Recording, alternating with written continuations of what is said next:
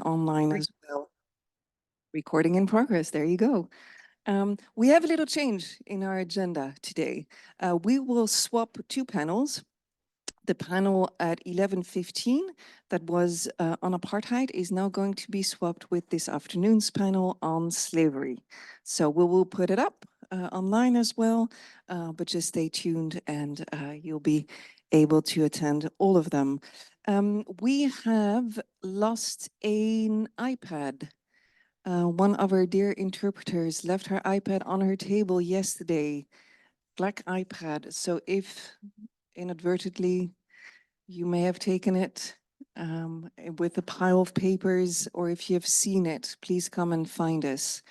And then my last little comment before giving the floor to Susanna for our very first panel is we are, dear colleagues and friends online, noting your questions, noting your comments, so please feel free to keep them coming and make that discussion as rich as we can be.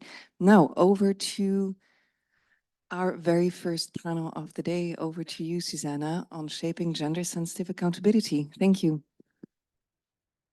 Thank you, Alex, and a good morning and warm welcome to you all and to those of us joining online. I'll just add that one of the reasons that we switched timing was that we didn't realize one of our speakers will be online coming in from the U.S. and it's 3 in the morning now there, so we're giving them a little bit more time to join us, to wake up and join us. We are starting today's second day of the conference with a session on shaping gender-sensitive accountability. And I'll say a few words about the aim of the panel, but really I'm hoping to structure this as a conversation with our two distinguished speakers and extraordinary practitioners. The aim of the morning panel today is to explore some of the factors, both legal and political, that shape prosecutorial decisions. And the decisions in particular around whether and how to charge gendered crimes. As we talked about yesterday in different panels since the late 90s, different forms of sexual violence in particular have been recognized as international crimes. And that increasing recognition, that increasing acknowledgement that took so long suggests a narrative of progress. And that's true in some respects. But as we also talked about yesterday, progress has been inconsistent at best. We still see a relatively small number of successful cases, despite the prevalence of these crimes in many parts of the world. And as we discussed yesterday, we still have a very long way to go in terms of recognizing the impact of gender in relation to crimes that do not have a sexual component. What we often see still are narrow conceptions of gender, which combined with practical realities like time, constraints in terms of time, resources, and staff, have led to missed opportunities to bring forward charges that accurately and fully capture the different harms flowing from gendered crimes or crimes with gendered impacts. So in this morning's panel, we will consider why, in some contexts, even if sexual violence crimes are identified, other gender crimes continue to be overlooked by accountability mechanisms, and what barriers need to be addressed to overcome that situation. We'll also explore how the gendered impacts of crimes, again, beyond sexual and even other gender-based violence crimes, can be better reflected in our investigations, in our prosecutions. And as I said, fortunately, we have with us two incredibly distinguished speakers with years of investigation and prosecution experience of gender crimes who are going to help us grapple with some of these issues. The first speaker we'll hear from is Marta Valinhas, another Portuguese national who I share that background with, the chair of the UN-backed Independent International Fact-Finding Commission on Venezuela. She has years of experience in the investigation of sexual and other forms of gender-based crimes, including at the International Criminal Court. Our second speaker is Michelle Jarvis, friend, also colleague, who probably needs no introduction in this audience, but she too has decades of experience working in international criminal justice and currently serves as the deputy head of the International Impartial Independent Mechanism for Syria, where she was instrumental, if not the chief architect, of the development of the IIIM's gender strategy, which some of us referred to yesterday. So I know Michelle wasn't with us yesterday, but ears were burning, I'm sure, because we were talking about the policy. So I'm going to start the conversation with a few questions for both of you, after which we hope to open it up to the audience for Q&A. So I'll start with this question. You both currently work on very complex situations with regard to accountability and justice. And you do have, as I said, a wealth of experience in other situations.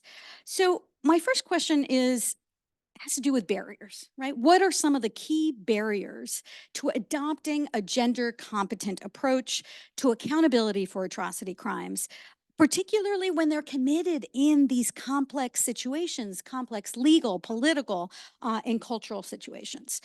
Embedded in that question, of course, is the question of why, in some contexts, gender-based crimes have been largely overlooked by accountability mechanisms. So I'll stop there and turn the floor over to Marta first, and then we'll hear from Michelle. Thank you, Susanna, for the introduction, and thank you so much for the invitation to be here today with you.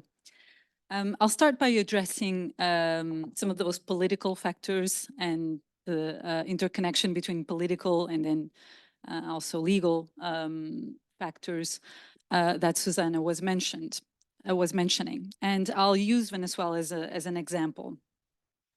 Venezuela presents an interesting example of, as many other countries, a country where accountability efforts are underway, have been set in motion. You're probably aware of the ongoing investigation at the ICC, the creation of the fact-finding mission, and other efforts that I'll mention in a second. And yet it is a country where there hasn't been a real shift in the political sphere, a shift of regime or a transition.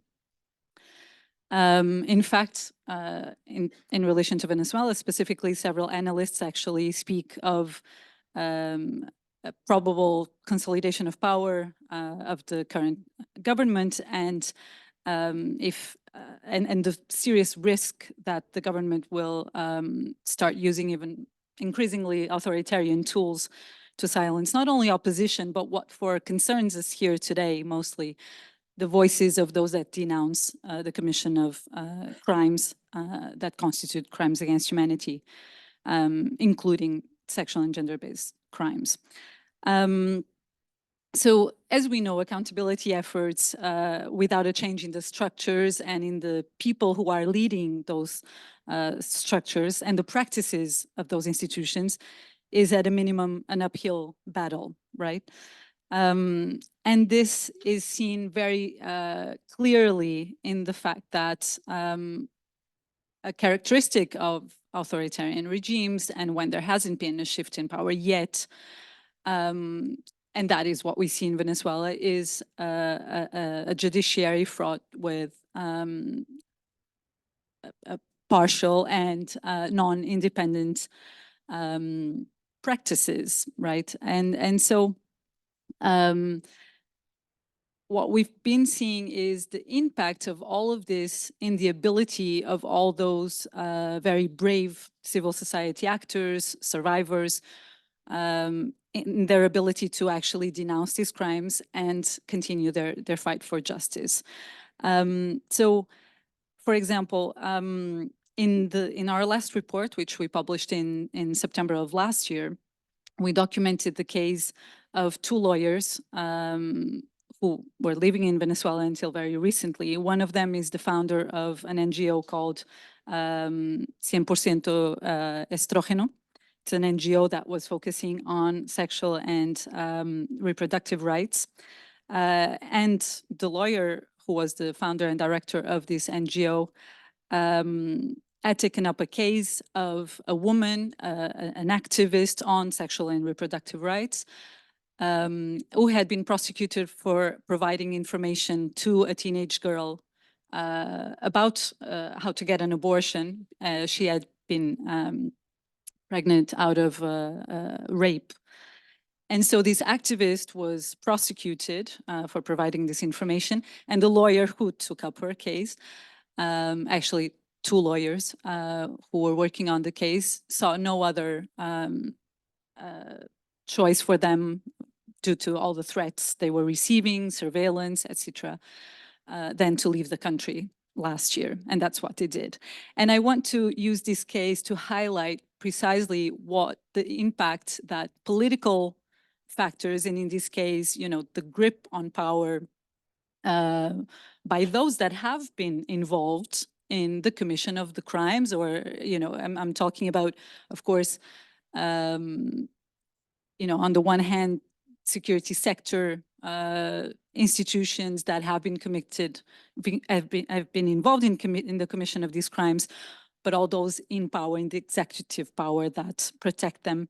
The impact that this has on those that are denouncing these crimes, the champions of justice that are helping the survivors in that fight for justice.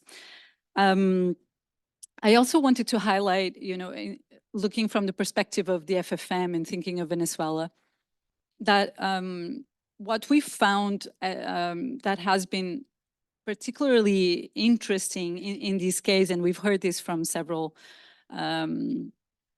actors in Venezuela and outside Venezuela as well, is the synergies that are created, even in a context as this one, where there hasn't been that shift in power, a real transition, but the synergies that are created with the existence of different bodies. In this case, the fact-finding mission on the one hand. Actually, we heard yesterday from Katerina in Ukraine how the Commission of Inquiry on Ukraine has been able to document and point to some gender-based or gender-related issues that the National Prosecutor's Office has not yet been dealing with, and how these bodies can have that that contribution.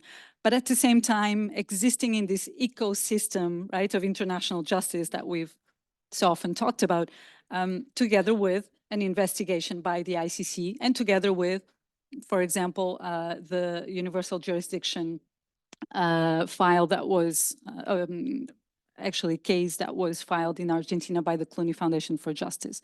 What we find is that in this type of scenario, the synergies between different bodies, both at the international level and of course at the national level, are still the ones capable of putting at least those that are involved in the commission of these crimes on alert of what may be avenues of justice.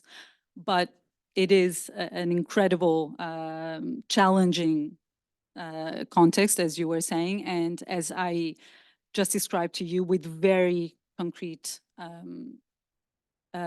impacts on the possibilities of survivors and of those that work with them to actually bring these processes to fruition. I'll leave it here, and then if we can later on.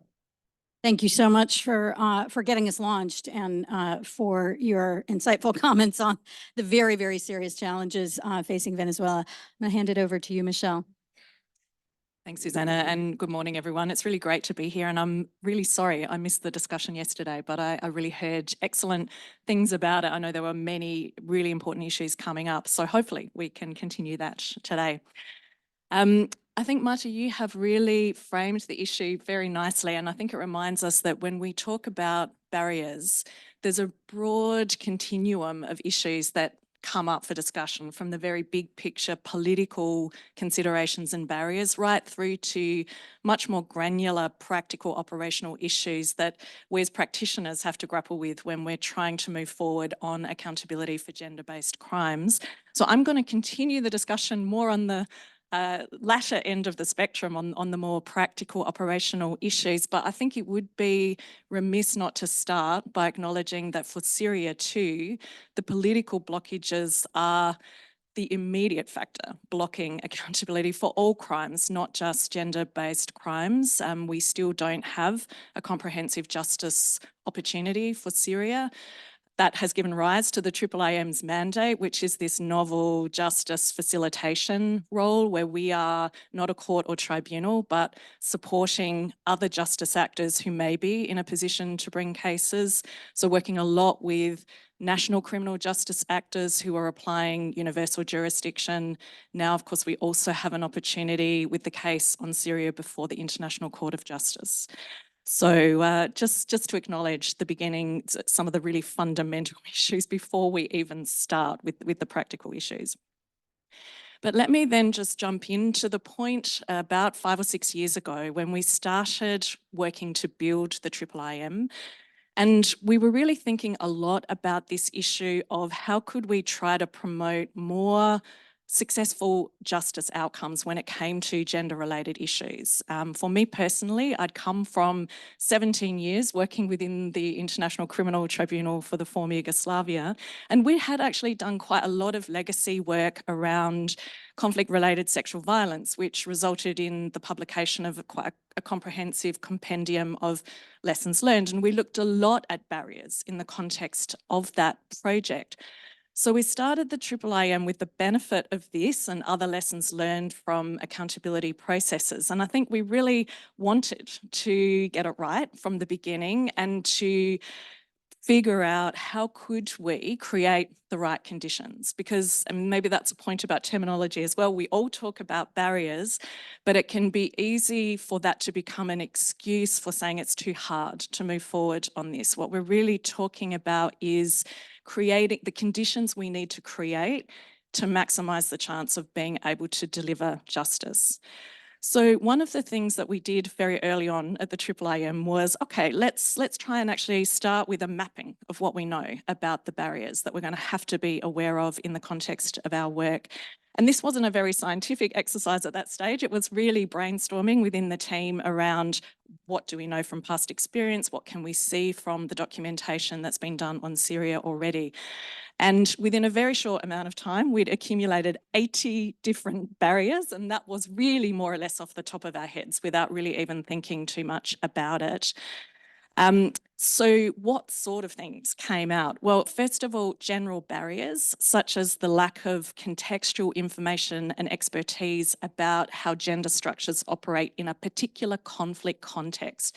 So we knew we'd come from working on Yugoslavia, Rwanda, Sierra Leone, but we didn't have that same detailed knowledge about gender structures and their operation in Syria, and that was going to be something we'd have to grapple with. Also, the failure to understand how gender intersects with other identity characteristics. We knew that would be a really important focus area. There were misconceptions that operate as barriers, and we've talked a lot about the unduly narrow focus on sexual violence in our work. That was one of them, the conflation of sexual violence with gender-based violence, which means we're not seeing the broader range of issues. Barriers, of course, that come up in documentation and investigation work, such as the reality that I think pretty much in all conflict contexts, it takes more time for gender-based violence victims to speak out for a whole range of practical reasons. There are barriers that come up in the course of decision-making around charging frameworks. We've seen we tend to impose higher evidentiary burdens in a whole range of different ways for charging gender-based crimes than for other types of crimes. Barriers continue through the trial proceeding phase, such as the failure to properly leverage expert evidence in putting together our cases on gender-based crimes. And there are barriers that arise from institutional factors concerning us as accountability actors, such as a failure to adopt a comprehensive gender strategy from the beginning to guide our work.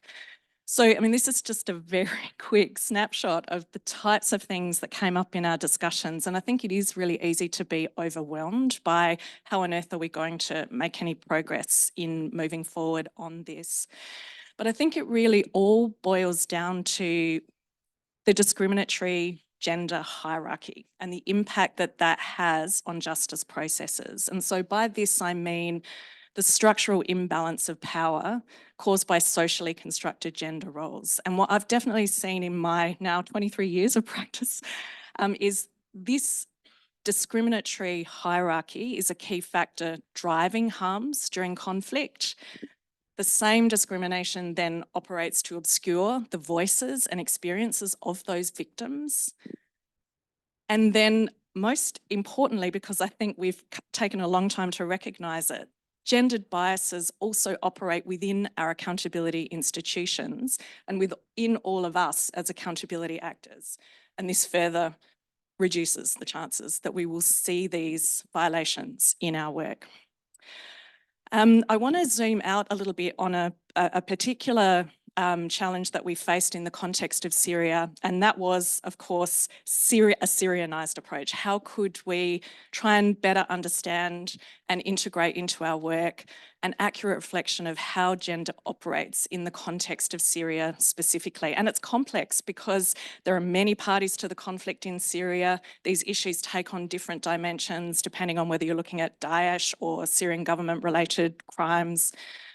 So one of the tools that we have developed at the IIIM, and it's a complement to our gender strategy, is what we call our thematic strategies checklist. So this is a guide for all of our staff in their daily work when they're starting new analytical projects, which asks them to think proactively at the beginning about what the barriers might be for the specific task at hand. So for the specific issues they're going to deal with, what might be the barriers to actually delivering successfully on it from a gender perspective?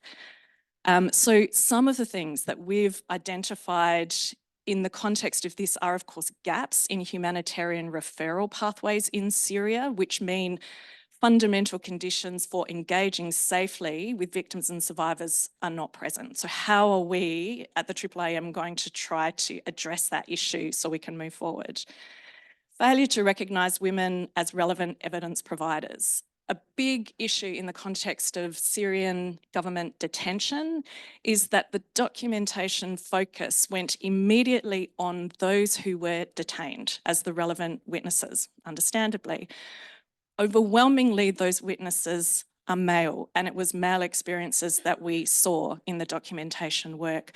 But what about the wives and the mothers and the daughters of those prisoners who were engaging with the prison system in a whole host of relevant ways and had really valuable sources of evidence, not only about how the prison system was working, because they were speaking to people inside it, but also about the harms inflicted on them as also victims of torture and enforced disappearances. And just generally the bias that we have in favour of male information providers. So when we're using investigative techniques that focus, for example, on engagement with public actors like health professionals, police, political figures, what does that mean for us when we are dealing with structures where there is a heavy gender bias and where women aren't really represented in significant ways within those structures? We're missing a whole piece of the picture. So let me stop there. It's already more than enough, but yeah, I think it really comes down to this notion of the discriminatory structures and understanding how they play out across all these areas. Thank you, Michelle. I think with your last comment, I'm reminded about the fact that that sort of bias where we look for information does cut across many other situations and conflicts.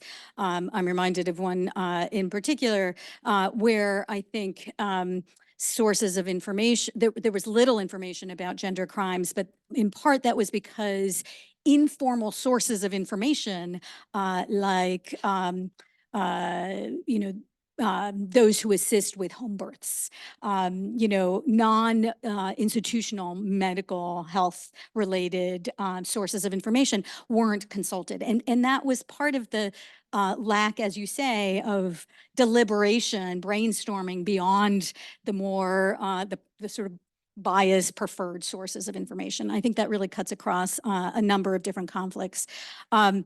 Let me go to the next question, which I think is probably where you were both headed, which is, from your experience, we've talked a lot about barriers. From your experience, what are the most important lessons learned, or some lessons learned in terms of how these mechanisms, how these efforts can integrate gender competent approaches in the investigation and prosecution of crimes, mindful of that discriminatory context without reinforcing stereotypes or biases? And maybe we'll start this question with Michelle and then turn. Thanks, Susanna. I think what's really apparent from the discussion so far, given the complexity and the multi-layered nature of the barriers, is that we need a proactive approach. So we can be well-intentioned, but if we don't actually have strategies and resources and a whole range of different levels of proactiveness in our work, then we're just not going to surface the evidence and be in a position to bring it forward. So what I thought I would do in answer to this question is focusing on my experience as a practitioner inside institutions over this last 20 odd years, to really try and step back and think about, okay, what would I say would be the sort of top 5 things that have made a difference on this that we should think about moving forward? And it is very much my institutional perspective. First and foremost, I think we have to have an unwavering commitment from senior leadership from the beginning of a mandate to integrate an intersectional gender lens as a core part of the daily work of the office. And that's a lot. I know there's a lot to unpack in there. But I think the leadership has to be on board and has to be prepared to go through all of the cycles that will inevitably arise inside the institution in the course of trying to have gender programming. So I'm guessing that anyone who has experience with gender programming inside an institution will recognise phases along these lines. Probably the first phase is what I would say is a bit of denial. I know we talk about having a gender focus, but we're not really going to change the way we do our work, are we? So exactly. So you sort of move through that phase of denial and get to the point where, yep, it's understood we are actually going to be serious about moving forward on gender programming. Then you get into capacity issues. We really want to do gender. We're really committed to this, but we don't know how to do it, and we're too busy to learn because we have so many other priorities. So let's leave it until later. I think this one is really hard because if we do leave it until later in the thrust of the startup phase, and there are a lot of demands going on, but the problem is that we'll then entrench non-gender sensitive approaches, and it's really, really hard to change it mid-course. So missing that window is really a difficulty. And then I would say that once you make progress and you get the programming up and running, you're really always guarding against the risk of attrition. It was good that we had a commitment to gender, but now we have more resource constraints, so gender resources are the first thing to go. So I think this plays out continuously, and I think I would guess is consistent patterns across any institution involved in gender programming. I mean, I've been a little bit provocative in my framing of that, but I don't want to dismiss the very real issues that do come up around workload, resources. It's complex, and I think it really underscores the need for the leadership to listen, to keep the channels of communication open, and to be prepared to engage on the really constructive feedback that will come from the team about why it's difficult to move forward on this and what they need in order to be able to do it.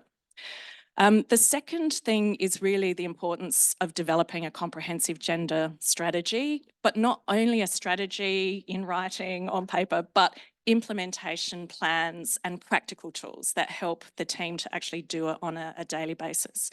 At the AAAM, as you know, we have developed a strategy. I have some copies here in case anyone would like to grab one after. But I think what's been important for us is really recognising we're not just talking about sexual violence, we're not even just talking about gender-based crimes. It really is the broad spectrum of issues about how gender discrimination undermines the prospects of justice.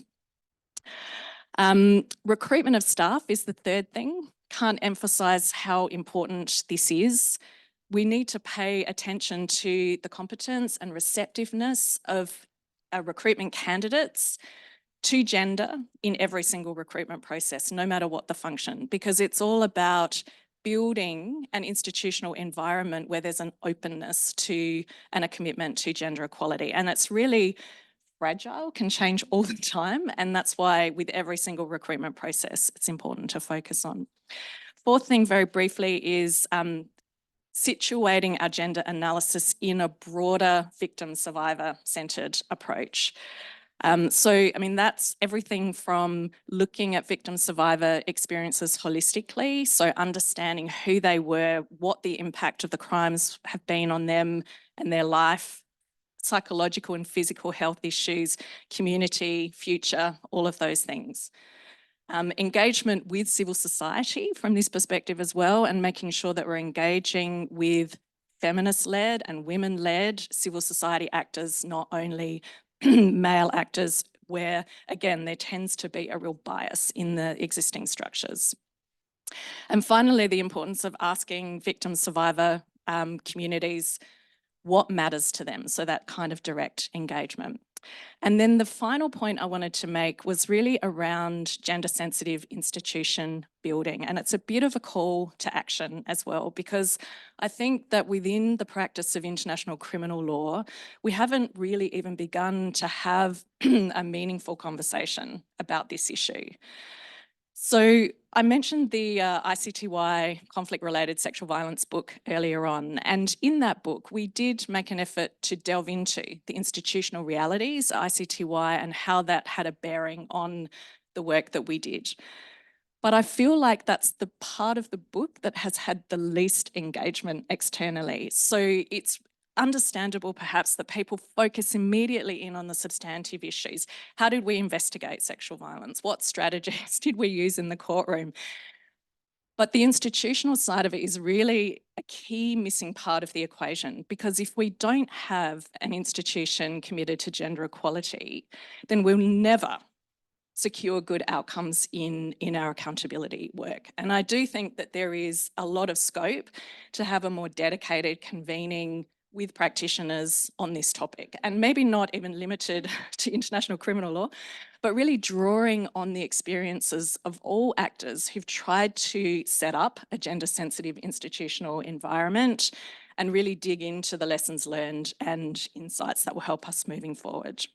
I know for me personally, it wasn't something that I'd looked at from a theoretical perspective before starting at IIIM, but I have definitely been motivated now to try to access whatever literature is out there that might provide some guidance. And there is some interesting stuff. People like Joanne Sandler have done some good work. And so just to leave with maybe a couple of insights from that, I think we have to go into these processes knowing what is ahead of us and the fact that there will likely be resistance and pushback, and that we have to make sure that those on the front line doing this work are really supported and cared for in the course of doing this. There's some fantastic insights from other practitioners on this, and one that I think is really worth remembering for institutional femocrats, as they're called, is just the double-edged sword of being inside an institution where there may be hostility, even toxicity, but also not being within civil society where expectations about progress and progressiveness may not match what's possible on the inside. And so you can be left really with dissatisfaction from every constituency. That's a tough position to be in and something really worth considering. Thank you so much, Michelle, for sort of a tour de force there. But how important the institutional structure is maybe I don't see where Indra is, but we talked a little bit about things left out that we'd like to see in volume 2. And this seems to be an incredibly important piece to maybe add to that long list that we talked about yesterday. Let me turn the mic over to you, Marta, and to talk about lessons learned. Yes. Thank you. I'll try to be brief, and also because I think you've already covered, what we all agree on the main points of what would be the key components, let's say, of an institution or process in order to achieve gender justice. And the most important factor, in my experience, is really having the resources with the required expertise, right? And you alluded to that. I just wanted to highlight the importance that I've seen in practice of organizations such as Justice Rapid Response, and particularly your roster together with UN Women, and how that has impacted in very different institutions and processes. I mean, speaking from our experience at the fact-finding mission, in the first year, there was no reference in our mandate to sexual and gender-based violence, so there was no budgeted post. Thanks to Justice Rapid Response and UN Women, we had an excellent gender advisor, SGBV investigator. And this resulted in not only the documentation of sexual and gender-based crimes, but an excellent chapter in our report with a gender analysis of the gendered impacts of other crimes as well. So that was, these are the practical effects of having resources with the required expertise. But in relation to that, I also want to make another point, which is the specific skills that the investigation of sexual and gender-based violence requires, and that go beyond, those of human rights monitoring or even just gender analysis. And I think it's important that we keep that in mind. When we're talking about international criminal law and criminal investigations, we do require a specific set of skills. And from my experience as well, it is very important to invest more in going beyond those policies or guidelines on interviewing, on approaching victims and witnesses of sexual violence, but really finding tools, very concrete and specific tools, to improve the way that investigators are asking the questions, who they are speaking to, who they are asking those questions to, who they choose to engage with. So I think that's incredibly interesting. We were speaking yesterday about doing moot interviews on this particular topic, and not just speaking about, guidelines and, in more abstract ways, but going more specific. So that's just a suggestion that I leave to all of you that work on the investigations. Just also to mention, of course, and you mentioned the importance of leadership. When I was mentioning, the importance of resources with the required expertise, of course, we need those persons then to be, or their value and their skills to be recognized, and those persons to be given the space to put their knowledge to use and have an impact. And that I experienced personally when I joined the ICC, having been deployed as an SGBV investigator and being given a specific task and space to be looking at those issues and not being distracted by the need or urgency to look at other issues, and being given the value and the recognition of a specific set of skills and expertise that can also be used to mentor colleagues. And that's what I've tried to do. And I think that's what all of us should really try to capitalize on, our gender expertise. And lastly, just to mention another important factor, which is that I think we need stronger and more equal partnerships between prosecutors' offices or investigative bodies that are conducting these investigations, but particularly I'm thinking now of prosecutors' offices and civil society actors. I don't think we're doing that well at the international level, but I think that at the domestic level, there's some very interesting examples that we should look at. And Latin America in particular is rich with experiences, or actually with very strong and competent human rights organizations, women's organizations, survivor groups, that are the ones that are effectively propelling justice processes. And I'm thinking of Guatemala, and in spite of all the challenges and political situation, a very complex political situation, plus judiciary being co-opted by influential powers in the country, and yet a small group of dedicated prosecutors together and recognizing the value of these civil society actors that I just mentioned, have been able to, in spite of all the challenges, advancing very key cases that Susanna even mentioned yesterday. So I really think that we all need to look also at these domestic experiences. And I'm speaking about Latin America because that's also where I have more knowledge, but I think definitely they're very inspiring in that sense of building these stronger partnerships. Thank you, Marta. I'm reminded with respect to the Cepo Sarco case that your point about the relationship between prosecutors and civil society organizations there was, I think, one of the critical aspects to the success of that case. And it wasn't always an easy relationship. So it was one in which it grew and developed over time and eventually led to the characterization of the conduct in gender-specific crimes. But it wasn't, it didn't manifest from the beginning. I think it was work in progress. But again, a very critical piece.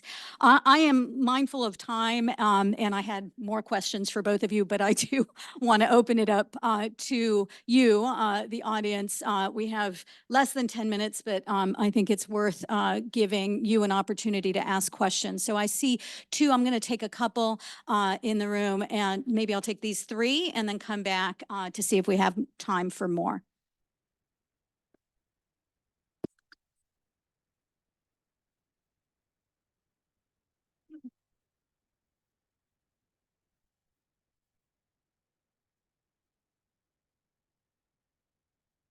It's working. Here we go.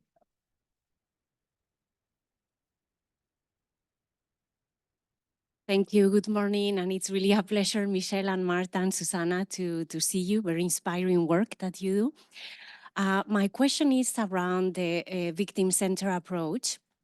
I think all of us working on accountability for international crimes realize that it's really a long path. And it's very challenging sometimes, despite the existence of policies and best practices, to implement them in practice.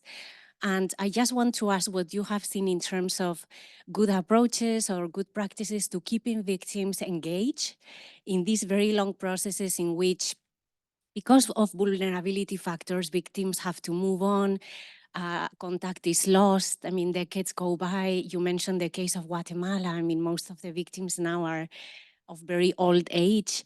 What are some of the good practices that you have seen in that regard? How can we keep victims engaged and active over these very long accountability processes? Thanks. Good morning. This question is to Michelle. Michelle, in the Triple IM program, how do you assist those states which are considering exercising universal jurisdiction? Is it that you get involved in the investigations, or is it capacity building, technical support?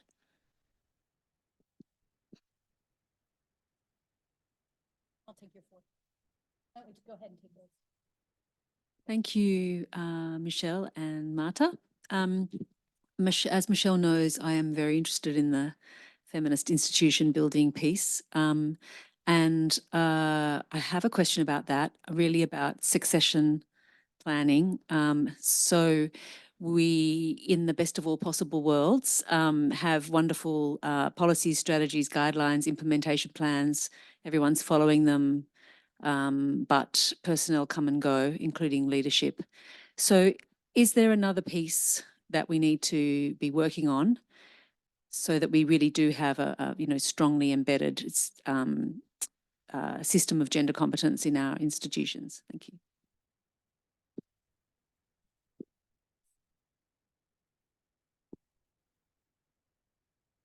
Thank you very much for your insightful presentations. My question also concerns universal jurisdiction proceedings, if possible, to both of you.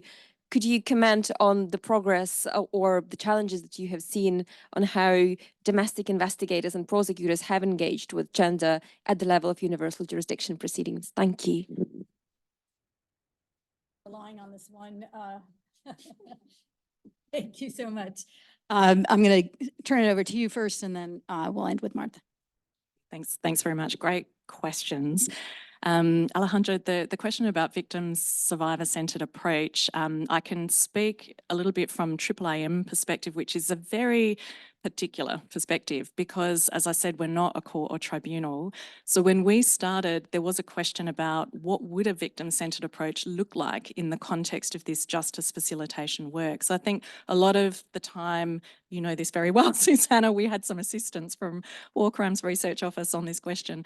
A lot of our thinking on victim-centred approach has been in the context of courtroom proceedings and victim participation, that sort of thing. That was not going to be relevant to the work that we do at IIIM. So we've gone through a process of really trying to identify what does it mean in the context of our work. And we started with particular disillusionment of Syrian victims and survivors because of the political blockages and the fact that nothing had happened for almost a decade before IIIM was even set up. So I think we have a lot of experience we could share, too much for right now. But one of the things that has been really important is our engagement with victim survivor associations as a key part of our working methodology. So this is not outreach. It's really recognising we need their perspectives to inform the decision-making around where we focus our limited resources. I think we have a really good story to tell in relation to how that has worked in practice. Prashanti, on the IIIM and how do we assist? Again, it was a novel mandate and we've had a lot of flexibility in figuring out what this could look like, and we've been driven a lot by the demands of the jurisdictions, and it's evolved into many different things. So of course we have our central repository of evidence and we give aspects of the evidence in our repository to the jurisdictions to support their cases. We also give them analytical work that we've done within our structural investigation, and this is where we can build in these inclusive approaches to justice, gender, but also children and young people, victim-centred approach, and hopefully make it easier for the recipient jurisdictions to integrate that into their work as well. And we do proactive investigation support as well. We might identify witnesses, interview them on behalf of the jurisdictions. It's a really broad and evolving range of things.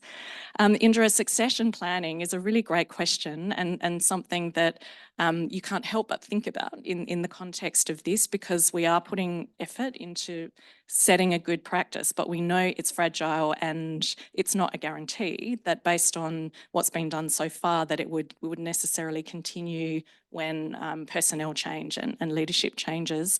Couple of quick observations. I think it would be great if the international community would recognise the importance of thinking about this in the context of future leadership decisions and keep insisting on having leadership that is committed to these principles. I think that served us very well in the first phase of IIIM, where we had strong language in our mandate on this. And it would be good to just see that commitment continue. But the other thing are initiatives like the Gender Justice Practitioner Hub, which I think has a role in this, and we'll talk about it this afternoon. And I'm just going to leave it there, and Marta, you can. Just a couple more minutes, thank you. So in terms of the victim-centered approach, what I think are three components of what that approach has to include and that are really important is what I was referring to, the equal partnerships with civil society and this constant engagement with those that are assisting more closely and directly the survivors. Issues of protection and psychosocial support. I mean, we've seen that when you have these mechanisms, or at least when you have more efforts, because it's usually far from ideal, what you can provide in terms of protection and even psychosocial support. But I think we've all come to that conclusion, right? It's when you have that, it's when you have civil society organizations that are making that bridge and that are recognized by the institutions, by the prosecutors' offices as real partners in the justice process, even for protection and for psychosocial support.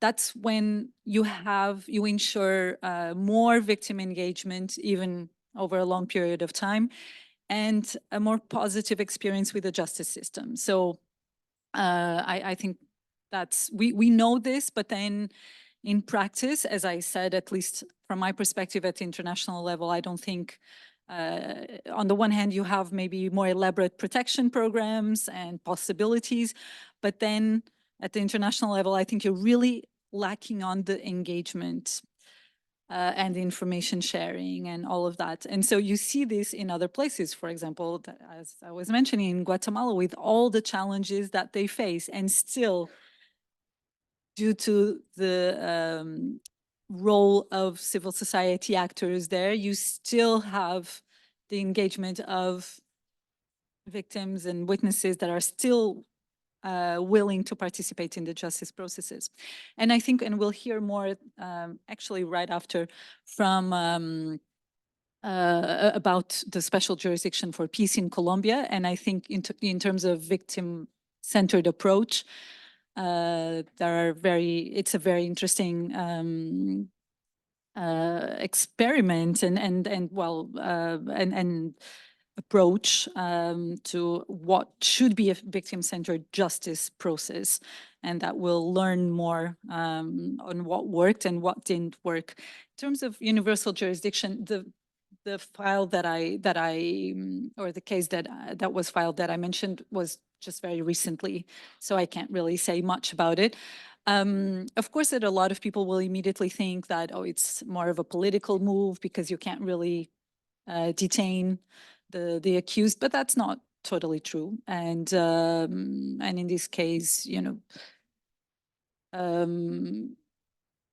may have individuals who were part of the army that are living outside of the country. Many people have left Venezuela, including persons who belong to these forces, to the security forces. And so it is, I think, a very worthwhile effort, particularly, as I was saying, if it is part of a broader, or actually this ecosystem, right, of accountability and of justice.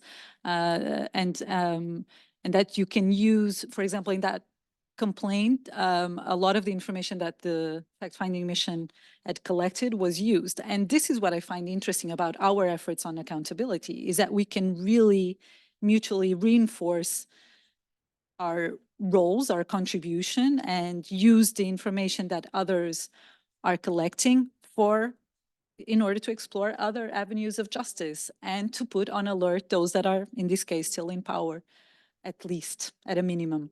Of course, with the expectation that we'll actually achieve more concrete forms of justice and stop the violations. Thank you to both of you so much. There are many more questions, I am sure. Hopefully, we'll have an opportunity to talk in the informal spaces like our coffee break that is about to happen. We will pivot after the coffee break to national practitioners and a discussion of how some of these themes play out at the national level. I don't know if there's any other announcements that Alex wants. So we'll see you back here at 10:15? 10:15. Thank you so much.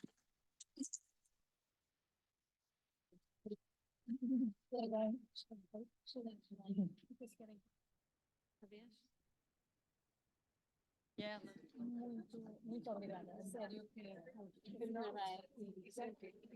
a falta de tempo, não é? Eu estava super nervosa porque achava que tínhamos de dizer aquelas coisas que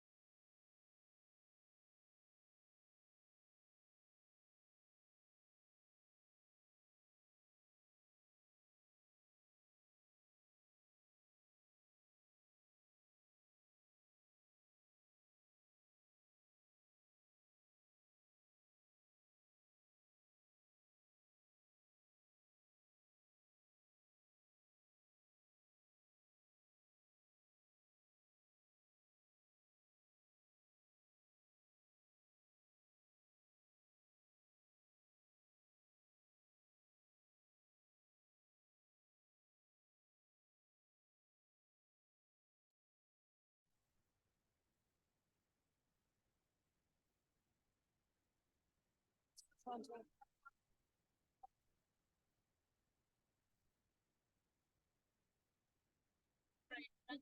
have your presentation ready. I'm not sure I want to follow because we don't have time. Just let me know. But just slide, next slide, I'll do it. I'm trying to see if I get it here. I think I'm not getting my links. Dear colleagues, dear friends, if I can ask you please to find your seats and we will get started.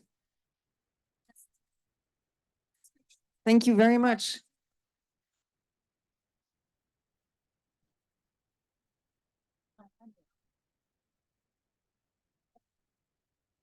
Morning, Oscar. We don't have the microphone in time because the mic can be passed around the room. You guys can use this one as well.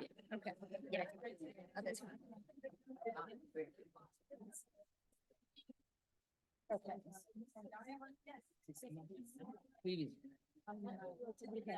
No, I got it. Yeah, and we're gonna take 5 extra minutes because it's already late. I'm sorry, but before. We have the- Okay, yeah.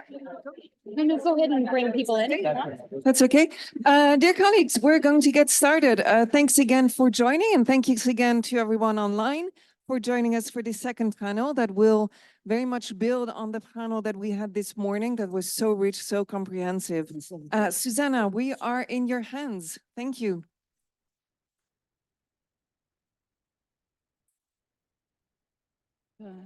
Okay. So feel free to come on in and settle in. We have another challenge before us this morning, which is that we have, I'm going to take slightly over an hour, but hopefully an hour for, again, 4 amazing, extraordinary practitioners and panelists. As I mentioned, we're going to pivot from a discussion of international mechanisms and tribunals to experiences at the national level.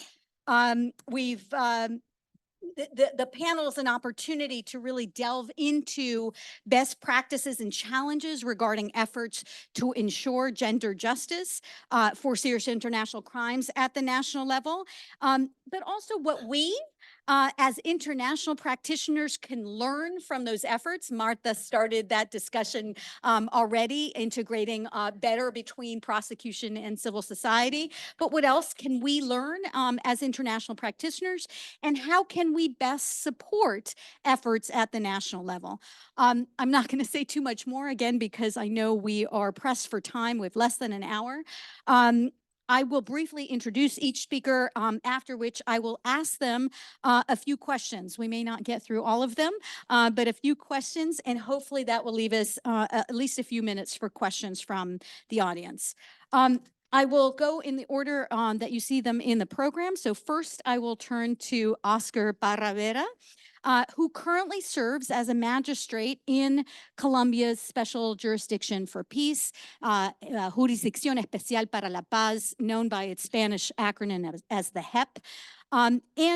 He sits in this, assigned in particular to macro case 11, which is investigating sexual violence, reproductive violence, and other forms of gender-based violence committed in the context of Colombia's armed conflict.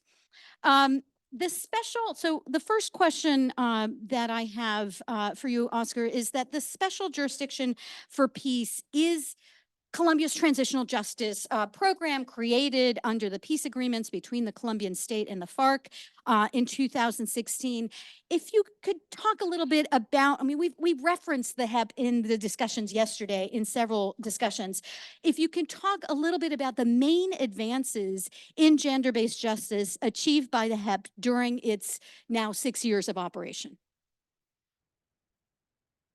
Thank you very much, Susanna, and the organizers for having me in this very special event.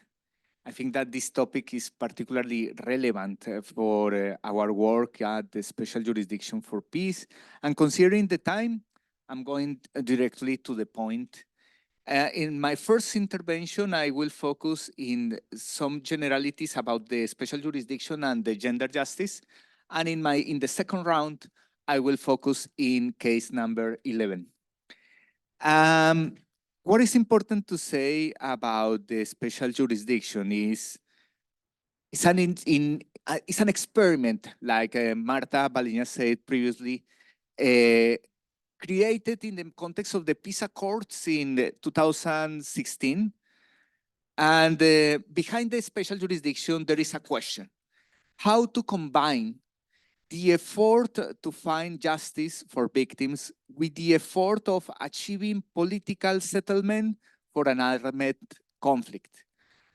And this occurs in a very complex country like Colombia, with an unstable democracy, with ongoing violence, and now in the context of the ongoing armed conflict, but with this approach to construct peace with a particular armed, illegal armed group. And another important idea to take into account is that the idea of the special jurisdiction is to have a legal closure for the armed conflict and to receive all the cases prosecuting before at the ordinary jurisdictions, and to be prosecuted in a transitional justice mechanism. Why this is important? Because this is a new approach in prosecuting macrocriminality, overcoming the case-by-case individual approach. And this is so important for our comparative discussion on gender justice. What it means when the objective is to overcome the case-by-case individual approach. And because of that, the special jurisdiction has to do an investigation beyond an scheme on demand. And the objective is to construct new prioritization of macrocriminal cases, mega cases. And I will present some examples to understand the implications of this to gender justice. First, we have a mandate to bring attention to the differentiated and disproportionate impact of armed conflict on girls, women, and gender diverse individuals, as well as the unequal power relations based on gender that contribute to specific forms of violence.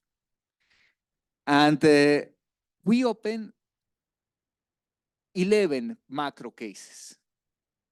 Some part of the macro cases before the case 11 that I will present later has a very special work related to sexual violence and gender-based violence. For instance, in case number 1 and case number 7, gender-based violence is investigated as conducts related or associated with the victimizations for which the macro cases were opened. Case number 1 focuses on gender-based violence related to hostage taking and other deprivations of liberty. We are analyzing, in that case, at least more than 20,000 of kidnappings in Colombia. And some part of the kidnappings were associated to women and were associated to gender violence. Case number 7 explores violence associated with the recruitment and the use of children. And in this last macro case, there is a specific line of investigation on the subject, under which sexual violence, reproductive violence, and other violence suffered by different sex and gender persons in the context of recruitment are investigated. We have at least 3 territorial cases. The territorial cases are focused in places of the country where not a general kind of justice in the ordinary proceedings occurred during the armed conflict in very complex parts of the city, of the country. And we are focusing in gender violence in that kind of territorial cases. Let me put an example, and Susana mentioned some of these yesterday. In case number 2, in Nariño, in a specific territorial situation of Tumaco, Ricaurte, and Barbacoas. The special jurisdiction charges presented charges against individuals affiliated to the former guerrilla of the FARC. And the special jurisdiction determined that the FARC implemented a strategy of territorial and social control, encompassing diverse measures to exert control over the region, usurp both state and traditional community authority, and eliminate perceived adversaries and regulate the conduct of civilian population. Throughout the investigation, the chamber determines that entrenched narratives within the FARC indicate of an organizational culture characterized by patriarchal, heteronormative, and cisnormative attributes. And it was underscored that these cultural norms manifested in interactions with civil society, giving rise to instances of sexual violence and other forms of gender-based violence, and violence rooted in prejudice, including femicides and trans femicides. This is so important because it's the first time during the justice applied to the armed conflict to visualize this kind, for instance, of trans feminicides in the context of the armed conflict. And finally, to close these approaches related to the macro cases, the chamber in this case number 2 identified the presence of a discernible pattern of gender violence targeting women and girls, alongside acts of violence based on prejudice against individuals of diverse sex and gender identities. And this is so important considering the more than 20 years of violence in that specific region, and highlighting a specific emblematic case in the context of the patterns analyzed by the special jurisdiction. Thank you so much. I think so much to be learned from the experience of the cases you mentioned.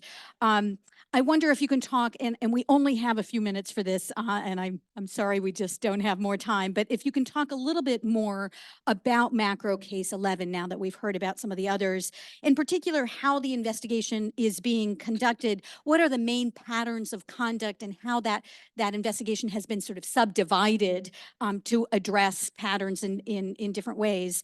And if there's time, and again, very short amount of time that we have, if you could briefly talk about that, the main challenges of some of what we talked in the morning with respect to the participation of victims and survivors of these types of crimes in the proceedings.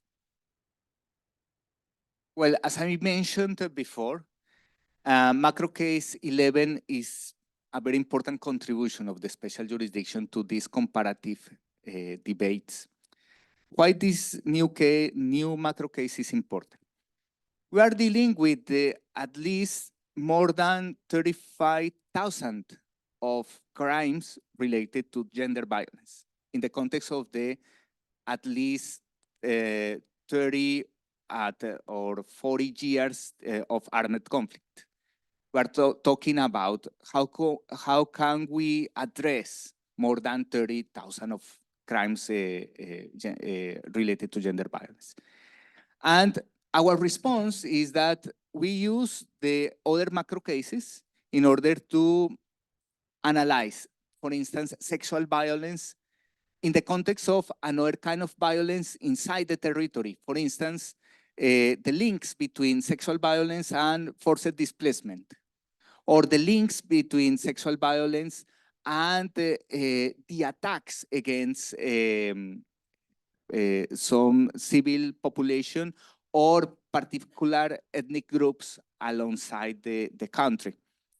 But in the context of a specific macro case, related to gender violence, we took the lessons of the other macro cases and we focused this new macro case in sexual violence in some cases, also reproductive violence, for instance, the forced kind of abortions inside low ranks of women in the some kind of women participating in the guerrilla of the FARC, and that were suffered to this kind of forced contraception, forced abortion, and in some cases, some kind of forced slavery related to sexual violence or other kind of gender violence. And it is so important to highlight that case number 11 focus in other forms of violence grounded in gender or prejudice pertaining to the sexual orientation or gender identity of the victims. And the point is, as I mentioned before, that we are avoiding a narrow narrative focus only in the individual cases. We are focused in the patterns, and because of that, we are focused in the motivations intricately linked to the gender of the victims, the motivations behind a set of cases. Because of that, we are not, the chamber does not intend to analyze individual motivations of the perpetrators, dismissing the notion that such behaviors stem from inherent deviance, for instance. We are not talking about monsters. We are talking to structures of power inside the armed conflict and the motivations of gender violence inside these kind of structures. And one important point here is that we are focusing in gender logics. In 1 minute, I present this idea. Gender logics are constructed upon the prevailing social imaginaries, norms, and gender relations inside the territories. And we are focusing on debating in gender asymmetries, placing girls, women, and sex and gender diverse individuals in a position of subordination and disadvantage inside the territories. And because of that, it is important to analyze imaginaries linked to the warrior masculinity inside the armed conflict and what it means for the exercise of violence. It has an impact in military disciplinary practices and the apparent lack of corrective or punitive measures. And finally, as a final point, I would like to highlight that we organize 3 subcases related to the kind of victims behind of these 3 cases. One subcase is related to the violence, to the gender violence against civil population by the FARC. Another subcase is the gender violence committed by the public forces against civil population. And the third subcase is related to the gender violence inside the armed groups, both the guerrilla of the FARC and the army. And I will present later during the questions some major details about the approach. Thank you so much. So much learning, I think, from your experience and the deep thinking that has been going on in those cases, including macro case 11. Let me turn now to our second speaker, Rhonda Signora, who is currently or serves as General Director of the Women's Center for Legal Aid and Counseling in Palestine. So pleased that you're here with us. turning our attention to the current conflict in Gaza. I wonder if you can speak a little bit about the gendered impact of the attacks happening there.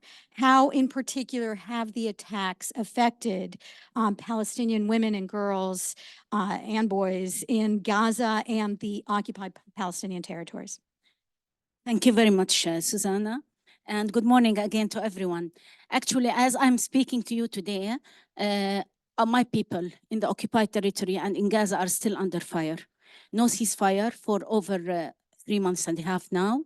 And the Palestinians are facing an unprecedented situation of genocidal acts, genocide, war crimes, and wars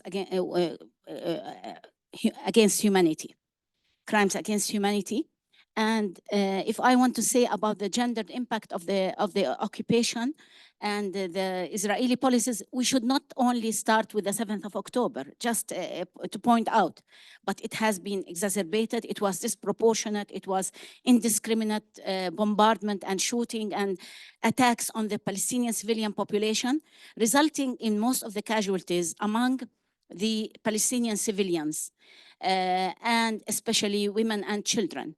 It is not by coincidence that over 1.9 million Palestinians have been forcibly displaced and had to shelter in different locations for one time or several times, mostly women and children who have been not safe at homes and bombarded in civilian locations, as well as schools, at hospitals, at mosques, at churches, everywhere in the Gaza Strip. So we're talking about the high casualties.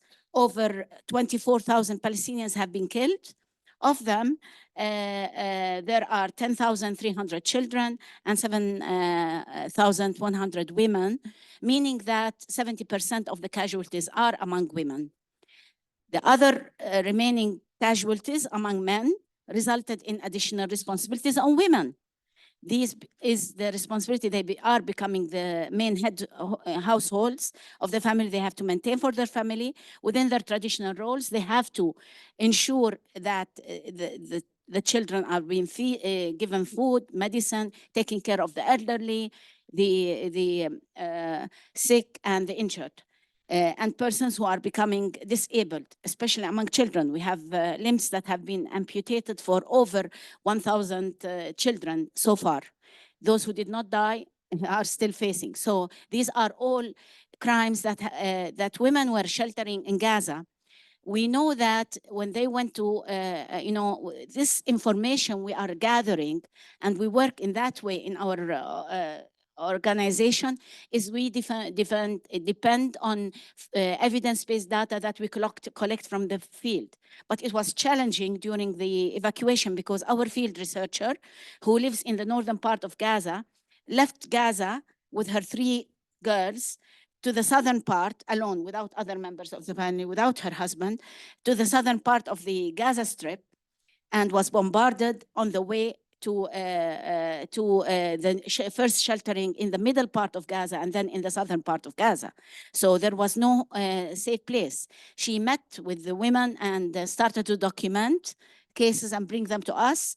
We still need to do more. Our other field researcher needs psychosocial support, and we were not able to gather information from her. What women said about the evacuation orders that were made the second week of the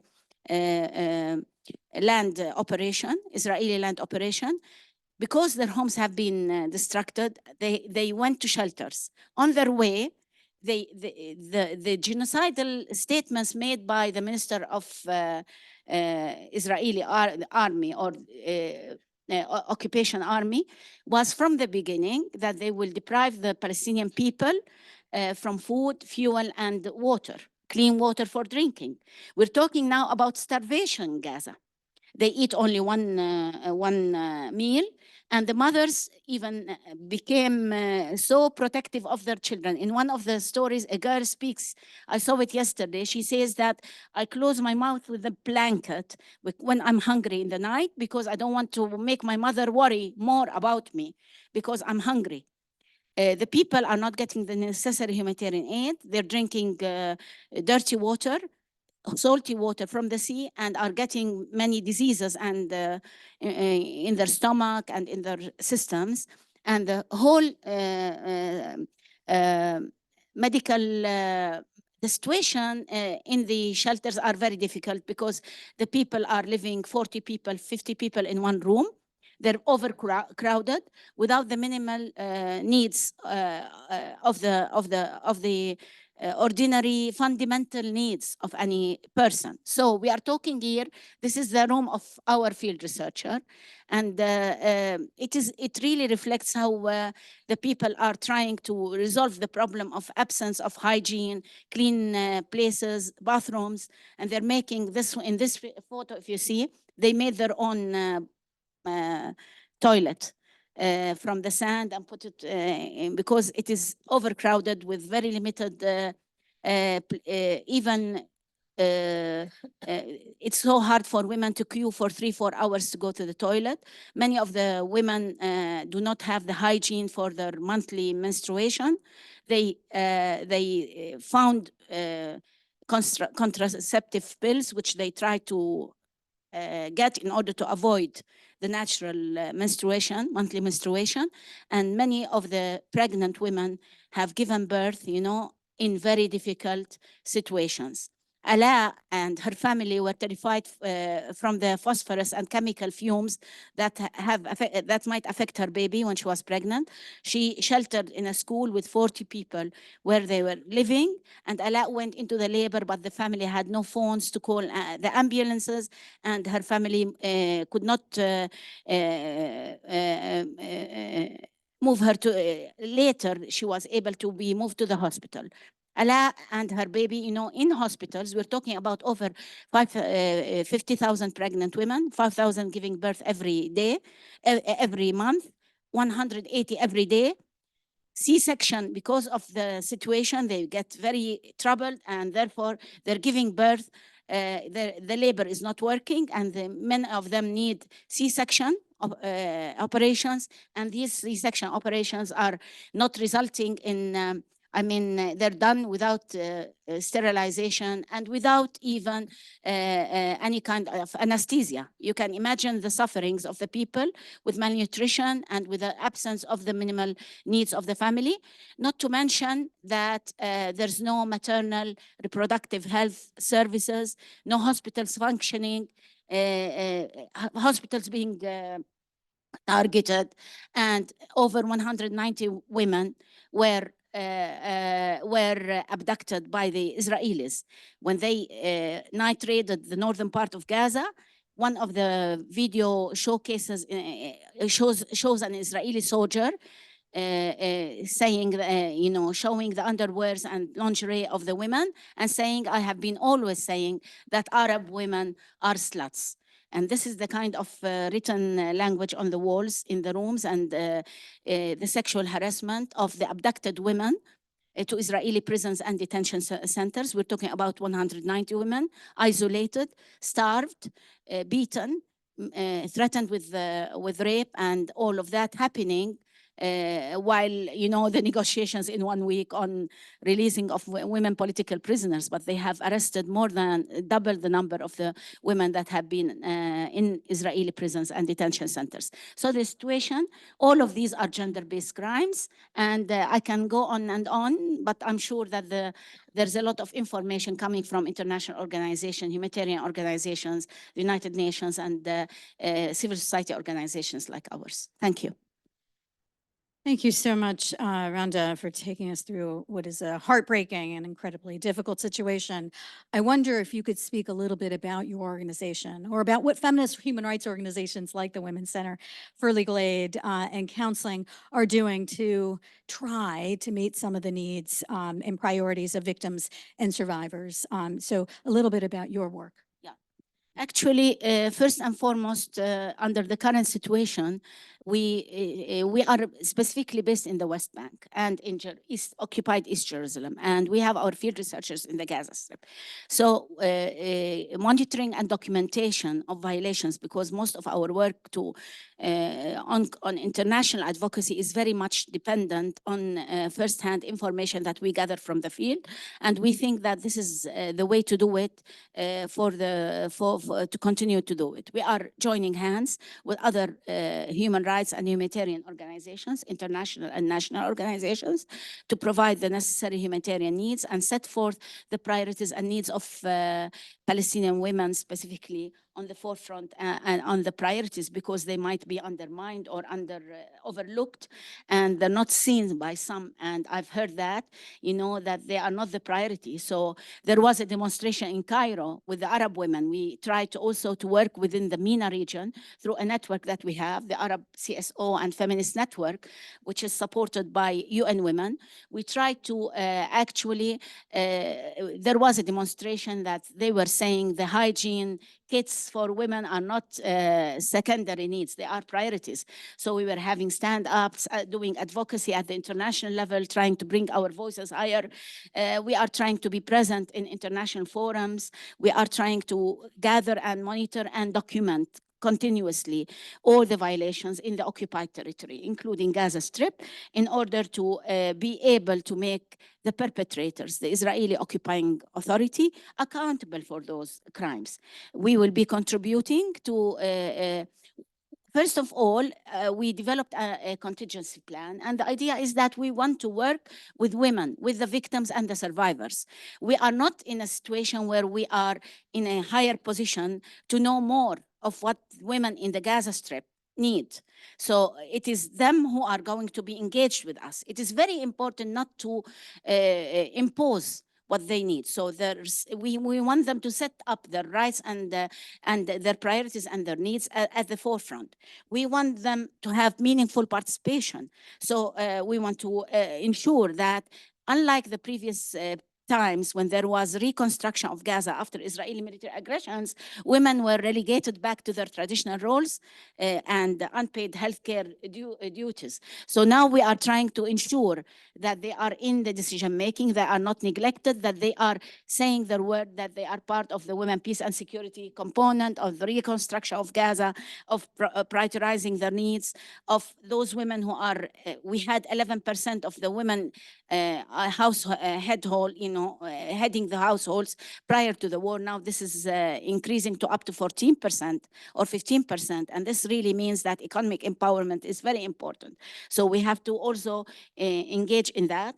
We have to think of advocacy campaigns to provide the reproductive sexual rights and health rights of women, which are completely absent with the absence of infrastructure. And last but not least, we're preparing cases for the ICC, and we want the victims to file their complaints, because now we have a portal open for women, and I think women and victims to file their complaints, and therefore for the investigation of the crimes that are being committed. And we want really to work with the other human rights organizations who might marginalize the gender crimes or the crimes that have a gender component. So we want to ensure that this is brought to the forefront, to the ICC, to the Independent Commission of Inquiry that has been established in 2021 after the Israeli military aggression on Gaza. In May 2021, and we want to work with the ICJ as well and provide the data and information and the reports and submissions that are necessary to back up the information and evidence-based data. This is what we can do. We are not a humanitarian organization. We help the women who were referred for medical care in the West Bank and Jerusalem, and we try to support them because they were abandoned. They were accompanying their children for chronic diseases, or they themselves were cancer patients or kidney failure patients, but now many of them prefer to go back to unite with their families under the current situations and causing the difficulties of so being in the West Bank, these women were abandoned completely away from their families, worried about their families, and we did all our best to ensure that they are being supported by my organization and other numerous feminist and women-led organizations. Thank you very much. Thank you so much. Oof. Incredible work. So thank you for sharing that with us. Really, we could do an hour or more session on each and every one of our panelists. Let me turn our attention now to our third panelist, Prashanthi Mahindarane. Who was the first Sri Lankan woman to serve as a war crimes prosecutor in one of the international criminal tribunals, having served as a trial attorney at the ICTY. I have, what I'm going to do in the interest of time is sort of give you all of the questions, and you can decide which you will focus on. And perhaps I'll do that for our next two panelists. So first, you have a track record, right? You have successfully prosecuted conflict-related crimes in Sri Lanka, and in fact conducted one of the only successful conflict-related sexual violence cases in Sri Lanka, the rape and murder of Krishanthi Kumaraswamy and 3 others by a unit of members of the Sri Lankan army. And that prosecution was conducted before the conclusion of the conflict. Since the conclusion of the conflict, there have been no really effective measures to address accountability for conflict-related crimes, despite a number of UN and other resolutions calling upon consecutive governments in Sri Lanka to address accountability. So one question is, what, in your view, are the sort of broad obstacles facing victims, particularly of sexual and gender-based violence, in terms of access to justice in Sri Lanka today? And what is your view of the way forward as a first matter?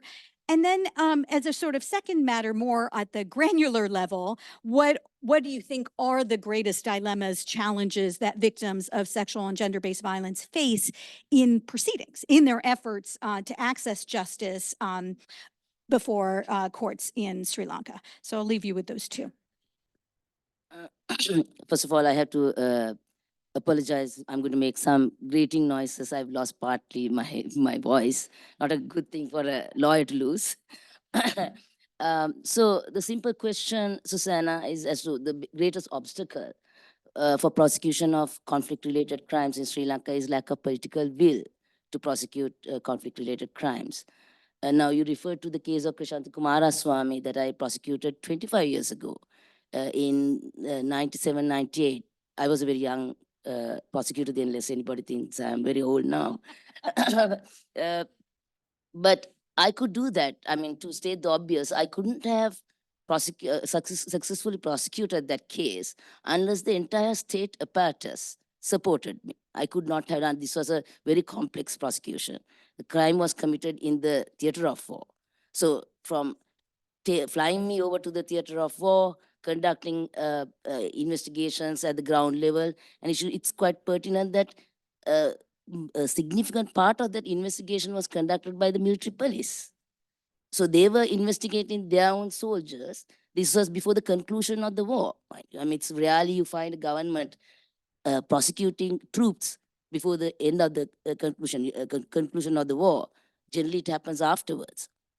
But this was possible because there was a very strong, very clear political will to prosecute conflict-related crimes, particularly sexual violence.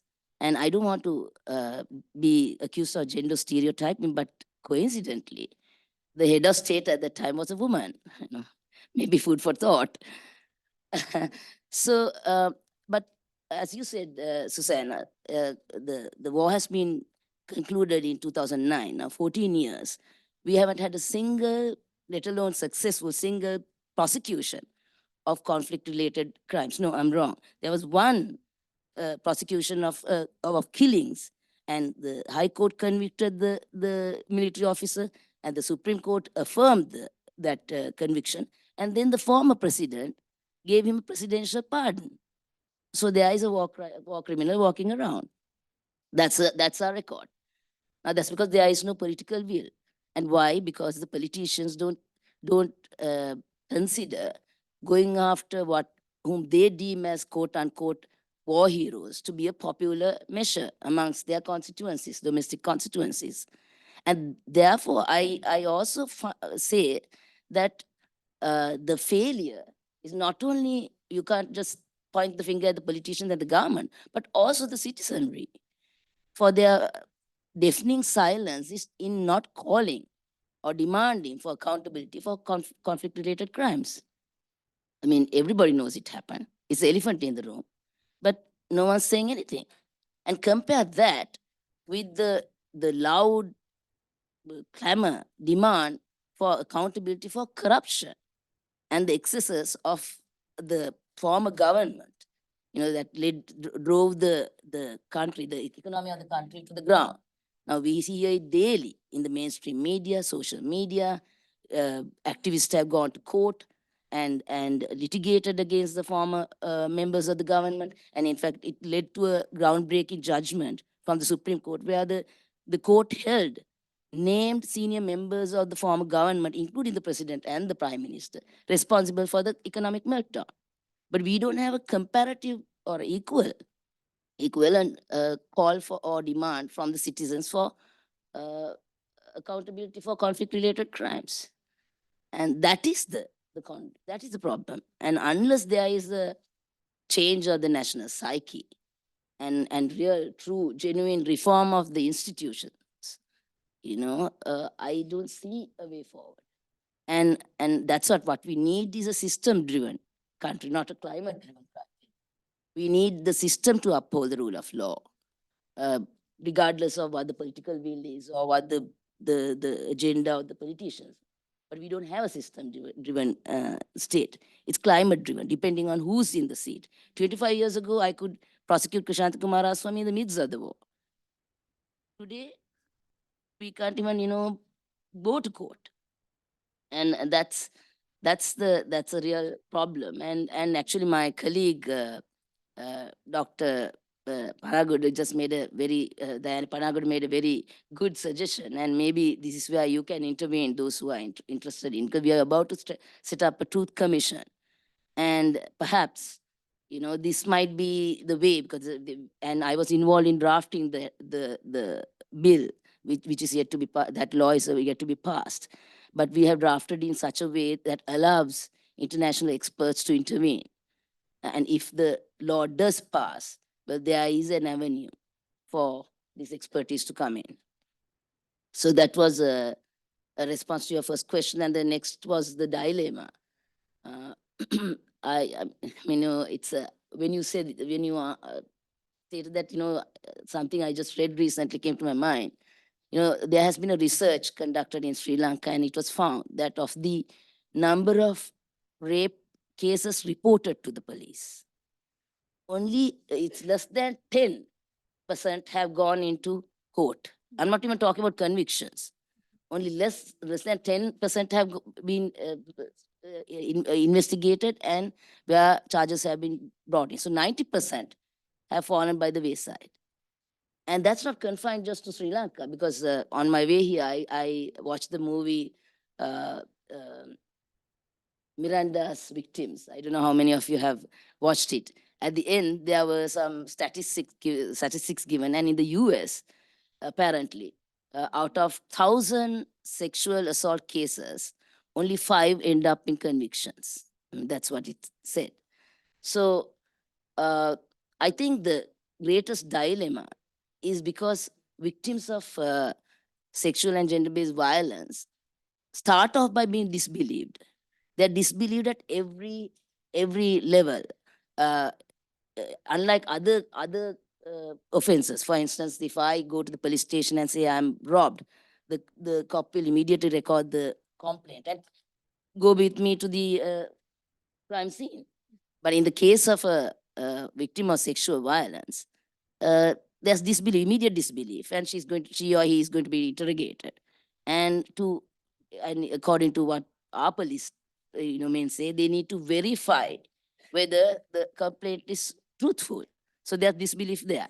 Then at the second level, there's also disbelief at the judicial medical officer, because sometimes I have prosecuted cases where the MLR, the medical legal report says, where the doctor writes saying, victim claims that she was raped, there are no contusions or abrasions or injuries consistent with rape, my opinion is there is no evidence of rape. Now, that's not up to the judicial medical office. That's up to the court. The judicial medical officer has to just simply record what he or she observes externally and internally. But there is disbelief there. Then the third level, in court, the law doesn't require corroboration of the victim's testimony, but many of our judges call for it. They need corroboration. And where there is no independent corroboration, the charges lead to acquittal. So there's a third level of disbelief. And this disbelief, constant disbelief, leads to stigmatizing the victim into silence, which then of course results in underreporting. And it's not only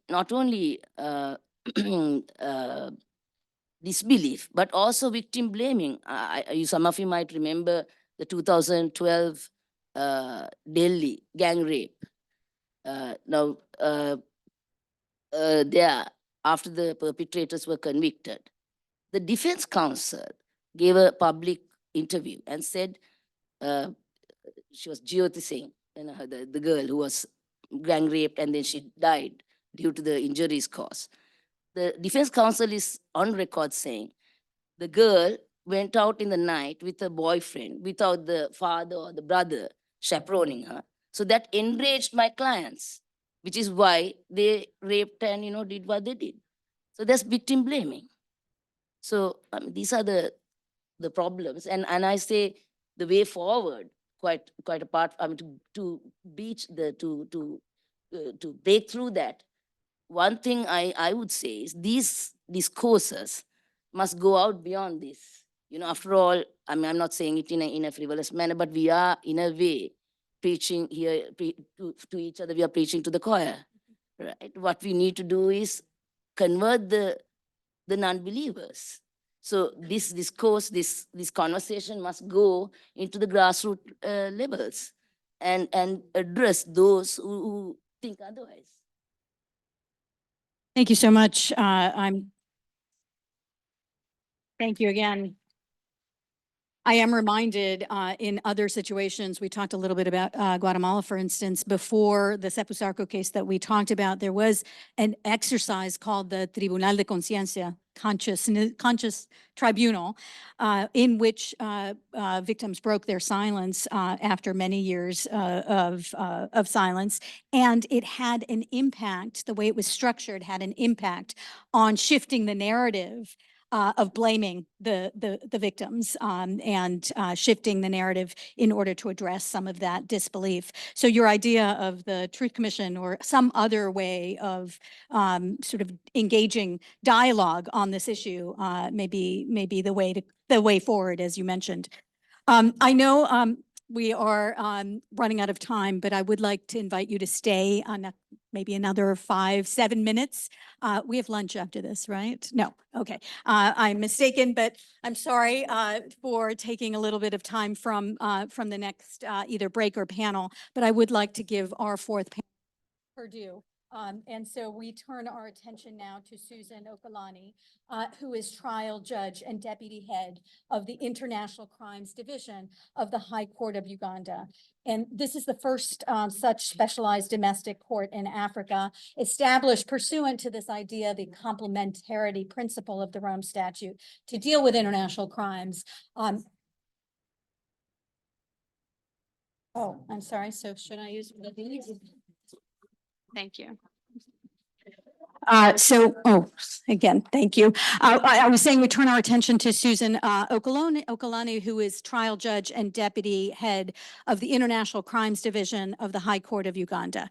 I will again ask you a series of questions and then leave it to you to address it how you would like to in our remaining time. Between 1987 and 2006, the Lord's Resistance Army and the Uganda's People Defense Forces were engaged in violent conflict in northern Uganda. And we know through reporting, and many other sources, that over 25,000 women and girls were kidnapped and subjected to various crimes, including crimes of sexual and gender-based violence by the LRA. We have, and we alluded to this yesterday, a recent conviction by the ICC of Dominic Ongwen on over 60 counts of crimes against humanity and war crimes, but they include 19 counts related to sexual and gender-based violence. So a couple of questions on that. As a judge of the International Crimes Division, do you think justice has been served? Has there been an effective prosecution, in your view, of sexual and other forms of gender-based violence committed during the conflict? And secondly, do you think the decision, the Ongwen decision, will make any difference to the way in which sexual and gender-based violence is adjudicated by your court, by the International Crimes Division and other courts in Uganda? So that's the sort of first set of questions. The second has to do with victims, right? What is being done to ensure victims have access to and are fully, they're able to fully engage in the criminal justice process? Do you think what's been done has been enough, or is there more to be done? Thank you very much, Susanna. Good morning, everyone. Listening to you, I think you have addressed some of the concerns that I should be speaking about. Gender-based violence being an international problem, the challenges are also kind of international. Briefly, the national picture on sexual violence in Uganda is not a very good picture. In my view, I have always said that we are having a pandemic of sexual violence as a form of gender-based violence. Because for all the cases that are tried in the High Court, 70% are cases of gender-based violence, specifically sexual violence against women and the girl child. So that is the picture. Now, that is just a third of the reported cases. The majority of cases are not reported. I cannot discuss why they are not reported, but it is documented that they are not reported. Now, for the case of the LRA war, one of the victims, I was able to speak here yesterday, over 25,000 victims of sexual and gender-based violence. And how many cases have been prosecuted? 2. One at the ICC against Dominic Ongwen, 2 major cases, of course, with several counts. And the one that is now being prosecuted at the International Crimes Division is the case of Thomas Koyelo. It is the only case that is being prosecuted because of several reasons, but I'll list 2 major reasons why it is the only case. It has been said before that the governments have had to choose between legal accountability and political expediency.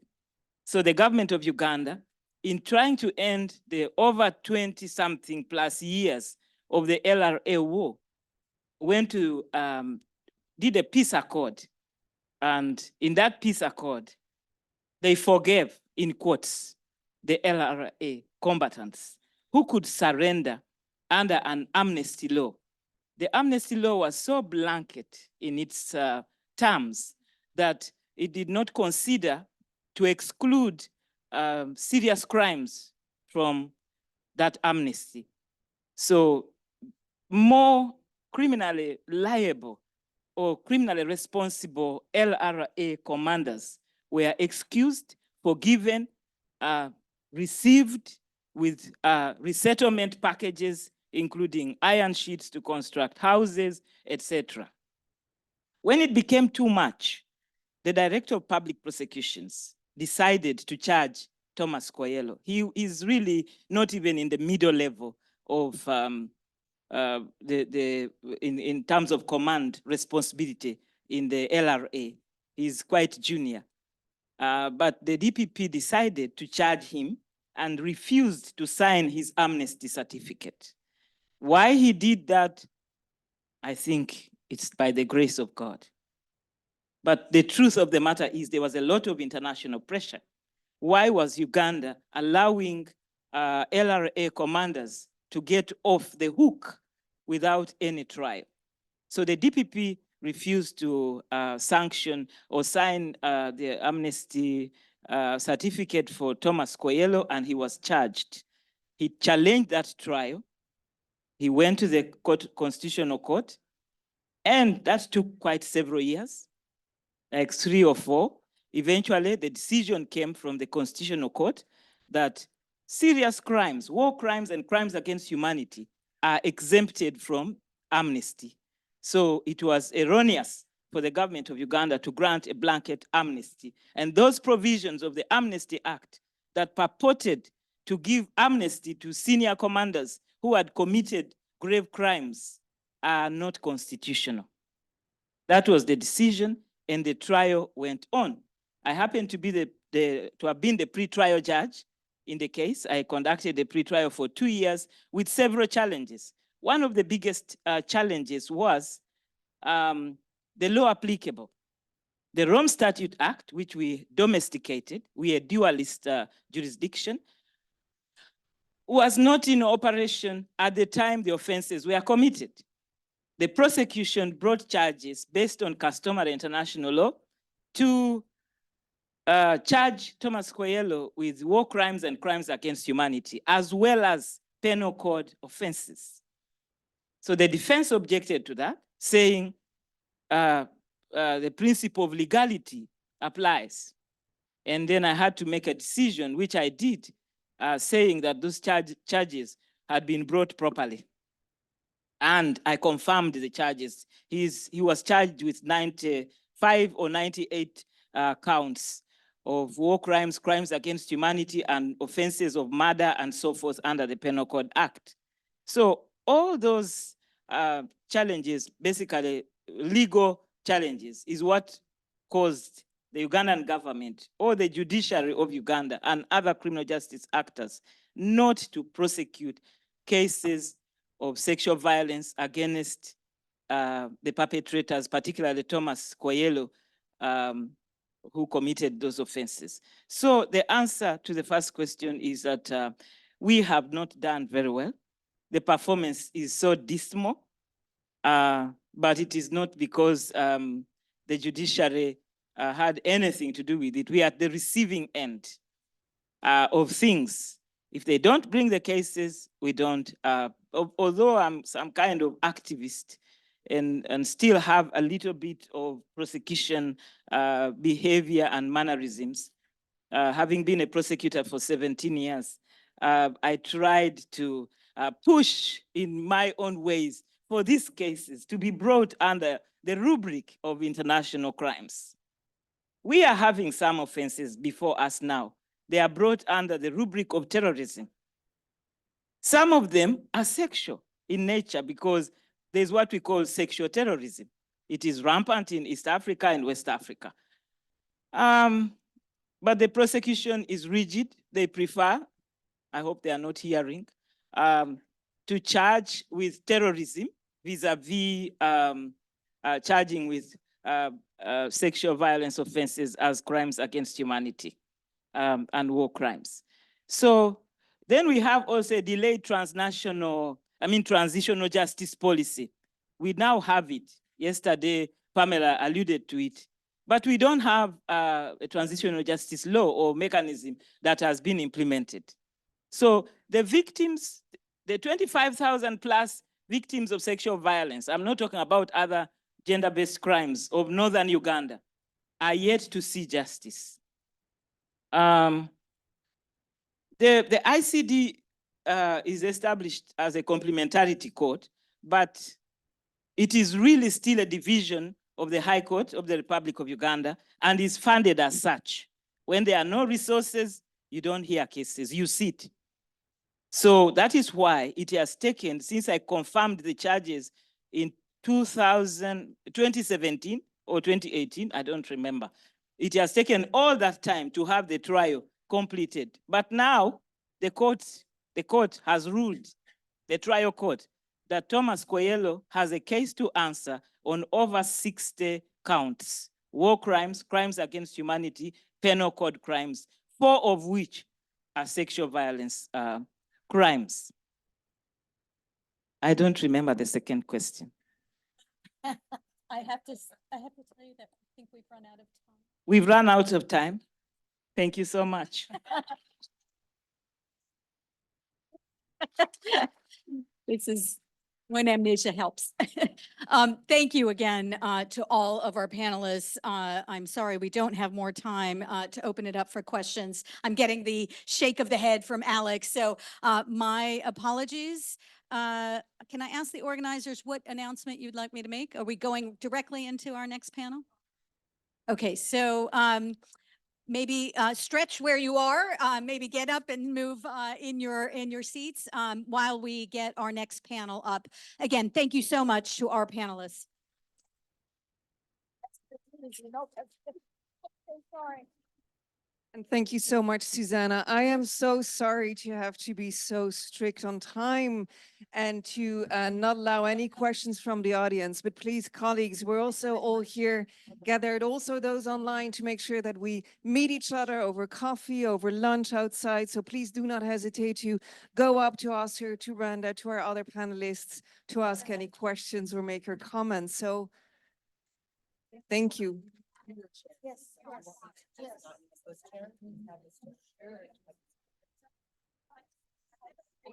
think here. I want most of the attention on that.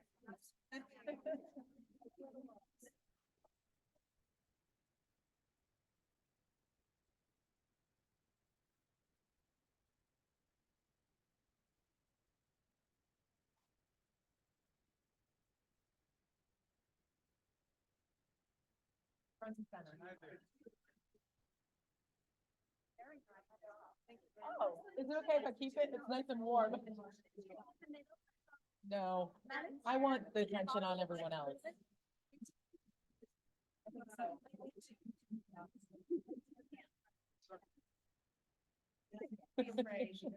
I was never afraid.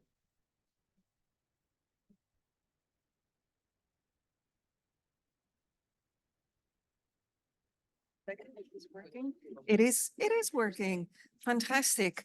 Dear colleagues, dear friends, also online, now over to another panel that we've been looking forward to very much for us all to learn about the state of discussions on slavery and the slave trade. So thank you very much to our panelists for joining. Please take until 12:30 into lunch break a little bit, colleagues, so that we have enough time to have this discussion. And now over to our moderator, Jocelyn. Thank you very much. I think so. If this one is working, might be a little bit more comfortable. Okay. Is working? It is working. All right. Wait, where's my mouse? Okay, so good morning and welcome to a discussion on critical feminist perspectives on the international crimes of slavery and the slave trade. My name is Jocelyn Getchen-Kestenbaum, and I'm professor of law at the Benjamin N. Cardozo School of Law, where I direct the Benjamin Ferencz Human Rights and Atrocity Prevention Clinic. I use she, her pronouns. And as moderator for today's panel, I will be engaging in a conversation with 3 leading expert scholar practitioners on slavery crimes and gender in international law. And I want, because I do this to my students, I want you all to know a little bit about each of the presenters and their brief bios. You don't have any bios, so I will give a short introductory bio for each of the panelists, because you should know where they're coming from and how they come to the issue of both gender and expertise on slavery.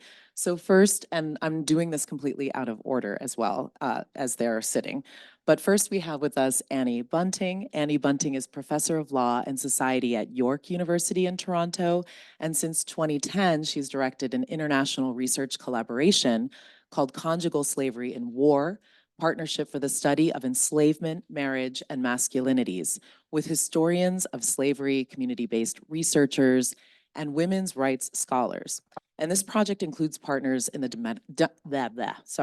Democratic Republic of the Congo, Liberia, Nigeria, Rwanda, Sierra Leone, South Africa, Uganda, Canada, and England. She has an edited volume, Contemporary Slavery, Popular Rhetoric, and Political Practice, with Joel Quirk. Next, we have Terry Flight. Terry Flight is Program Manager at Legal Action Worldwide, where since 2019, he has been promoting survivor-led accountability for gender crimes and human rights violations committed during the Syrian conflict. In addition, Terry is Law's technical lead on CRSV against men, boys, and LGBTQI youth. Prior to working with Law, Terry was a researcher for All Survivors Project, where he documented linkages between detention and male-directed sexual violence in Afghanistan, Colombia, Central African Republic, Sri Lanka, and Syria. And last, but certainly not least, a woman feminist leader who needs no introduction in this space, Patricia Vissier-Sellers. Patty is an international criminal practitioner and scholar. She's visiting fellow of Kellogg College at the University of Oxford, where she teaches international criminal law in the Master of International Human Rights Law program. Since 2021, she has served as the special advisor for slavery crimes to the Office of the Prosecutor of the International Criminal Court. She was special advisor on gender to the prosecutor of the International Criminal Court from 2016 to 2020. And she was legal advisor for gender, acting head of the legal advisory section, and a prosecutor at the Yugoslav Tribunal from 1994 to 2007, and the legal advisor for gender at the Rwanda Tribunal from 1995 to 1999. Patty was a prosecutor on the trial teams of Akayesu, Furundija, and Kunaraj, among other cases. And she's developed legal strategies that have led to landmark decisions regarding sexual violence as constitutive conduct of war crimes, crimes against humanity, genocide, torture, and enslavement under international criminal law. So those are our experts. I hope you're really excited for this conversation, as excited as I am. Before we dive into the questions, though, I wanted to lay the scene just a bit to introduce the chapter that Patty and I contributed to the volume that we're celebrating on gender and international criminal law. Our chapter is chapter 6. It's titled The International Crimes of Slavery and the Slave Trade, A Feminist Critique. And our goal in this chapter was to analyze slavery and the slave trade from an intersectional, critical, feminist lens. And that required us to do several things. First, we had to untangle slavery crimes from one another, including slavery or enslavement, and the slave trade, and sexual slavery as they are understood under both customary international law and the Rome Statute of the International Criminal Court. We also had to uncover the gendered and sexualized nature of slavery crimes, and that includes slavery and the slave trade in all of their manifestations across various practices, institutions, and systems of slavery.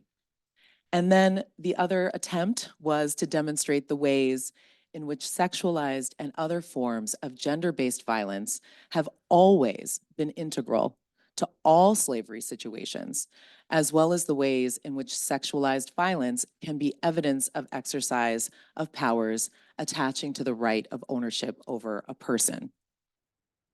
Slavery and the slave trade, historically and today, subjugates persons of all ages and genders, often on multiple intersecting forms of identity. Slavery crimes are gender-based crimes and involve the capture and subjugation of the entire person, which includes their sexual and reproductive autonomy and sexual integrity. So through that chapter, we attempted to widen the lens a bit to capture enslaved persons across a variety of contexts with varied identities toward rendering visible the ubiquitous nature of slavery and the slave trade, from concubines to the eunuchs, to the fancy girls, to the wet nurses of the East African and transatlantic slave trades, to the Yazidi women, girls, and boys captured and subjugated as sabaya and child soldiers. An intersectional feminist lens allows us to understand who is slave traded and who is enslaved, as well as who perpetrates the slave trade and enslavement crimes, for what purposes, and supported by what social, economic, and legal structures. It allows us to see the structural nature, and I think this is really important for us to be thinking about as we are trying to push the boundaries of international criminal justice. The slavery crimes, the system of enslavement is a structural form of violence. And when you really dig in with a critical feminist lens, this allows you to see the structural nature and the full panoply of harms that slavery crimes cause, sexual and otherwise. So the critical feminist analysis has been extremely important toward recognizing and rendering visible sexualized violence in the course of enslavement. And we see these gains most recently in the Rome Statute's enumeration of the crime of sexual slavery and the successful prosecution of slavery crimes at the ICC, most recently in Angwen. That said, a reflexive, ongoing, critical analysis forces us to come back to the table, to recognize that there are harms that have been left unaddressed through current approaches. Who has not been acknowledged? What harms have been left out? Who has not been fully redressed or repaired for slavery crimes and resulting harms? We can and we must continue to refine and reform our approaches toward full accountability and justice for slavery crimes. And that's just the introduction. And now I'm going to stop talking and I'm going to kick off the conversation. And I first want to turn to Patty, because I think Patty is the best person to start us off with definitions, with really thinking critically about what we mean by slavery crimes. When we use this term, what does that term encompass and what does it not include? Thank you very much. Good morning, good early afternoon. I'm very happy to be here, but thrilled to be able to talk about this phrase that I think I invented, slavery crimes, okay? And I'm pushing it because I would like us to step back from phrases such as modern slavery when we never say olden slavery. You know, what does that mean? So slavery crimes, I think, is more appropriate. Well, what are slavery crimes today? Well, first of all, they would entail the international crime of slavery and the slave trade. And I call those international crimes because they're based upon international treaties from 1926 of the League of Nations and the treaty from 1956 from the United Nations. And when I use the term slavery, I could almost say slavery or enslavement. I can use those interchangeably, okay? So slavery, as a matter of fact, has this, I would say, almost beautiful definition, similar to torture. It's so vague that we can keep putting conduct in it. So what is slavery or enslavement? It's the exercise of any or all the powers attaching to the right of ownership over a person. So it means when someone else is exercising a power that could be de jure, you've got a legal paper for it, that you own a person. That usually doesn't happen anymore. Or it's the practice, the institutionalized customary basis of exercising powers of ownership over a person. Now, how many powers of ownership must you exercise over someone before they're enslaved? About 150 or one. It can just be one. You could sexually own them. And we can look at certain forms of people being sexually owned, but we say they drive a nice, Porsche, Maserati. Other than that, they're free. The concentration is someone exercising powers of ownership over them in any way, de jure or de facto, then that's an enslaved person. What is the slave trade? The slave trade has a much more complicated on its face definition, but the logic is extremely clear. Slave trading is whatever act you use to take a person who is free to make them a person who is enslaved, to make them a person who is now in a situation or status where someone is exercising powers of ownership over them. So how can you slave trade a person? You can buy them, you can sell them, you can gift them, you can inherit them, you can walk them across the street to the owner. You can dispose of them in any way. I know in our mind historically, this ideal of the transatlantic slave trade, or slave trading only on a slave trading block, seems to pop up. But you can be slave traded because you now have entered into the will of someone who says, I leave you my slaves. It's an act of slave trading. And often slave owners slave trade.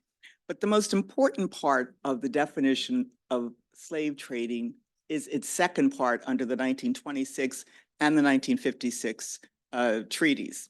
And that's taking someone who's already enslaved and disposing of them into a subsequent situation of enslavement. So here you should think of the enslaved person who is now turned over to a new person exercising powers of ownership or a new structure. So the slave trading of the enslaved has been outlawed in the 26th Convention and the 56th Convention. It's very logical because once you enter into a situation of enslavement, you are also often subsequently slave traded. So let me give you an example. I think we can see from the Special Court of Sierra Leone, but certainly from the cases that have come out of the International Criminal Court, Ongwit and Taganda, that children who are recruited, conscripted, enlisted, i.e., children who are enslaved as fighters, that active recruitment, conscription, enlistment can be looked at as conduct of slave trading, reducing those children to situations where now militia groups, militia structures are exercising powers of ownership over them. And every time that they are shifted into a different combat configuration, unit, brigade, battalion, that's an act of slave trading. So what we often see is that slave trading precedes enslavement and then becomes a subsequent act prior to the next enslavement situation. So we have slave trading, enslavement, slave trading, enslavement, slave trading, enslavement, until the person no longer has someone exercising powers of ownership over them. I mean, that's the common sense understanding. And sexual slavery, we do not find that in the 1926 or the 1956 treaty. As a matter of fact, its treaty basis is in the Rome Statute. And sexual slavery is enslavement, but also the extra element of being caused to engage in an act of a sexual nature. And when we think about being caused to engage in an act of a sexual nature, I think in many ways this definition comes from what occurred in Focha, the Kunarat's case, of females being raped, heterosexual rape. And we have to see that being caused to be held out for an act of a sexual nature in some ways has a little bit of the prejudices that I'm very happy Judge Oscar mentioned. It's a bit of heteronormative, a bit cisgender, because the enslaved person is often attacked in their sexuality without having to be held out for an act of a sexual nature. You could be prohibited from ever engaging in anything sexual. You could be groomed to be used sexually. You could also suffer different types of genital mutilations. And that might not be being held out for an act of a sexual nature. So somewhere the sexual slavery that we're imagining might be more limited, but those are acts that might be indicia of your enslavement, of the exercising of powers of ownership over you. So I just wanted to give that kind of framing so we understand at least what I mean when I'm talking about slavery crimes. Great. So I want to now put the law into context a bit. I want each of you to give us some case examples of slavery crimes, including slavery and enslavement, the slave trade, and what the Rome Statute enumerates separately as sexual slavery. So maybe we'll start with Annie, go to Terry, and then come back to Patty.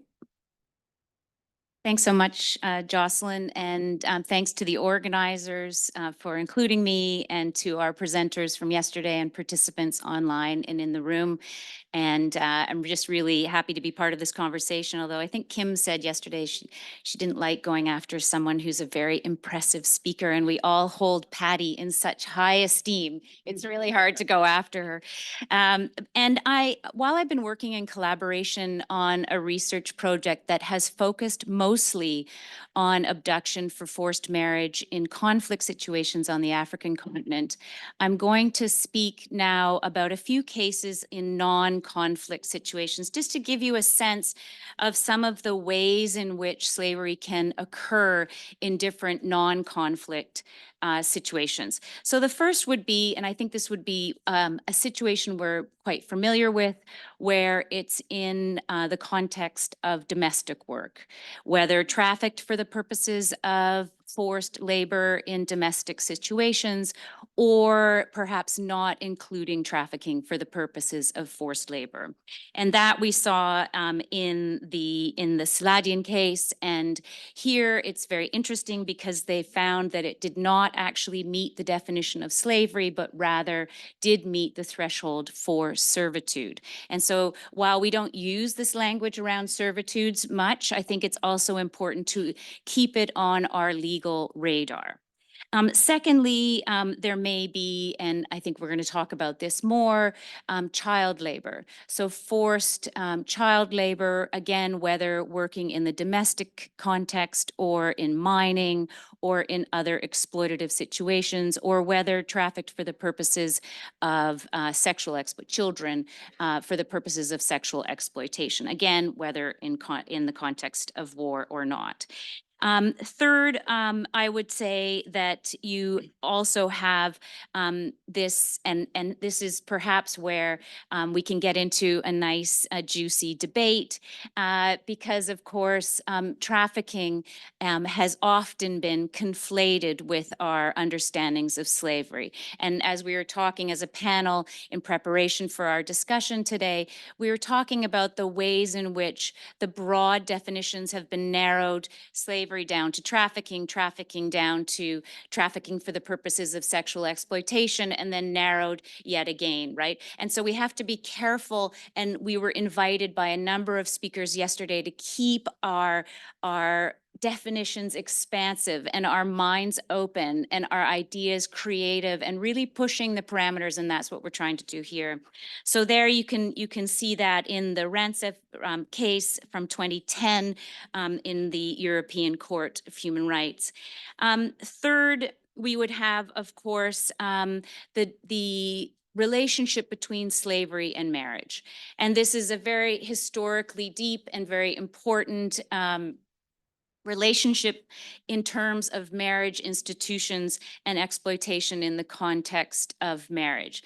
This is also a highly, I would say, precise. We need to be very context specific, and we also need to really understand the legal, cultural, and social context in which these debates are taking place.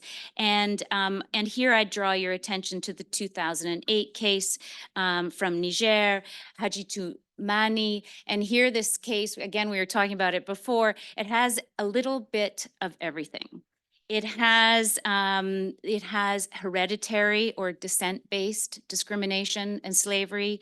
It has the conflation of slavery institutions and the institution of marriage. This is a teenager who was married under the institution of a fifth wife. So therefore, under Islamic law, not a legal wife. And the case was supported by an NGO and brought as a test case. And here, actually, Niger was found in violation under the African Charter of not protecting Mani from slavery. And we can go into that more in discussion, but I just wanted to put that on the table as another example of non-conflict related slavery that is as I say, it's got customary practices, customary marriage practices, descent-based discrimination, and hereditary slavery. The last example I want to give you is in the context, again, of forced labor in the extractive industries in mining. And this comes from Canada. And it's a Canadian copper and gold mine in Eritrea, but a Canadian mining company, Nevsum. And in 2020, actually, the case settled, but not before the Supreme Court of Canada had found that customary international law on slavery and torture did apply, and that it would take jurisdiction in this case, even though, of course, the company wanted that it to be tried in Eritrea and not in Canada. Terry and I were talking about this yesterday. The company wisely settled so that there wouldn't be a full record, indeed. And it's also interesting, just a small piece of information here.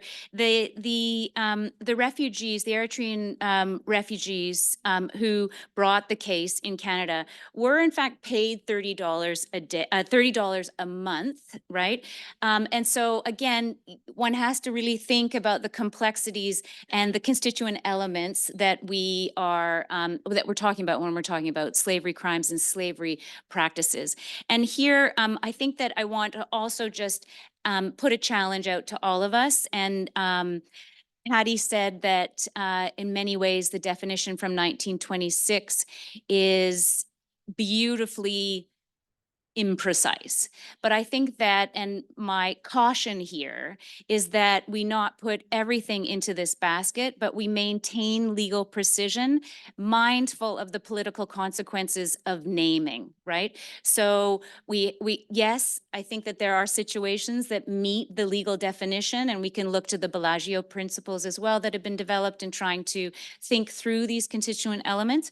But we also have to be mindful that there are historical resonances with colonial intervention, that we have to just be careful, because when naming, the fallout is borne by human rights defenders and survivors themselves.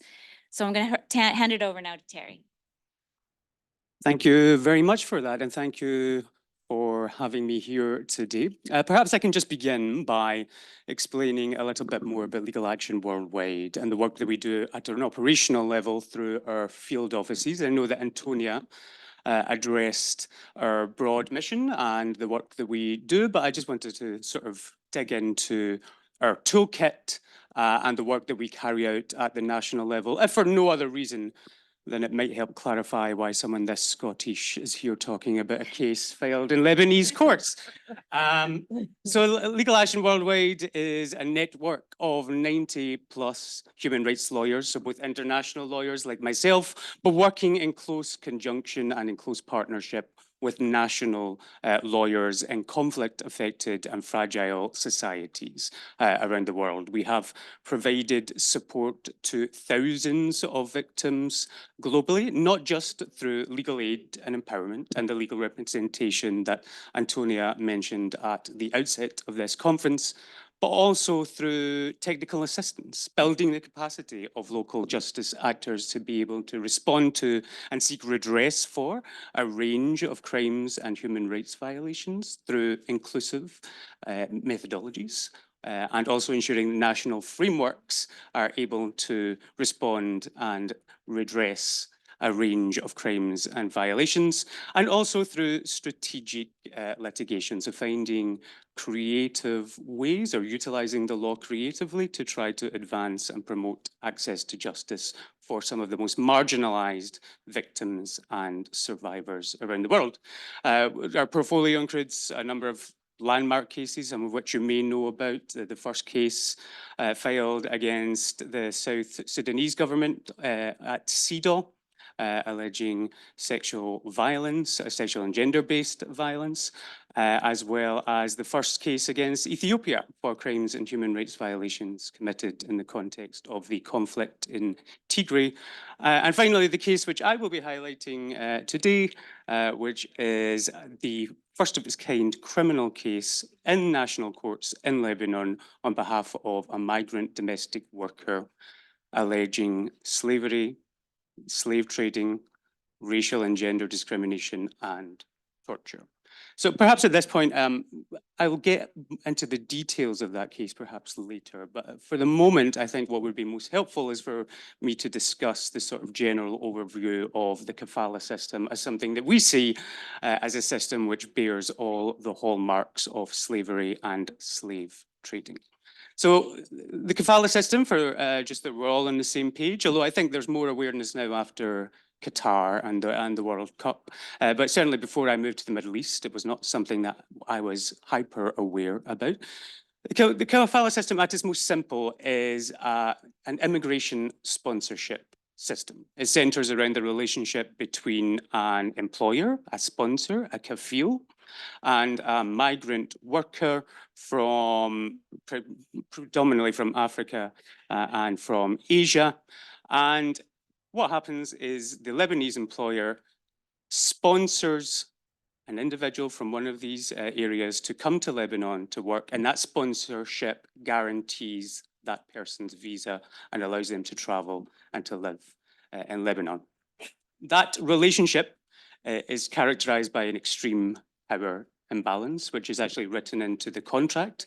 Under the standard unified contract, which is what governs that relationship between the kafil and the migrant domestic worker, the migrant domestic worker has very limited options to change employer. They will need the permission of their kafil to change to another employer, and also has very limited options to resign.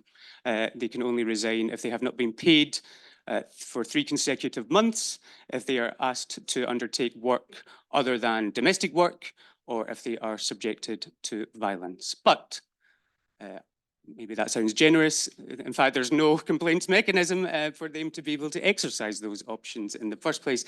Compare that to the terms, the rather favorable terms given to the kafil in this instance. The kafil can terminate the contract either because the migrant domestic worker has committed a mistake or act of negligence, lovely vague language, or even more vague, has in some way damaged the interests of the kafil. So you can see immediately that there is this extreme imbalance in terms of the contractual relationship. And then that is reinforced from the moment a migrant domestic worker enters Lebanon at every opportunity. When they arrive in the airport, they are kept in the airport until their sponsor comes and is able to physically remove them from the airport.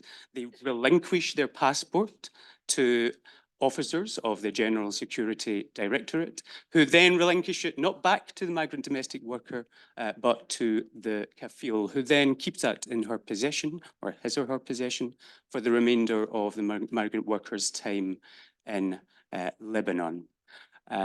There's also a live-in requirement for migrant domestic workers, which is enforced by the police. This is something which we'll come back to later when we talk about the gender discrimination aspect of this, but the live-in requirement is not something which is enforced against male migrant workers who do exist. And the police, if they pick up a migrant domestic worker in the street without their sponsor, they're likely to take them back, even if there are allegations against that sponsor, take them back to their place of residence and place of work. So there's a whole structure that goes around making their life in Lebanon one of extreme dependence.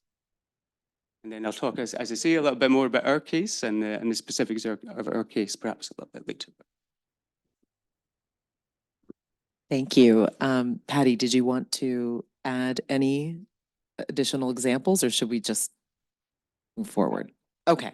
Let me add a couple examples. A chance to talk.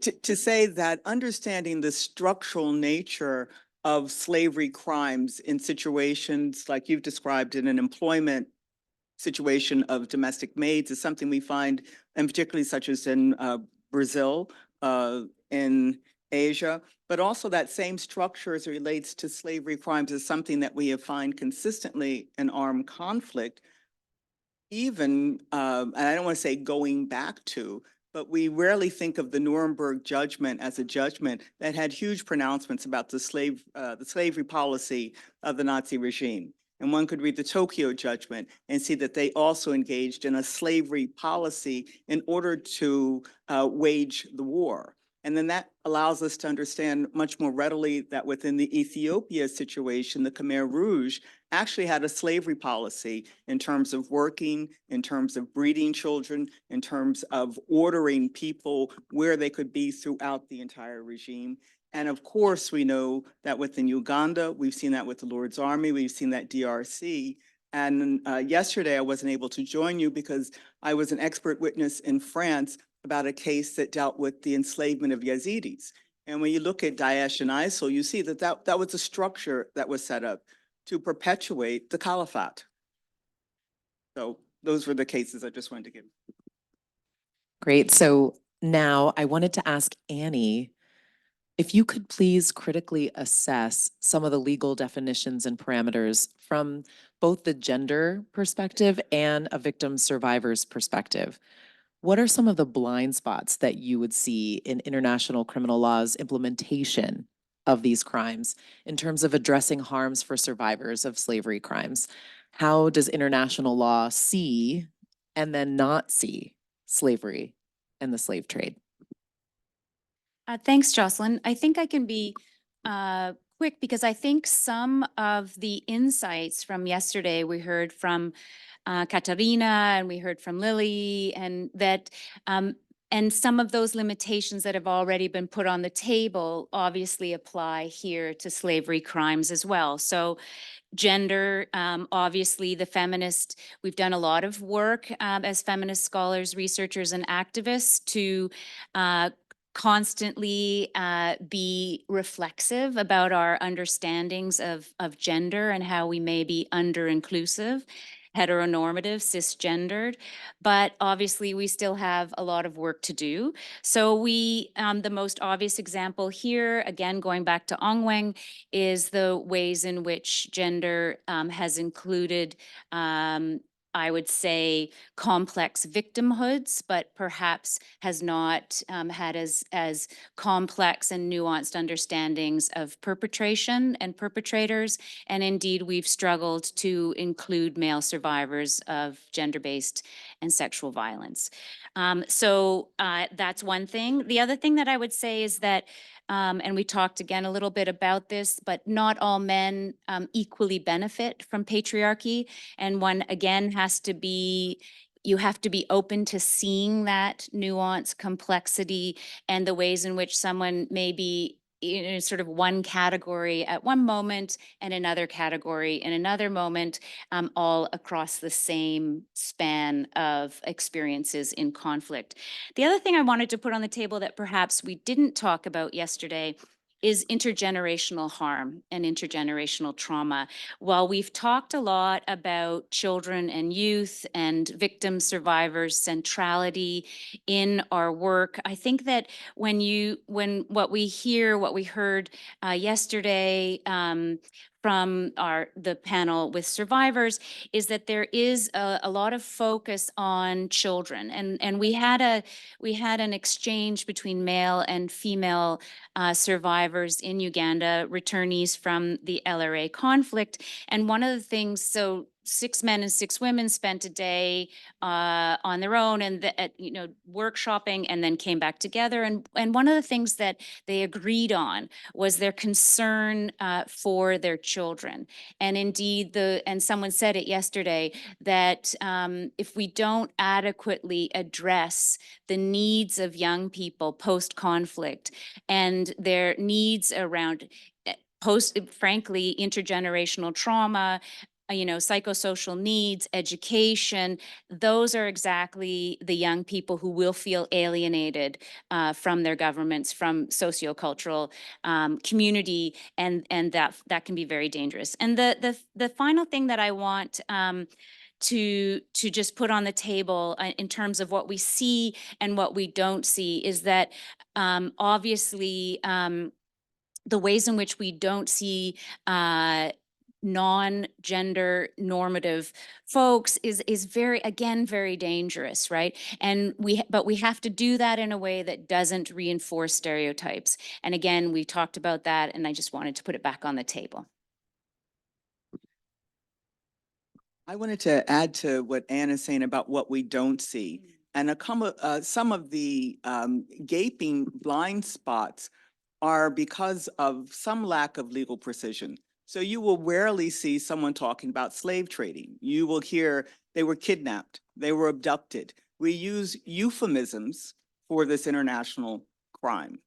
And the reason that we do use it is that the international crime has not been picked up in our international criminal law statutes. You won't find a provision for slave trading under the Yugoslav, Rwanda, or the Rome Statute, and we're hoping it'll be included in the new crimes against humanity. And so we've picked up the word that you use instead of saying the actual crime. I think the other thing that is a very gaping hole is that when we look at the enslaved persons or populations that could be enslaved, we're really looking at multiple vulnerabilities. There is no one who is powerful, who has political power, who is going to be enslaved. And so it has to come at a gendered, a racial, ethnic. They're intersecting multiple vulnerabilities of why this person or this population has been enslaved.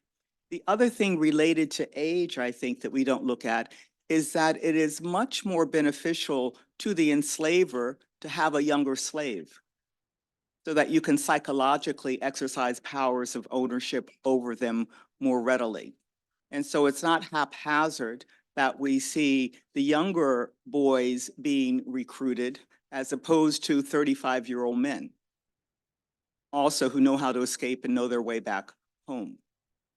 So I think that we have to look at these types of gaps, and then I completely agree with understanding the gray areas between forced labor and enslavement, or between servitude and enslavement, of understanding that trafficking is not the equivalent of slavery or slave trading, but we should preserve that venue so that survivors have another jurisdictional approach to conduct that could be similar and could possibly be pursued cumulatively. Example. Here we go. No, sorry. I will let the microphone go that way. No, I'm inspired by Patty because I think the first time we met was ICTR and working with survivor witnesses in the Akeyesu case. And what's interesting there, looking back, of course, I've been obsessed with marriage and marriage institutions and critiquing the institution of marriage for a long time.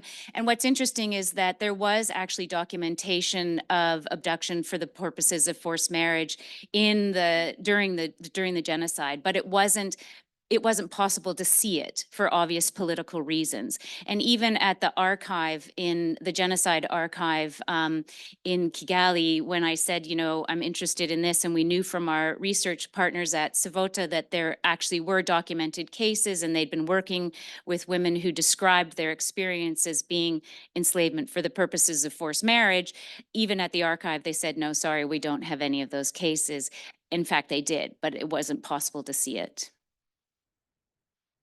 And you're bringing up a very interesting point that we have separately criminalized a lot of the acts that are the exercise of powers of ownership over a person, like forced marriage, like child conscription, forced pregnancy, et cetera, et cetera. We need to think about those as international crimes in their own right, and then also think about them as indicia, evidence of potentially the exercise of powers of ownership rights. That rights of ownership over a person. So Patty kind of led me to another question. So I promised to get back to you, Terry, and talk about your case. But I wanted Patty to explain the structural deficits that we have under international criminal law currently to address slavery, and especially the slave trade, and specifically the Rome Statute. Well, as I just mentioned, for some reason, and I can't quite understand the reason. And on a given day, in my head, it's, oh, that's racism. On another day, the drafters were overworked. Why is the slave trade missing from the Rome Statute? And then when I looked under the war crimes section, I see that it's the longest list of war crimes in any statute, and it's missing two prominent war crimes, slavery and the slave trade. But sexual slavery is there. So you want to ask, how did that happen? Do they go out for drinks the night before and came back, forgot to tick the slavery box? But I think in general, under international criminal law, that we have been lax in understanding the serious, the gravity, and the frequency of slavery and slave trade. And I think that as feminists, we have benefited from rushing towards sexual slavery thoughtfully, but sometimes not as thoughtfully in hindsight as we could be. And so we have a little bit of a mashup and a mixture, but we certainly have big absences. And I think the other thing that's occurring is that in the national jurisdictions, the crime of trafficking has become the moniker for when we really want to talk about slavery and slave trading. Now, I wonder politically, and this is what you warn, if you say that word, you're going to get a little political pushback. In this age of reparations, in this age of racial and social justice and reckoning, is talking about the slave trade too close to what might be the historical transatlantic slavery in some people's mind? Completely ignoring at the same time that there was an East African slave trade. There was a slave trade among the different British colonies between India and Malaysia to the Pacific. Is it a way of not even recognizing that there was a Barbary Coast slave trade that took over 1 million Europeans in the 16 and 1700s that we don't talk about? So I think these are politically tinged words, and that might be somewhere psychologically why slave trade has dropped off and why slavery has become very mashed up with trafficking. Trafficking is an okay legal term to use today. Thanks, Patty. So Terry, I'm getting back to you now. Can you tell us the ways in which you're working to render visible the slave trade crimes at the national level through litigation in Lebanon? Thank you for that. And let me just start by self-correcting. I might have said Law's case. I can't remember if I did say Law's case, but I noticed that you said your case. It may be our legal strategy, but at the center of this is an Ethiopian woman. And it's her case. Yeah, no, I think I might have started us down this path. So I would be doing a disservice to our client, the client that we represent, if I didn't tell her story to begin with, so that we can all understand the basis, the factual basis for the slavery and slave trade, slave trading crimes that we have alleged. So Nagist is an Ethiopian woman. That's not her real name. I'm using a pseudonym, who came to Lebanon in 2011 to work for a Lebanese employer. She was motivated by a desire to help her family. Specifically, her brother was going to university. She wanted to go earn money, send it back home, and to help her family in that way. She was also induced to go to Lebanon by promises given by a local recruiter in Ethiopia who was actually working in tandem and in partnership with a Lebanese recruiter or broker. These are people whose job or who make it their business to compile dossiers of potential migrant workers, which they then give to Lebanese employers looking for cheap foreign labor. And they sort of make that linkage, make that connection, and also facilitate the travel of the migrant worker to Lebanon. So she was induced with promises that she was going to be able to change her life, and that she was going to work for a good and kind employer. When she first arrived, she was afraid because she didn't speak Arabic, and she immediately had her documents taken from her, as I described before. She was with 50 other Ethiopian women who arrived on the same plane and who were subjected to the same treatment. She met her kafil and the kafil's 3 children. She went back to the apartment, and from there she began working.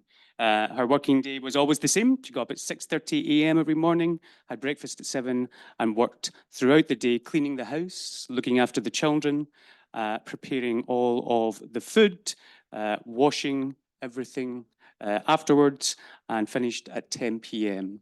Every day. She never had a day off in the entire time that she was in Lebanon. Despite these long hours, Nagist will tell you that everything was fine. In her words, everything was fine at the beginning. She expected to work long hours, but it was only after 6 months that the abuse, in her mind, started to happen. It was at this period that the kafil started to call her things like a beggar, an animal, a donkey, dehumanizing language. Obviously, unclear why it happened at this point, but it would seem to be connected to the fact that the kafil's children had grown close to Nagist, and there was an element of jealousy involved here. Soon after that, the physical abuse started, which involved beatings with her hands on her shoulders, also with a wooden implement she was beaten. She would be beaten if she asked about going home. She said after a year and a half, she knew that she no longer wanted to be in Lebanon. It was also after a year and a half that her employer stopped paying her. So previously, she was sending home the salary payment of 150 USD per month to, which was not the 200 that was originally promised to her, I hasten to add. 150 USD was being sent back to Ethiopia as per Nagist's request, but that stopped after a year and a half, at which point she was working essentially for free. Nagist spent 8 years and 7 months in Lebanon under those conditions. Also, at one point, she was no longer allowed to, around about the same time that the payments stopped, she was no longer allowed to contact her family. She was isolated, cut off from the rest of the outside world. During that time, she was never allowed to go out by herself. She would be locked in the house. She was never given a key. She would always be with her sponsor whenever she went outside. And it was only through the efforts of actually some local activists, including her own Lebanese lawyers, that she was able to finally get free from that situation. So that's the story of the victim that we're representing in this case. I like the fact that rendering visible that's the correct language to use, because in a rather odd way, the kafala system was invisible because it was ubiquitous in Lebanon, and that's certainly one of the challenges that we had at the outset of this case. When we filed the first criminal complaint on Nagist's behalf, there was between 250 to 300,000 migrant domestic workers in Lebanon. So quite a broad array of Lebanese households had, apart from possibly the poorest families, Lebanese families, quite a lot of households had migrant domestic workers. And that made it difficult to build coalitions around this, indeed with feminist organizations even. Did not like this characterization because they themselves had migrant domestic workers in their homes and felt genuinely that they treated them well, even though I know Nagist's case is probably an extreme example, but most of them would be housed in tiny rooms and somewhere in somebody's household with a mattress or single bed. And we used to always say, to push back on that idea, is this how you would treat, you say they're a member of your family? Really? Is this how you would treat any other member of your family? Is this how you treat your children, etc.? Also, something that made it very difficult in the initial stages was, and this is the reality of human rights practice, particularly, I guess, in the NGO world, but how do you galvanize support in terms of funding and on an issue which has been going on since the 50s? How do you make the kafala system new and novel? Because again, we're operating in an attention economy, like where the donors are going towards the next big crisis. The kafala system had been in place for 50 years. Why should we start caring about that now? And it was only through the tireless efforts of explaining, well, we're not going to try and make this new. You should have cared about it up until this point, and you should have. And now's a time to change. Again, circumstances perhaps made this easier with the Qatar World Cup, again, spotlighting the problems in the kafala system. But we in terms of slave trading, and I'll focus specifically on that because the indicia of slavery that I think it was a novel argument and that no one had made this case about the kafala system, but it's not a difficult argument to make given the extreme control over people's freedom of movement, the coercion built into the system, and the fact that people are working for years and years without compensation. So the indicia of slavery are all there. But we did also argue in relation to the employer as well as the recruiter, slave trading with an intent to, so I think it was specifically the actus reus that we were relying upon was acquisition by false promises. In here, we were really drawing from ICL case law. I think the IMT, the military tribunal in Japan, in Tokyo, as well. So ICL did assist us in really putting some flesh onto the bones of what it means to slave trade in terms of, because the definition is vague and we had to look to see what kind of acts have been criminalized within that framework before. Acquisition by false promises was one, as was the procurement and acquisition of individuals and facilitating travel to Lebanon was a big part of that. Now we argued both the employer and the recruiter carried out or were involved in the perpetration of those acts with the intent to reduce to slavery. But the benefit of that kind of framing, both the slavery and the slave trading framing in Lebanon is a jolt to the system in Lebanon. This had been going on for many, many years. Suddenly to have this characterized, not just as a crime, but as a peremptory norm of international law, which permits of no derogation. And indeed, the first ever hearing that we had in relation to this case, we asked for an arrest warrant to be issued against the employer. Unclear whether that was going to happen. Again, the judiciary, I think, assumed would be quite sympathetic towards a Lebanese woman of a certain age who was also a professional, a dentist. And we thought perhaps the judiciary would not want to go too far in the direction of penalization, but we were wrong. They issued an arrest warrant. That alone, suddenly, the treatment of migrant domestic workers is something which could get you pulled into court through an arrest warrant. I mean, that's quite a wave to make in the Lebanese context, but I stopped there for now. I feel like I've monopolized a lot of time, but yeah, happy to enter any other questions on. So I have so many other questions, but I want to give time for the audience. I think two things that your intervention was making me think about are misconceptions about slavery crimes. One is that they have to involve exploitation. Now, they often do. That is often evidence of exercise of ownership powers, but they don't have to. It's not under the definition, nor is it part of the elements. So there's a famous quote from one of the international cases that there is no such thing as benevolent slavery. So you can be treated well if you are not free, if you are subjected to any type or no type of labor, but you are unfree, you are enslaved. So that, I think, is one of the misconceptions we need to overcome. The other is about consent, right? Consent, and this is where the conflation comes in with trafficking, because there is an element of consent, at least for adults, in human trafficking. But for enslavement, you can consent to be enslaved or to be slave traded. It doesn't matter. So I think that's another misconception that even elevates your need to prove evidence that she was coerced or there was some kind of, false pretenses, which, I think that is a misconception that we as advocates need to overcome in order for slavery crimes to be properly redressed.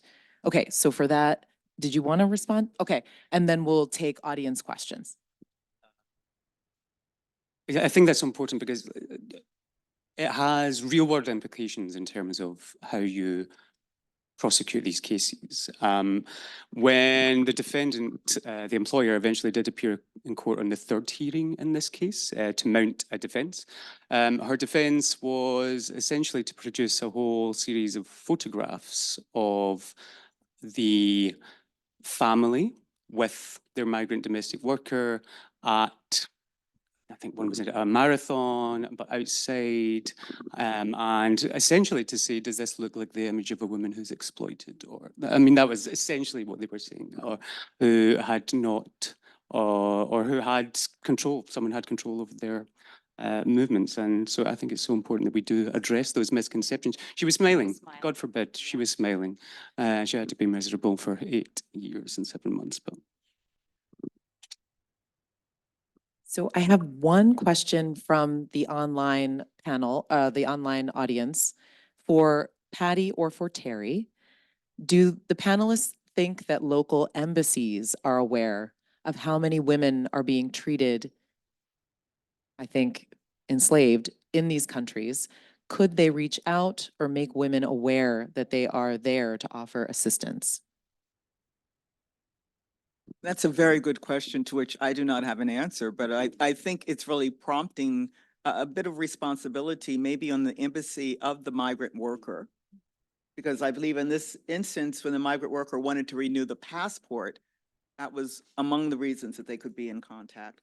But even among the embassies of the diplomats or the persons who are in country, why not put that responsibility since you're never allowed to slave trade or enslave? Yes, so in Lebanon, the Ethiopian embassy in particular, I'm not sure of the other embassies where these where migrant domestic workers tend to come from. But they have been very active, especially in more recent years, providing safe spaces for migrant domestic workers who are able to. But I think there is, you could say there was a moral, ethical issue here. The burden of alleviating the problems in the system belongs with the Lebanese Ministry of Labour, and it should not be the burden of the Ethiopian embassy in Lebanon to try to alleviate the pressures that are sort of within the system. And if I can just criticize my own.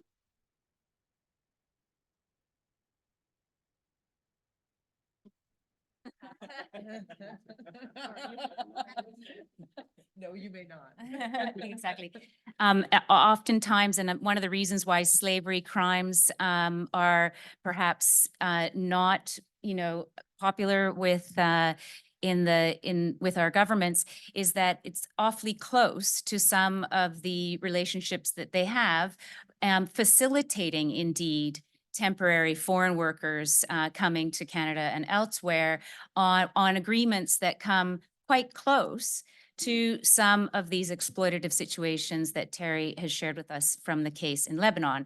And, we used to have the same situation with foreign domestic workers in Canada. We still have an agreement with Mexico in terms of temporary foreign workers. So I think that looking at those broader structures is one of the reasons that we perhaps have not looked as closely as we ought to at these exploitative labor relations.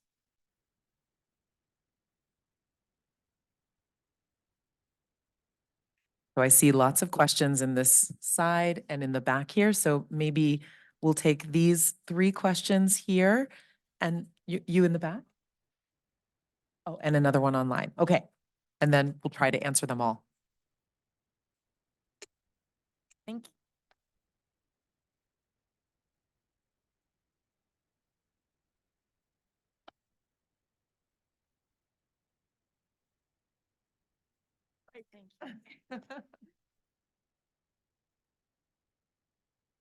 This is working.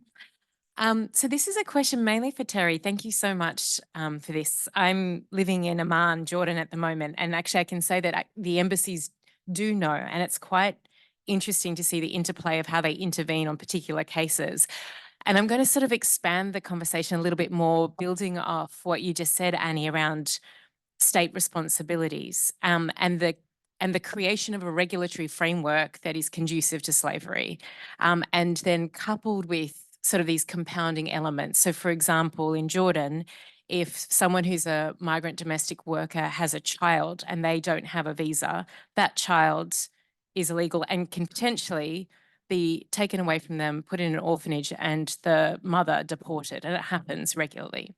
And so just exploring these other dimensions that could go into the sort of structural elements of slavery that that I think are they're almost preparing patterns where of whether it's visa sponsorship relationships or the compounding cultural elements where the government then enforces it. So has, compounding fees for not having a valid visa that then also apply to the child who's been born in the country. So I'm just throwing multiple factors on the table because I think your presentation just spawned a lot of questions around the state element in relation to slavery and what opportunities might there be to look at how these elements compound to create a system that's quite embedded.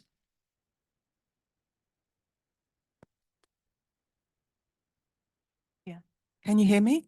Oh, fantastic. This is a really, really fascinating panel. So thank you for all of your interventions. My name is Simona Alwacholunya from UN Women Arab States. I have one question and, no, two questions and a comment. So the comment about the embassies, an example for Kenya in India is that there is no systemic process to deal with this situation, and it really depends on the personality of the ambassador at the time. So for example, a lot of Kenya women are used for sexual exploitation. A lot, unfortunately, die with AIDS. And then the challenge is, because they've come in illegally, how does the body get to home when there's no money to do this? And who can support them when they're in hospital? Again, people go directly to the embassy, but there's no system in place. On Jordan, I also wanted just to highlight the fact that because nationality cannot be conferred upon the children by a Jordanian if her child is born outside, then this also causes another challenge that one has to deal with. Like you said, it's spawning many questions. So my question is for the Lebanese case, what was the outcome? And my question to Patty is, when these things happen, and the law goes in favor of the slaver, are they actually, is the terminology used to say they are now, the crime is committed because they are a slaver? Is that term used? Thank you.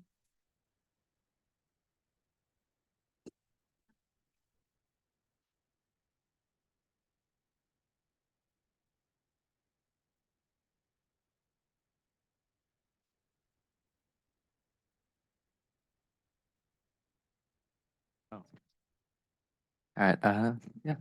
Yeah. Thank you for a really interesting panel.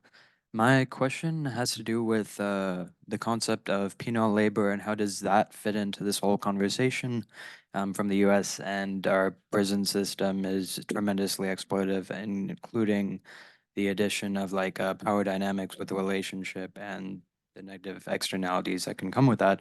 So my question is, as it relates to international law and the treaties, is there any systems for recourse in the international system for people under penal slavery, and how does that fit into this whole conversation?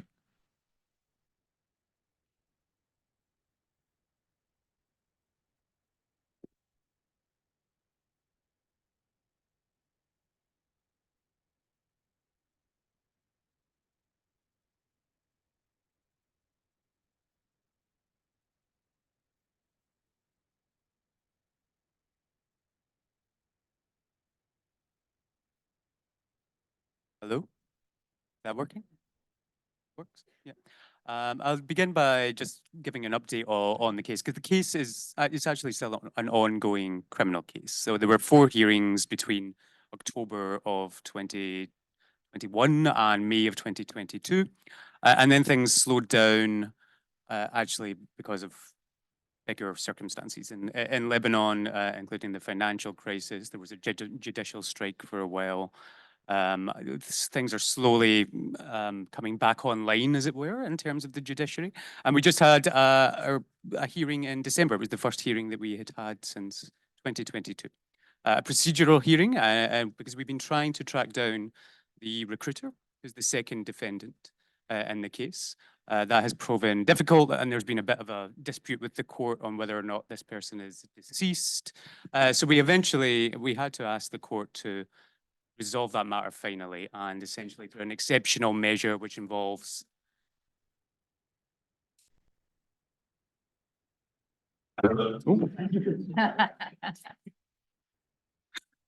Did you hear any of that? No?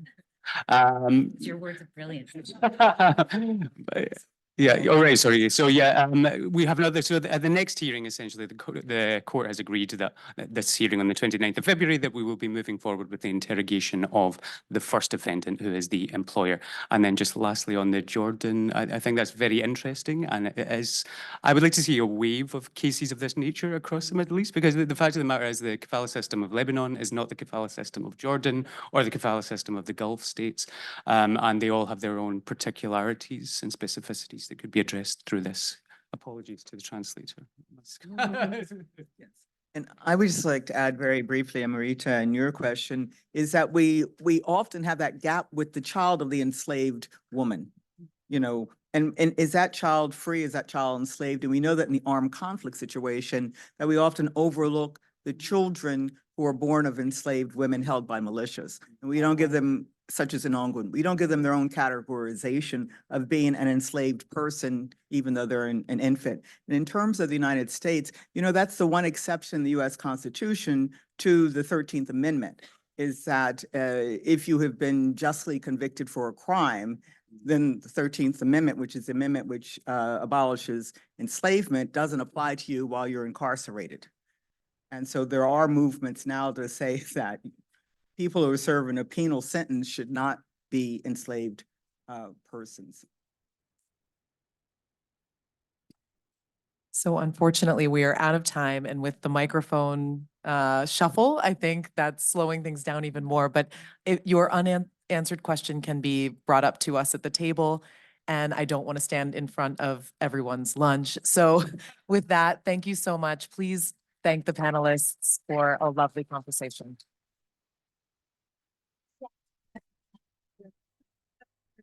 Thank you. Thank you so much, Jocelyn, and thank you very much to our panelists. And I'm sorry yet again to be policing our time so heavily, but we do need to move on since we have so much to discuss. Please make your way to get your lunch. During our lunch break, we will hear from Lisa, who's already ready to go. So that's great. We'll start in about 15 to 20 minutes. And then after our lunch break, we will be discussing the hub. So please make sure to, in the little time that we have, talk to one another, talk to our panelists, and see you back in about 15 to 20 minutes.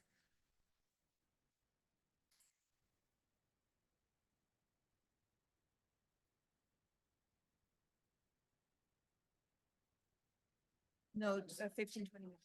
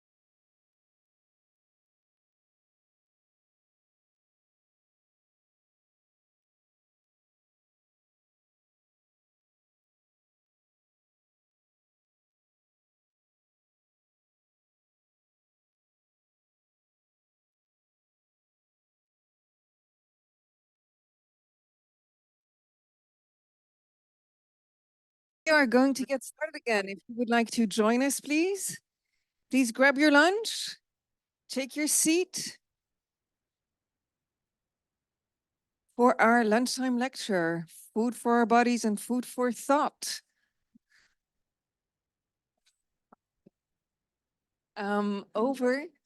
It's working. So it is working. So colleagues, please join us. Thank you very much again to those joining online. Over to Lisa and JM.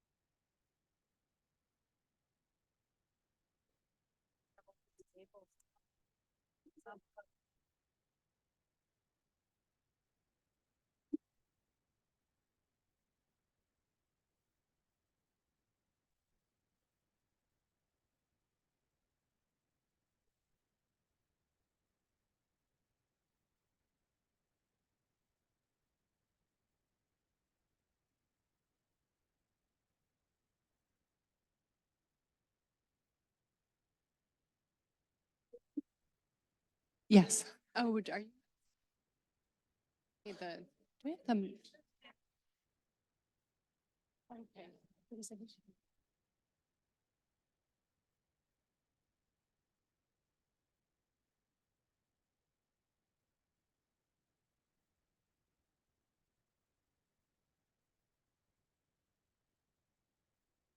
Great. Thanks everyone for letting us snag a little bit of time out of a very precious lunch hour for this talk. And thank you so much for being here and to the organizers of this conference.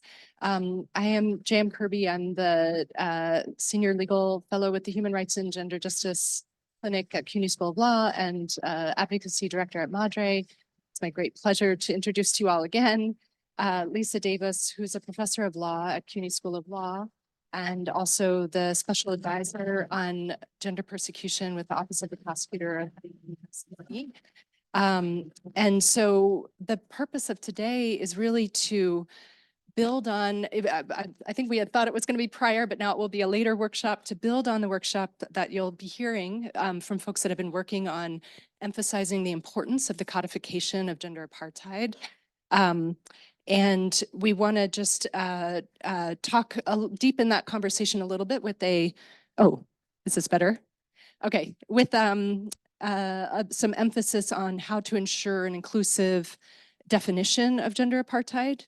And before I start, I just want to really recognize and emphasize the very important movement that has created the moment that we're in today. It's a movement of Afghan women that is buoyed by organizations represented by many of the people in the audience today, including the panelists that are going to be speaking later. And so with that, I just want to turn it over to Lisa Davis to talk about some of the recommended strategies, legal arguments, et cetera, for ensuring that the definition of apartheid is inclusive. Thanks, Kirby. Thanks. Okay, great. All right, so what are we talking about today? Well, we're talking about the codification of the crime of gender apartheid. So gender apartheid is not recognized legally as a crime, at least not yet, right? But we all kind of know what gender apartheid is, right? When you think about apartheid in South Africa, it conjures certain images. And when we start to think about how we would apply gender apartheid to different contexts in the world, like Afghanistan, we start to see what that looks like, right? That institutionalized regime of systematic oppression and domination. And it's important to be able to have as many tools as we can as women's rights activists, as LGBT rights activists. It's important to have as many tools as we can to be able to name gender crimes and gender discrimination when it happens. And that's why it's really important to pass, to legally recognize gender apartheid, hopefully in the draft Crimes Against Humanity Treaty, because that would be the perfect place for it to go. So today I just wanted to talk a little bit about one of the elements under the definition of apartheid. So we have the definition on the screen. There are 5 different components that a prosecutor would have to prove, right, to be able to establish in order to establish the crime of apartheid has taken place. So we have racial apartheid as a recognized crime. So that's the definition that I'm drawing from here. So what I wanted to talk to you about is the component groups or the term groups, such as racial groups under racial apartheid, or what ostensibly would be gender groups under gender apartheid. So let's take a closer look at that. Now, if we look at gender groups, if we exchange the word racial groups for gender groups, this is how the definition would read. And this is a good place to start, right? Because when you're writing a definition to a new crime, you start with the language that you have under international criminal law. That's how we do it. That's how we write laws. We start with what we have. So here's what we have to start with. And this is a good place to start because it starts to give us a foundation for how we're going to build a definition. Our proposal is that in the next phase of the campaign and in civil society organizing, the next phase is to look at this definition and then start to ask the questions of, does it reflect customary international law? Is it inclusive of all victims? Are there anything else that we should be thinking about with this definition in the next iteration? And to do that, we should open it up to civil society. We should open it up to workshops, to LGBTQ experts, women's rights experts, and start asking these questions of how we can make sure we have the most progressive, most inclusive definition that reflects customary international law. And that's really the process of how laws are made. If you remember my talk from yesterday, on the policy paper, it was the same way. We came up with a draft and then we opened up the draft for comments. But before we started drafting, we were taking comments on the original definition. So sometimes you have to go through this process once or twice. You could revise it and then get more comments and realize you might need to revise it again, and you keep doing that until you find a definition that works for the majority of people. And then what we have to remember is, even when we find a definition we all like, that's good to move forward with, we have to remember that in 10 or 20 years from now, we're going to have to do this again. Because what we'll know then are things we don't know now. And just like we have to look at the definition of slavery crimes, of persecution, of forced pregnancy, we'll probably have to look at gender apartheid again. But that's the whole point, is that we have to keep organic. We have to keep reflecting evolving law. And we have to keep expanding and deepening our understanding of human rights so that everyone's rights are included. So this is an organic process that starts now and continues forever, really, in a lot of ways. So I just wanted to put that out there. Okay, so why are we looking at gender groups? Why would it form a new terminology? I mean, gender under international law is pretty progressive at the moment. It's defined as a social construct. Well, the problem is groups is a noun. Gender is the adjective to the noun. So we have to look at the noun when we're looking at how we define the legal term. And this is specifically in the context of protected groups, groups that are identified and named as protected from particular crimes. So for example, racial grounds or groups, targeted groups protected by discrimination based on race that you find under persecution, those racial groups is defined much more broadly than racial groups under genocide. Racial groups under genocide, as we're going to take a look, is defined much more narrowly, even though they both have the same adjective that describes them. So while persecution recognizes race as a social construct, genocide takes a little bit different view of groups, and that has to do a lot with the drafting of its history. So what do we look at when we're looking at treaty interpretation? Quick refresher in case there's anyone who's not a lawyer out there. We look at the travaux preparatories. Those are the negotiations, the discussions, the things that went into the drafting of the treaty. What were the drafters' intent when they put that treaty together? The other thing we look at is jurisprudence. That's the case law that courts produce. Now, there are other factors that we also include that we look at: effectiveness, the spirit of the treaty, strict construction if it's international criminal law, because we're concerned about the principle of liability, which is about defendants' rights. And we also look at customary international law. So these are all the things that we're looking at when we're interpreting a treaty. So what about human rights law? Could we look at human rights law when we're looking at the definition of gender groups under apartheid?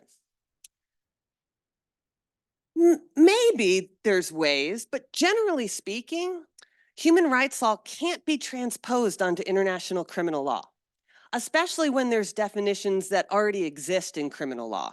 So international criminal law and human rights law, they're separate tracks.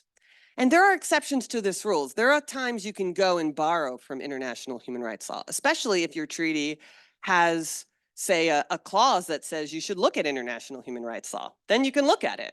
But otherwise, you have to follow the track that's in there. And if there's already a definition, it's a little bit harder of a challenge to be able to look at human rights law itself. And this also was discussed during the drafting of the Apartheid Convention, because drafters wanted to distinguish between the Apartheid Convention and the CERD Convention. The CERD Convention is the human rights treaty on the Convention on Elimination of Racial Discrimination. So, something to think about. So where do we find protected groups under international criminal law? Well, we find it under 3 crimes. Not surprisingly, the 3 main crimes that really look to address different forms of discrimination. We see it under genocide, we see it under persecution, and we see it under the crime of apartheid. So let's just look at genocide first. We look at genocide, there are 4 protected groups, and we can look at the travaux preparatories first, the making of the treaty. So when we look at the Genocide Convention, first of all, it was drafted in the 1940s.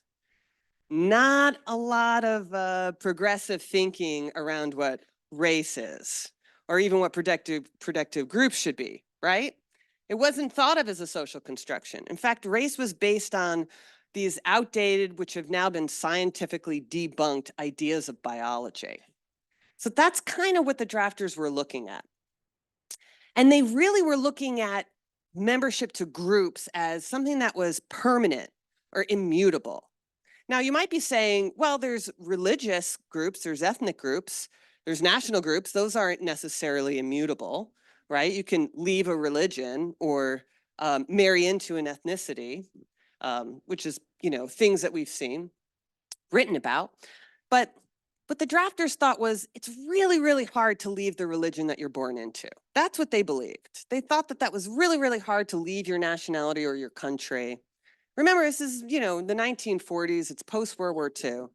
So they really took this idea of immutable characteristics. Now, persecution was around at the time, which enjoys a much more broad understanding of targeted groups.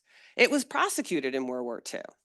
But drafters looked at persecution and they said, genocide is something bigger. It's something egregious. It's about protecting permanent groups that exist. So they really wanted to define it more restrictively. In fact, they had debates around including groups like political groups, which is included under persecution, and they decided not to keep it, not to put it under genocide, because they felt like it just wasn't immutable enough in terms of your ability to come and go from a political group. So how have courts dealt with this? How have courts dealt with this? Well, they struggled because objective criteria just doesn't make sense. It's things like skin color, physical features. It's things that we're supposed to look at that are objectively. So they kind of come up with like all of these different approaches when you're looking at the case law. So a couple of cases do take a subjective approach. Now that's what persecution is based on. So that's just looking at the mind of the perpetrator. What did the perpetrator think or say? Which makes a lot of sense, which would be the best answer. But unfortunately, most of them don't follow that. They follow an objective subjective or these little hybrids of them. For example, subjective victim approach, which is, well, how did the victim identify? What did they think? Which for gender is not going to work for everybody. And they took an objectivized subjective approach, which is this idea that subjective characteristics become objective over time because everyone has just believed in those differences, that both the victim group and the perpetrator group have believed in the differences between their groups for so long that they've just become objective. So they're really doing these interesting ways to kind of work around this problematic language of objective. And if you look at this chart, it kind of, it puts together all of the cases that have been litigated on genocide. And you can see in the blue is a subjective approach, and pink is the objective approach. And then yellow is that subjective victim approach about how the victim identifies. And you can see that the majority of cases really cluster around having some component of objective criteria. So this is the trend of where genocide cases have come.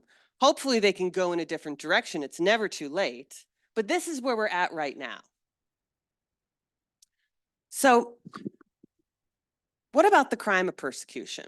Well, the crime of persecution has 7 protected categories. It's a little bit broader than the 4 under genocide. It also has a catch-all, other universally recognized grounds, because it had the foresight to think, hey, maybe there might be other categories we haven't thought of that need protection. So if we look at the Trevaux preparatories, what we see is, we see that persecution enjoys a broad understanding of targeted groups. That this is true from Nuremberg all the way through the ad hoc tribunals through to the Rome Statute. And that over time, the categories protected from persecution have expanded through those years as well. And this broad perspective, it really just looks at the perpetrator's intent, which is subjective intent. What did the perpetrator think? Why did he want to discriminate? Did he want to discriminate against that person based on their race or gender? Then that's it. But doesn't that make the most sense? I mean, isn't it the perpetrator we're trying to hold accountable? So isn't it about what he or they think about who they're targeting? I mean, isn't that just like the easiest way to go about this? It really makes a lot of sense in terms of how we should be taking an approach, the subjective approach. And in this way, persecution enjoys a broad understanding. So it includes, for example, women, men, and including LGBTQI plus persons. It includes affiliates, sympathizers, empathizers. It includes any kind of, mixing and matching of that group. And it's a way to be able to really tell the whole story of victims that are subjected to persecution. So what about the crime of apartheid? Well, the crime of apartheid doesn't have any jurisprudence. What it does have is Trevaux preparatories. We can look at what the drafters intended. And there are some UN accountability mechanisms that have applied apartheid to their situation, so we could look at those as well. So if we look at the Trevaux for apartheid, what we see is that the drafters took the understanding of groups from the Genocide Convention. It's not too surprising. The Apartheid Convention was being developed in the 60s and 70s in terms of its pinnacle of discussions. So it's not surprising they took the definition of groups from genocide. They also distinguish the convention from the CERD convention. So they say, well, this is a crime. CERD is about human rights. And because it's a crime, this is about holding individuals accountable. And it distinguishes how it works and why it exists and how it's different. But the other thing I want to just put a bookmark on, because it's interesting, was that the drafters also said that this treaty wasn't supposed to only apply to South Africa. Certainly that's what it was in response to. But the drafters really wanted it to be applied more globally. They didn't want it to be just specific to South Africa. Now, I want you to bookmark that, because that becomes pretty important when we're advocating for the passage of gender apartheid, to be able to say, well, if you're looking at this more globally, then maybe you have to look at how apartheid works in other conflict situations. Maybe it's not just about racial apartheid in other conflict situations. Maybe it's about gender or other types of apartheid. So that can be something important that we can use in advocacy. Now, if we look at accountability mechanisms, let's look at first the situation of Myanmar. So the Myanmar Commission of Inquiry applied to the situation of Rohingya. They applied genocide, persecution, and apartheid. And when they were applying these crimes, we look at apartheid and how they applied it. They applied it with the understanding of how it was how groups is applied under genocide. So under genocide, they use objective, subjective factors. Under persecution, they use subjective factors, what the perpetrator was thinking. And then under apartheid, they refer back to how groups are discussed under genocide. So that's not great. That's not great for us. In the situation of Palestine, we've had multiple human rights, the special rapporteurs on Palestine, discuss Palestine as a situation of apartheid with great frustration, because it's never been recognized legally, internationally, as an apartheid. And that's because it's been a little bit mischaracterized, I think, in terms of not fitting apartheid because of the definition of racial groups.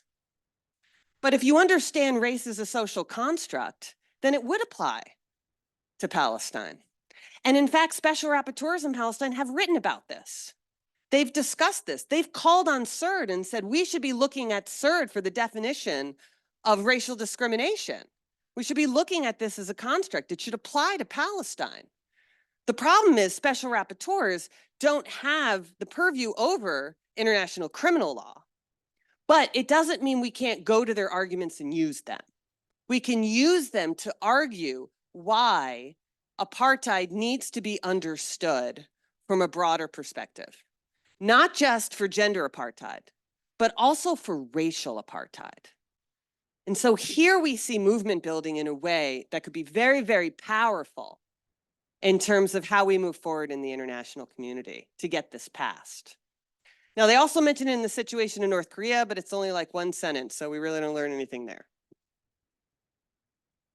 So what happens when you apply an objective-subjective approach to groups under apartheid?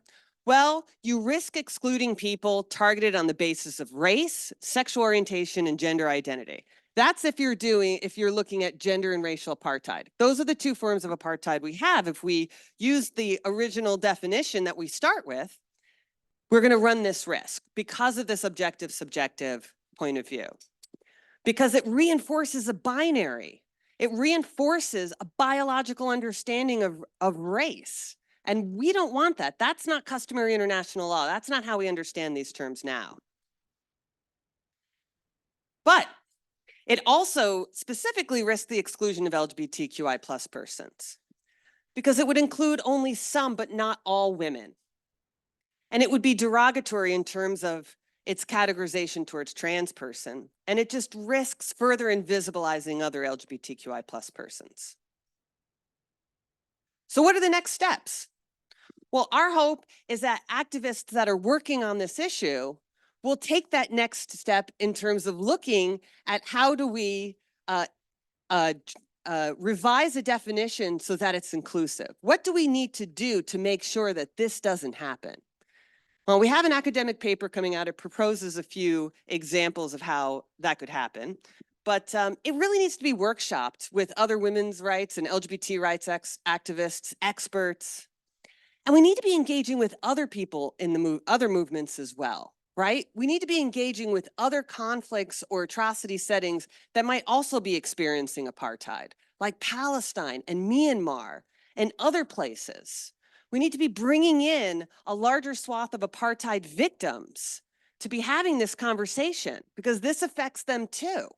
And then we build a bigger movement. And that's how we can support the codification of gender apartheid in the Crimes Against Humanity Treaty. Progressive definitions bring in larger movements. They bring in more actors.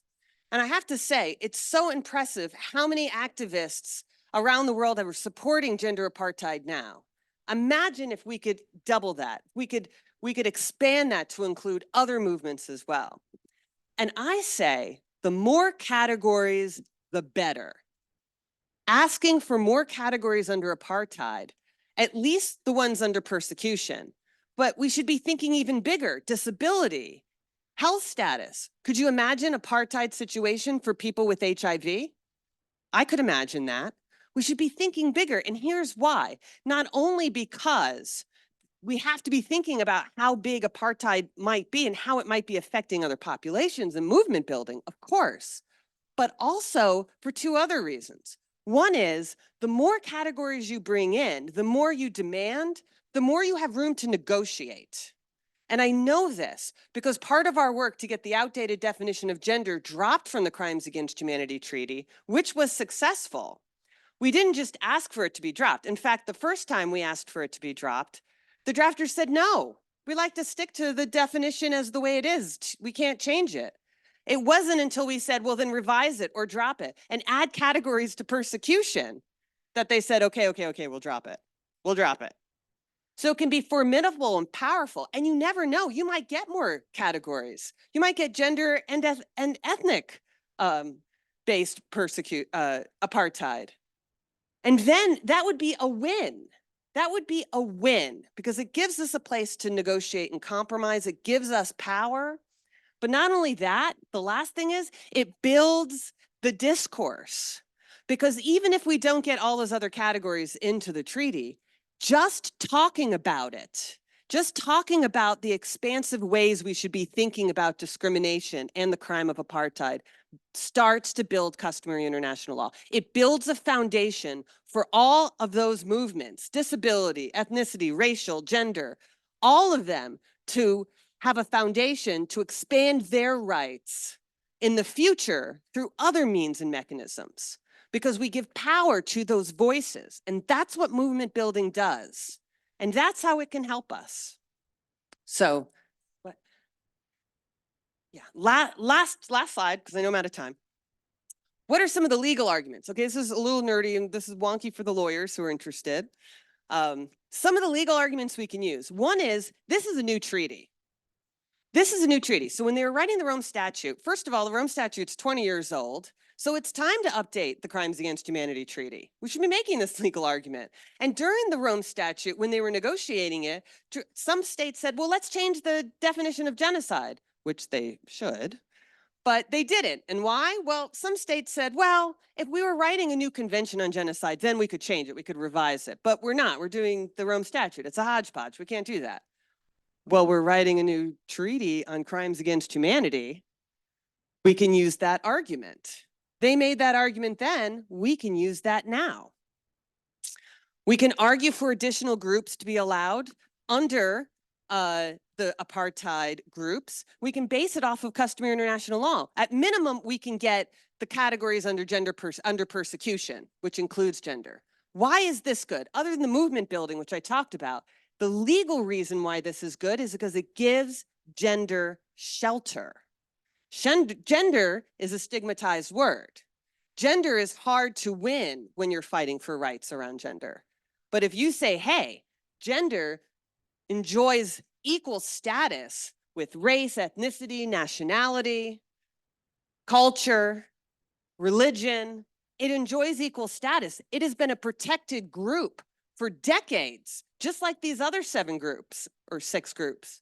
If you can make that argument, you give shelter to gender, you get it in with other groups. And even if we have to compromise at some point, we could still get gender in.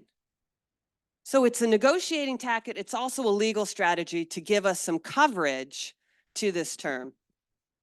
And last,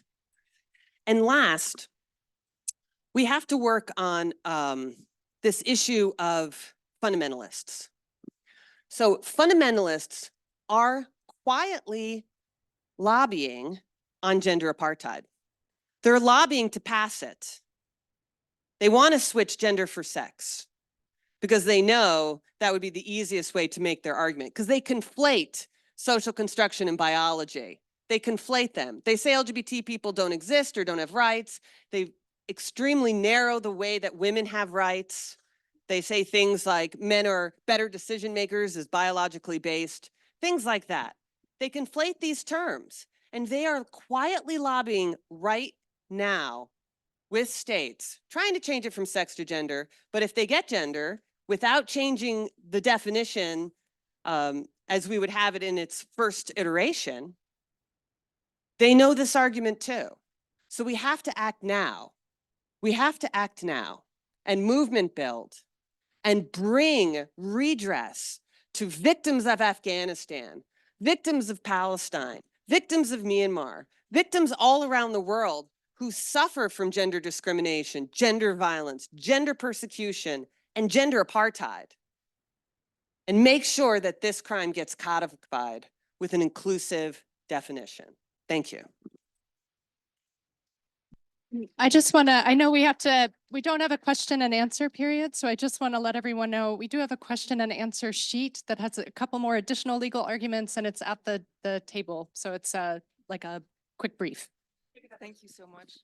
Thank you so much, Lisa. Thank you so much, JM. And I'm sure that if you do have questions, make sure to go find Lisa and JM. I'm sure that you'll be very happy to answer any of your questions. And we will have another panel this afternoon to further discuss the codification and criminalization of the crime of apartheid.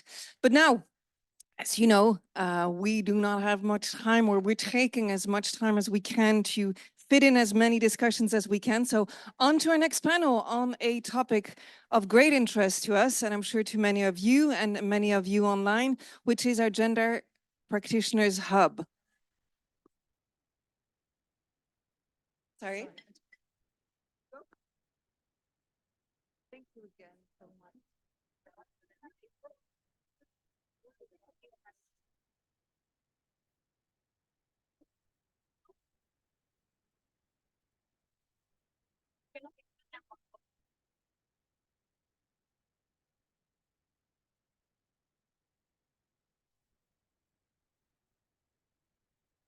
This is Michelle. What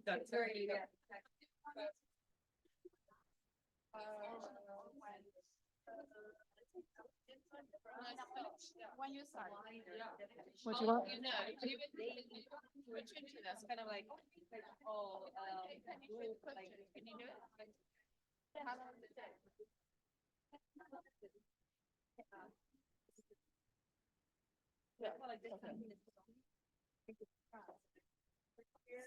Very important, you know, like.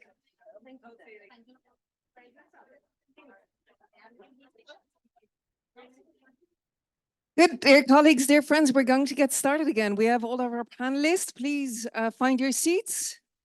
And friends online, please make sure to continue putting your questions and comments in. We are reading them, although we don't always have the time to answer them. And I will welcome our panel and hand over the floor to Antonia.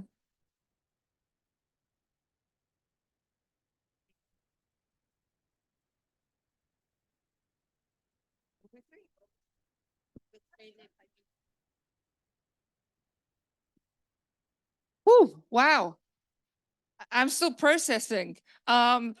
Lisa, amazing. But we have to go on. I mean, we keep going on. We've got another exciting panel, and it's wonderful to be back with you today. Now we're going to discuss the Gender Justice Practitioners Hub, and you're going to say to me, what are you talking about? Hopefully not all of you, because we did send a 3-page note. Good, I see some nodding heads in the audience. We did send a 3-page note around to give you a little bit of background. But we know that you're very busy and perhaps you haven't read it yet. And some of you will have heard me speak before. Apologies for that.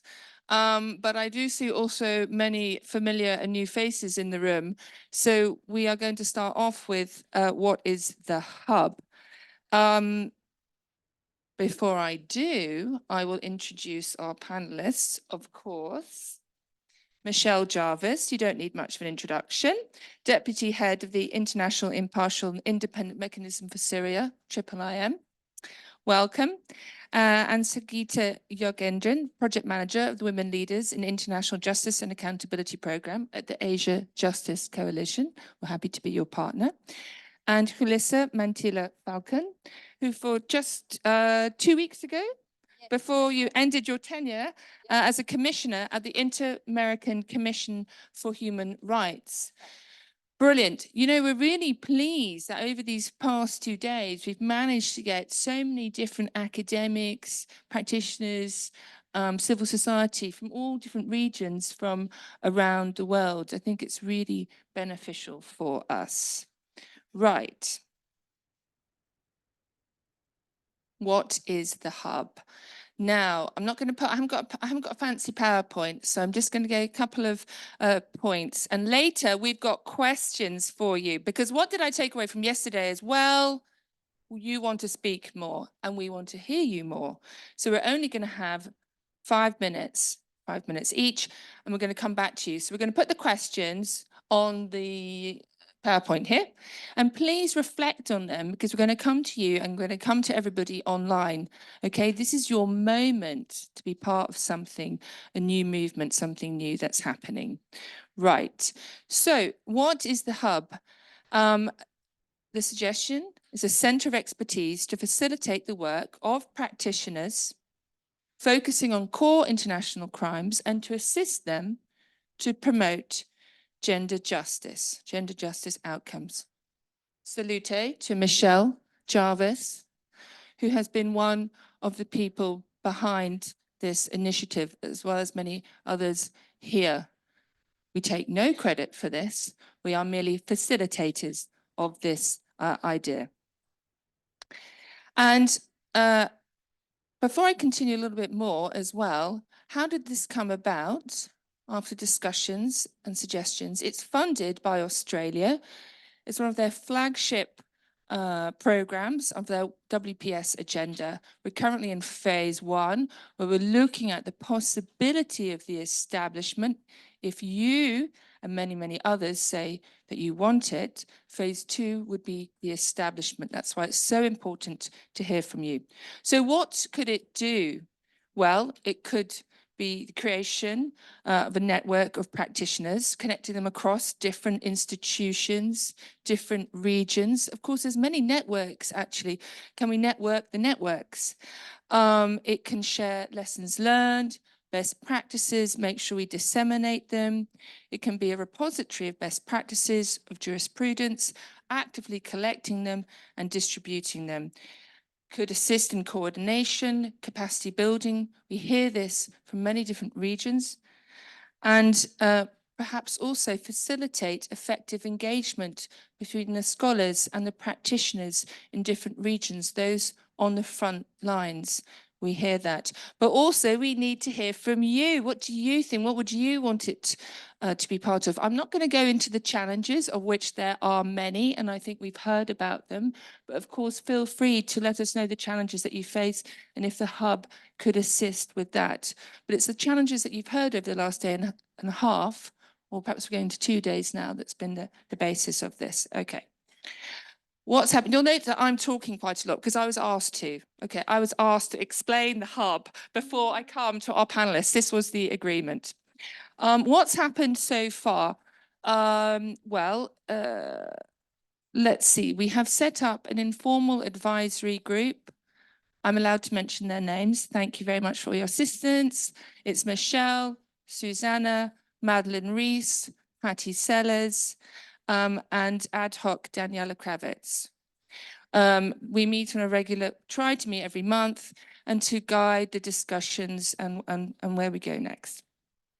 We're mapping out initiatives. I think we've mapped out how many, where's my colleagues? More than 60, complementary 60, thank you, Jack. Initiatives, which we will be sharing that mapping with you. It's really interesting to see what's happening across the world, so many different things. So we'd love to share that with you. And we've had a series of roundtables. We started in Beirut. Wow, you should have been there to listen to practitioners on the front lines who told us we can't even say the word gender. A Libyan lawyer said that, and she'd had to leave the country. That really resonated with me. Then we went to Bangkok, where we had a roundtable. We had one in New York on the side events of ASP. We are here today. The next ones will be in Nairobi. We have also Latin or South America, the location to be decided. We want to hear from you. Potentially also in the Pacifics. And then there'll be one finally, and rightly so, lastly, in Geneva.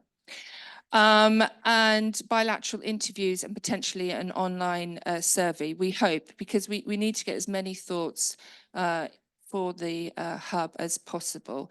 And then there will be a draft report that will be produced. I wanted to say next year, but it will now be this year, of course, 2024, right? We've had extraordinary responses already. I was actually surprised to hear the need for this, and they've been very positive.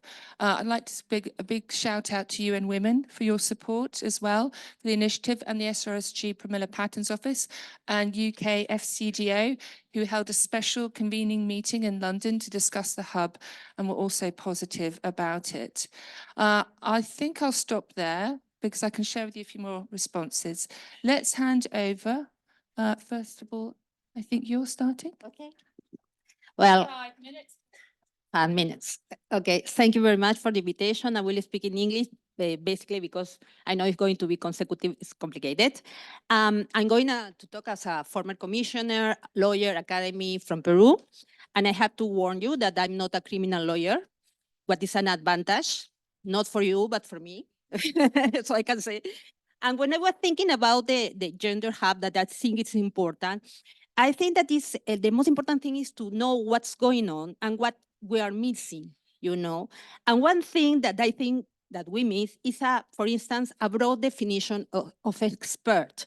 Usually we think about experts as prosecutors, academics, etc. But for me, and according to my experience, the real experts are the victims and people who are working in the field. Just one example, for instance, in Mexico, when we talk about forced disappearance, we can think about the international group of UN or the commission on the treaties or the jurisprudence of the court, whatever.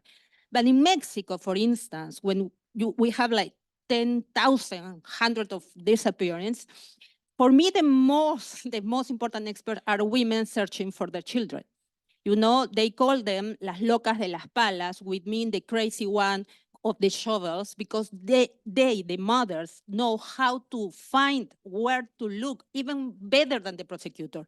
So this is one thing that I consider very important. Second, a broad approach is include the whole world and include Latin America. I count, we have 45 panelists here, only 3 Latin Americans. 2 Colombians and 1 Peruvian. So if we want a gender hub, we have to think about Latin America. For instance, Ecuador, you know what's going on in Ecuador. The president just decided by decree that they have an armed conflict, you know, and you can discuss this from the perspective of humanitarian law, of course, but what's going on there? What's going on in Mexico? As I told you, there is not a forced conflict, but there are places like full of massacres, you know, full of massacres all the time in Mexico. They kill people on a daily basis. What about Nicaragua or El Salvador, where the Inter-American Commission is not allowed? Nicaragua, the regime Ortega Murillo, or El Salvador with President Bukele, this regime that put everybody in prison and is seen as the example for security. So if we want to talk about this gender hub, we should include these people, you know, these countries. As a commissioner, we are not allowed, as I told you, to enter to Nicaragua, but we have all the conversation with people from Nicaragua. Even the united groups in Nicaragua and Venezuela benefit from investigation of the commission. So look around Latin America, because in these cases, some discussion that we are having here are very important. But these are people who are looking for democracy. So please don't take democracy as granted. The other thing is intersectionality, and we're talking about intersectionality for victims, but also for people that is going to be part of the gender hub, and it's going to be, the intersectionality is important for people inside the institution. I'm talking about, of course, indigenous, Afro-descendant children, migrants. What about migrants? I didn't hear anything about migrants or for this displacement people here, and this is important to consider. Not only in the Europe, but in Latin America, Venezuelan people are not in Venezuela, it's around the world. Even in the hotel now, there are Venezuelan girls there, you know? So what about these people that are in the middle? What about these people? 2 minutes, okay, I'm running, sorry. What about these people that is killed in the frontiers that nobody knows? If you go to the frontier of Mexico, the United States or Central America is full of mass graves of migrant people. Nobody knows what's going on. All the time you have the corpse of migrants, you know, this is another thing. And this includes that we have to think in the gender hub as a collective approach, not only individual. I know the criminal law is individual, you know, case by case, but collective approach, it means talking about this collectivity of group of victims that are, you know, maybe women together, they constitute a collective of indigenous women, etc. Another thing that is important is continuity of gender violence, you know, gender violence. Maybe we focus on armed conflict or dictatorship, but it starts when we are a girl, during our adulthood youth, and older women. I was a rapporteur for older people in the commission. I always say that the older woman today is the girl that couldn't file a complaint, because current legal criminal law includes, for instance, rape inside the marriage. But when these older people now, or older women of 70 years, they were teenagers, it did it.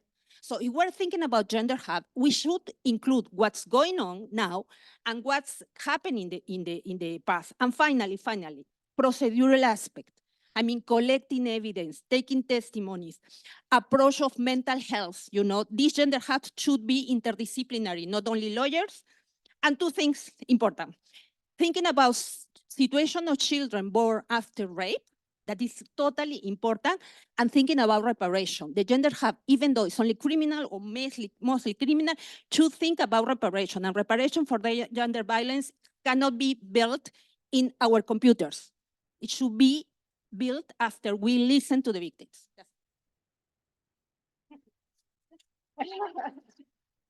You made it. Thank you so much. And actually what you said also resonates with what we heard as well, some other roundtables about how could the hub be interdisciplinary or offer access to psychological support. And there are rosters available, and how could they be, you know, utilized so people can access them. Thank you so much. Thank you, Antonia, and thank you everyone, especially the conference organizers, for having me here on behalf of the Asia Justice Coalition. I'm going to take a slightly different angle and speak about the potential for the hub to serve as a space for leadership opportunities for women, all of us, as broad as we want to define it, and anyone who identifies as a woman, to grow and be in leadership positions in this field of international law, international criminal justice, again, as broad as we're hoping to see it as broad as possible. So I'll first just briefly introduce myself. My name is Sangeeta. I split my time between Singapore and Belgium, so if ever you're nearby, please say hi. And I work with the Asia Justice Coalition. We're a coalition of 12 organizations that works to ensure justice and accountability for grave crimes in Asia. Unfortunately, Ulisa, like you mentioned, we also need to speak more about the Asia region. There's a lot of a need for accountability effort in the region, and we don't see as much as we should be. Law is a very valued member of our coalition as well, so thank you for having us. So again, looking at the bigger picture, we see that our region continues to witness increasing impunity and the commission of atrocity crimes.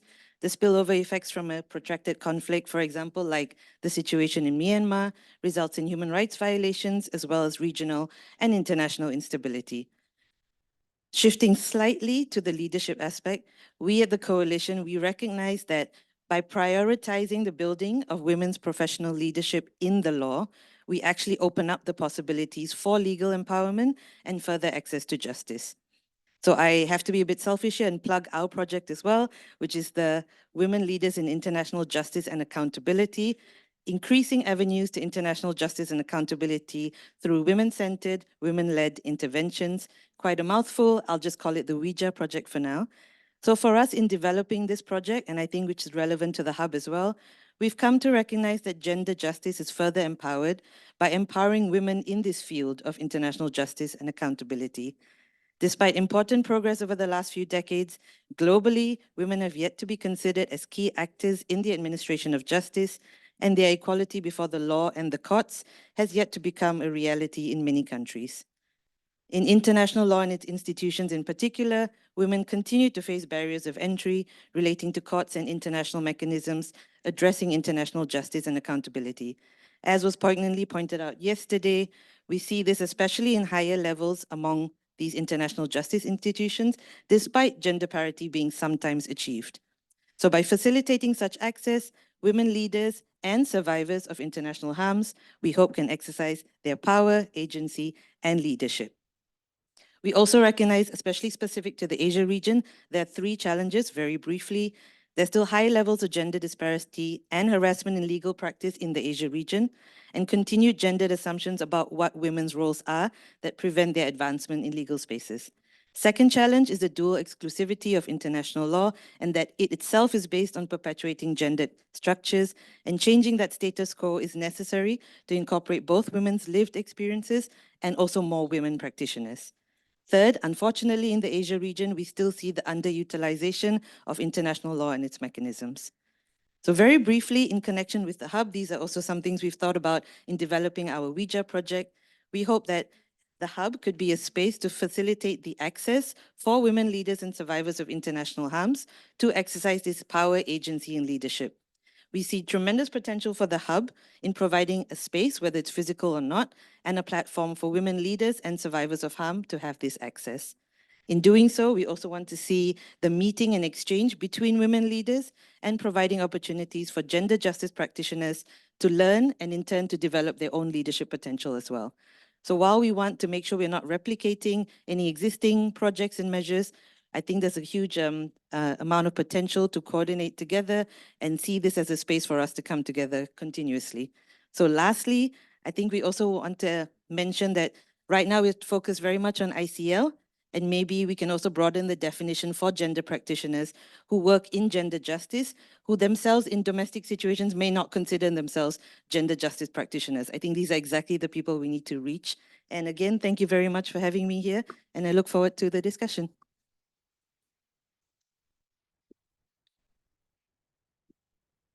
Thank you very much. So I have 5 minutes to add some value to, I think, the excellent points already made.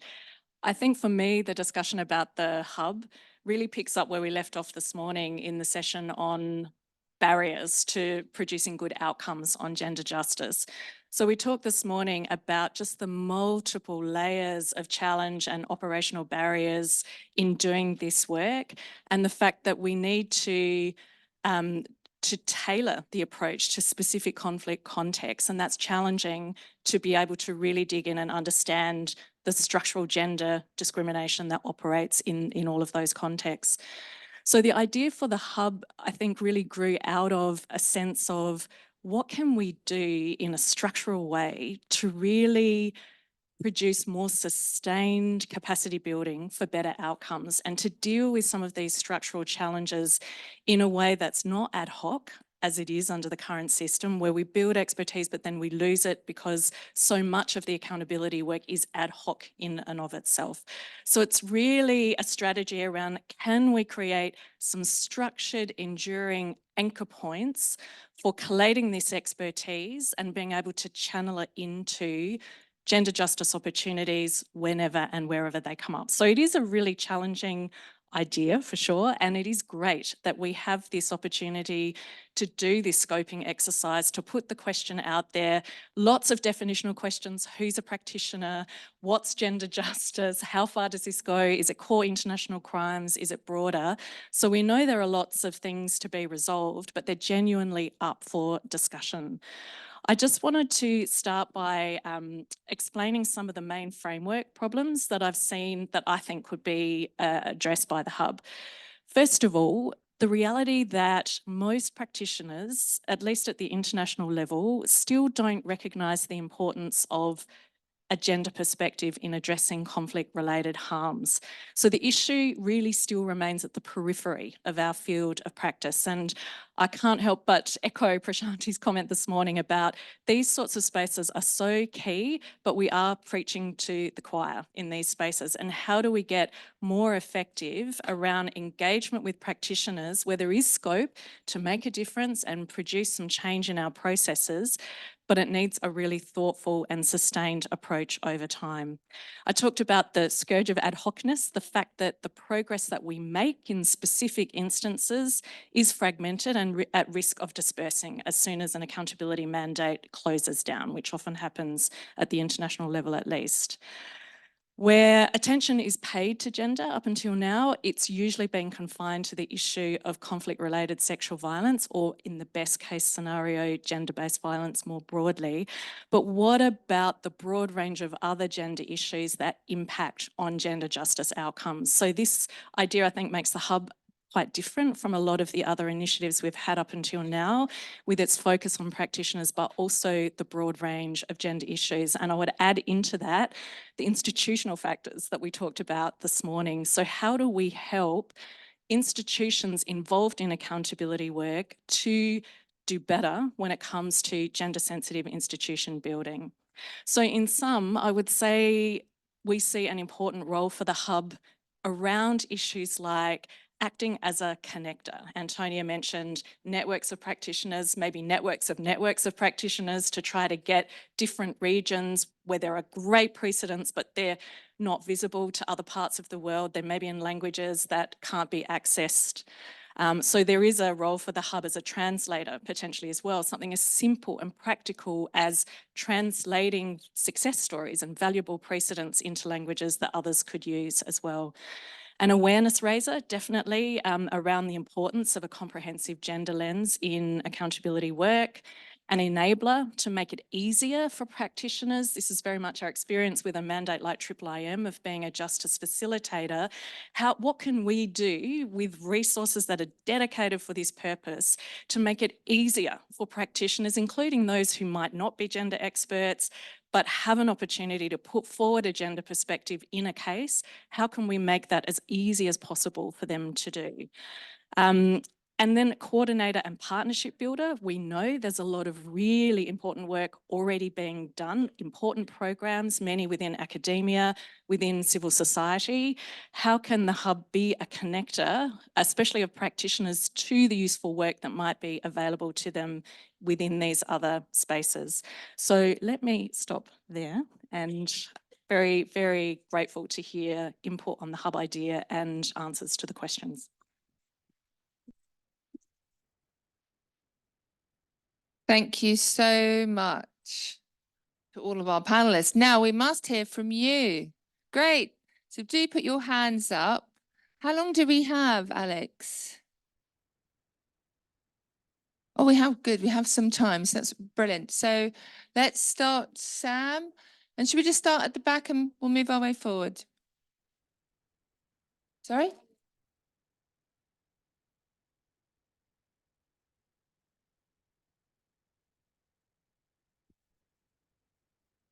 Thank you very much. Sorry. My voice as well. Thank you very much for inviting me for this initiative. It's very important for me and for Justice Rapid Response.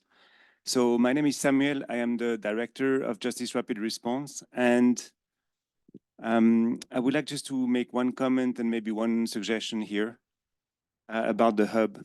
So for the ones who do not know Justice Rapid Response, I'm just telling who we are so that you understand why I'm making those comments. So over the past 10 years, we have built a roster of justice and human rights and criminal justice experts that we deploy to support international, national, and civil society organizations looking at accountability for international crimes and grave human rights violation, but also we have built together with UN Women a subsection of that roster that gathers, many of you are there, experts in investigating sexual and gender-based violence. And many of you in the room are either on the roster, have benefited of the roster. So for us, I very much value this initiative of the Gender Justice Hub because it has the power to bring together all these initiatives that you mentioned, including ours. And that's why that discussion is so important from my point of view, because we could potentially build on all the work that we have done with UN Women and all of you, and further expand the impact of the roster and the expertise that we can deploy from that roster to really support all our partners there. From that point of view, there are three area of intersections that I see between Justice Rapid Response, UN Women, the roster, and the hub. One of them is the possibility to further build a community of practice. And you said it, Michelle, we need to define the terms, etc. To some extent, we have tried to do this already, including with all the gender advisors and investigators that we have deployed to commissions of inquiries and Human Rights Council investigation. But this remained limited mostly because of the means and the need to have more capacity to actually bring all these experts who have been deployed together to exchange and consolidate practices. That's the first element. So if the hub has the possibility to mobilize the resources to allow us, and us, when I say us, it's all of us, to do this, this is fantastic. The second point of contact is really deployment of expertise. If you have partners from all the regions approaching the hub, and we realize that there is a need to deploy expertise, Justice Rapid Response could be providing that expertise, providing, of course, that it's falling within our mandate. And I understand that the hub might be broader than what Justice Rapid Response is doing today. And finally, we are also happy to explore ways to utilize the expertise on the roster to potentially contribute to the development of guidelines and policies. We have done this already a lot, but there is a lot of potential there, especially because the roster is very diverse. So we have experts from all over the world, all the different regions, and that's one place where they gather and can be consulted and mobilized as well. So I think on our side, we are ready to engage now, maybe more formally or more in the detail of how we could fit into that great initiative. And I really encourage that discussion to happen because there is a great potential there. Thank you very much. Thank you so much, Sam. We really appreciate. You can see I'm rapidly writing everything you down that you're saying. So this is really helpful to us. And, you know, nothing has been decided. That's why everything is open right now. I'm just going to let you take all the hands here.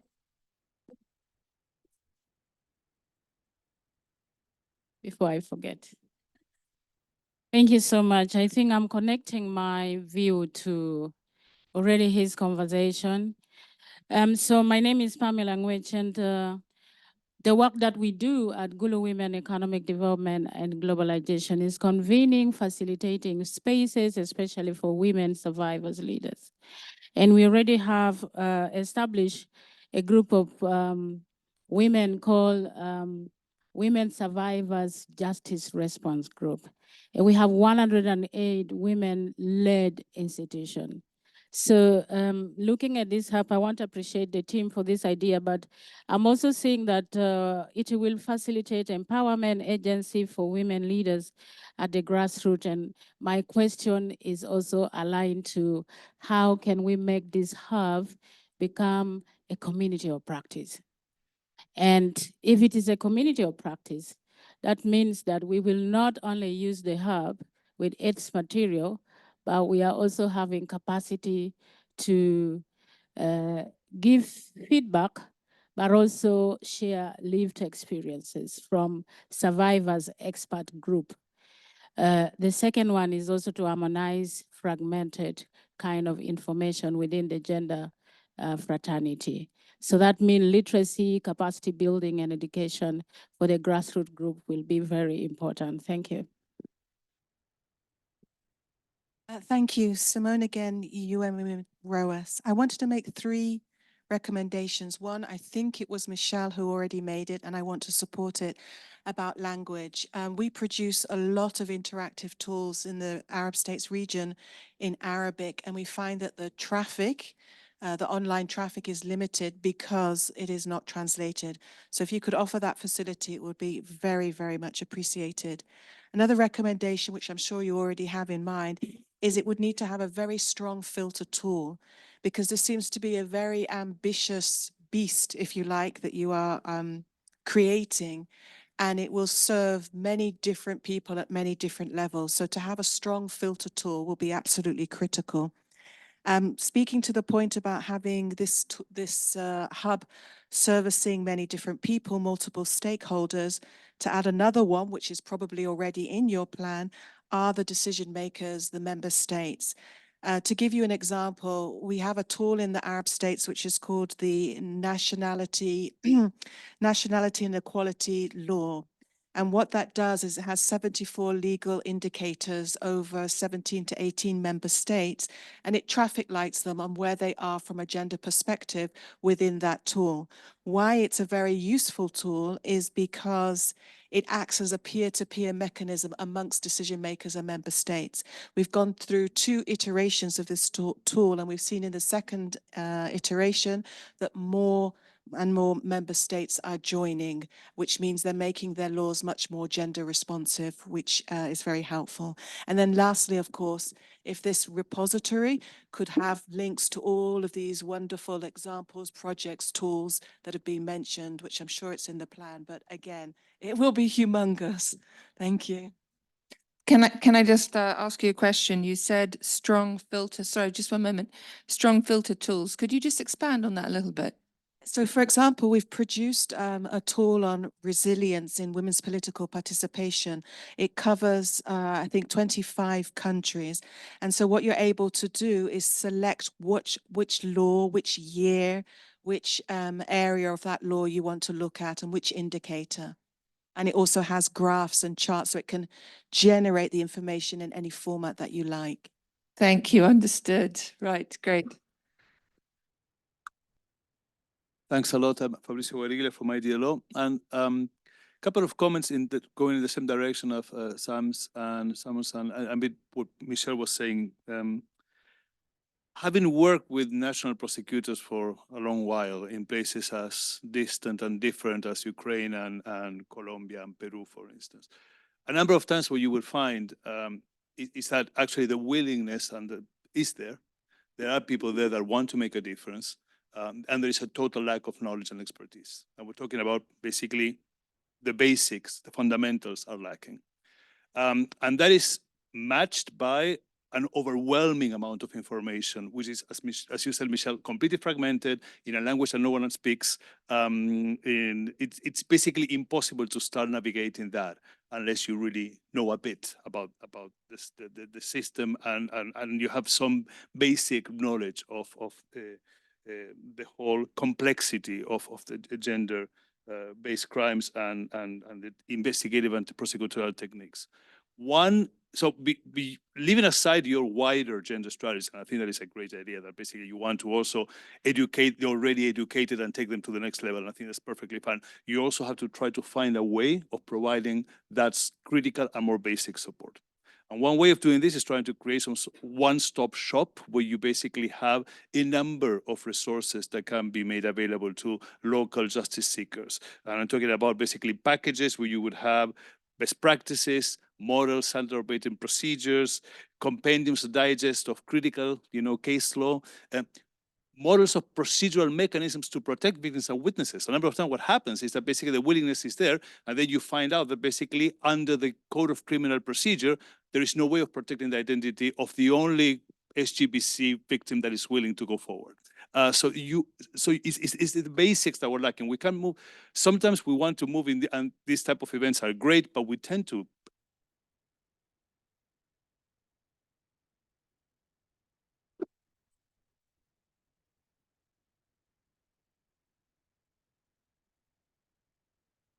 Is it working?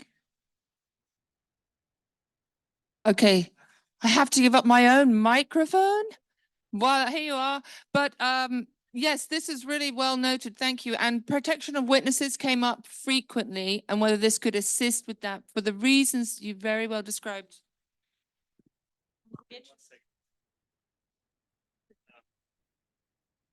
Thanks a lot. So basically kind of like create, given that, basically providing that basic information, including ways of, survivor-centered, entry points into the criminal justice chain, basic mechanisms as to try to be, and models of interviewing techniques, that type of stuff. Then I would also think that you can create an interface between different organizations through the portal. So you could also basically kind of use the portal as a referral point where you can say, well, for this type of problems, these are the organizations that can help you. So that can also be a good idea to create some sort of connecting point between different networks and different areas. It would be very helpful if you could identify local experts that can basically be helpful for a prosecutor in, say, the Antioquia region of Colombia, basically to have someone that they can refer to in order to basically understand a bit better the system. And I think that you should team up with other organizations. Certainly IDLO is eager to help you out as much as we can within our capabilities, the same as Justice Rapid Response. And last but not least, you should also start thinking about areas that I think are really underexplored in international criminal practice. For instance, victimization of LGBTQI+ groups is the new invisible phenomenon. If you are a gay male in one of the occupied territories in Ukraine today, you are 20 times more likely to be raped and tortured than if you're a straight man. And how do we engage with that particular survivor, with that particular victim, is something that basically so far, I think we lack basic expertise, and it's not subject to much public discussion, or at least even in our context. So I think this is identifying the new or the less visible events even within this universe would also be helpful. So some thoughts. We're going to be following up with you.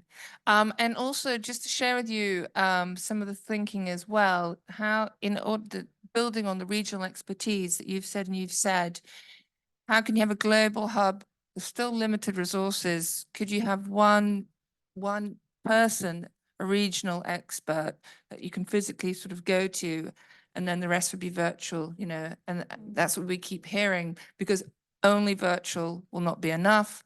And you do need to have specific regional expertise, right? So any thoughts on that? We would also love to hear from you. Hi, pardon me. Hi. I don't have any thoughts on particularly that point, but I just wanted to draw something out a little bit from what Simon had said initially. I work at the grassroots on issues related to gender justice, and I really believe that international criminal law should be as democratic as possible.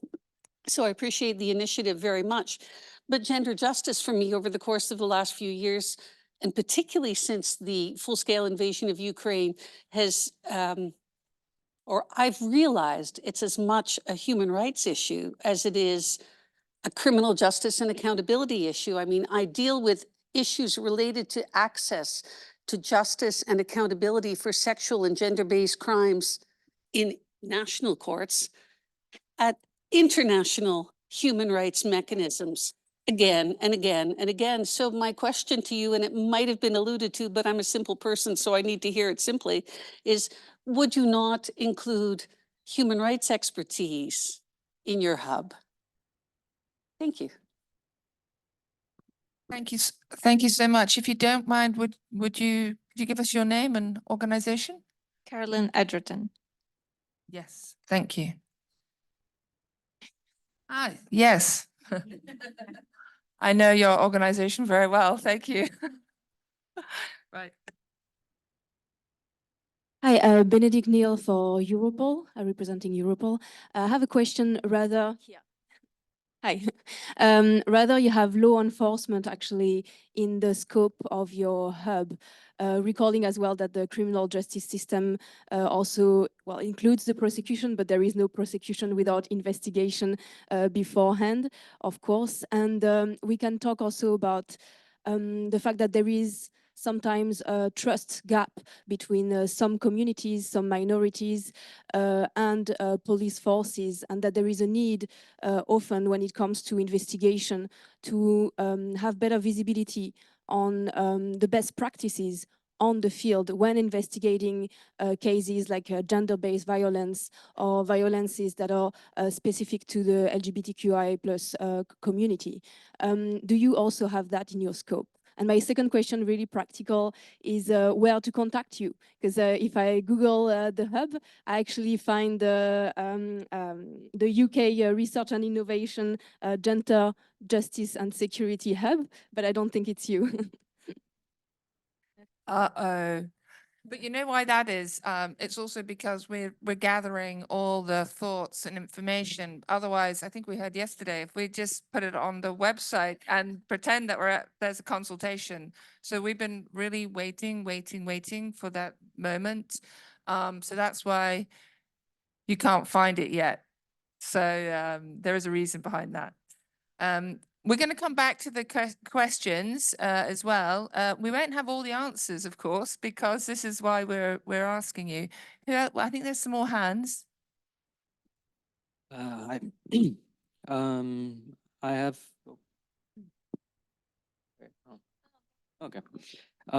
So I just have a couple of brief comments I think could be interesting from a perspective of a student/recent graduate in terms of I think one potentially good model for the access of information and education would be the Council of Europe's help platform. It's like a education for legal professionals, but they have free online courses that are in a variety of subjects. So whether it be access to justice for women, business and human rights, they have really interactive modules that highlight different aspects of international law and through a European context. So in terms of accessibility, in terms of education, I think it'd be a good resource. And then I think also just providing information for different organizations, for internships, for people just starting out in the field, so they have an easy way to engage in a field that they're interested. So just tiny points. Thank you so much. Yeah, thank you very much. Actually, I have a question. This professional hub is only for professionals. It's a problem to us because being myself not a lawyer,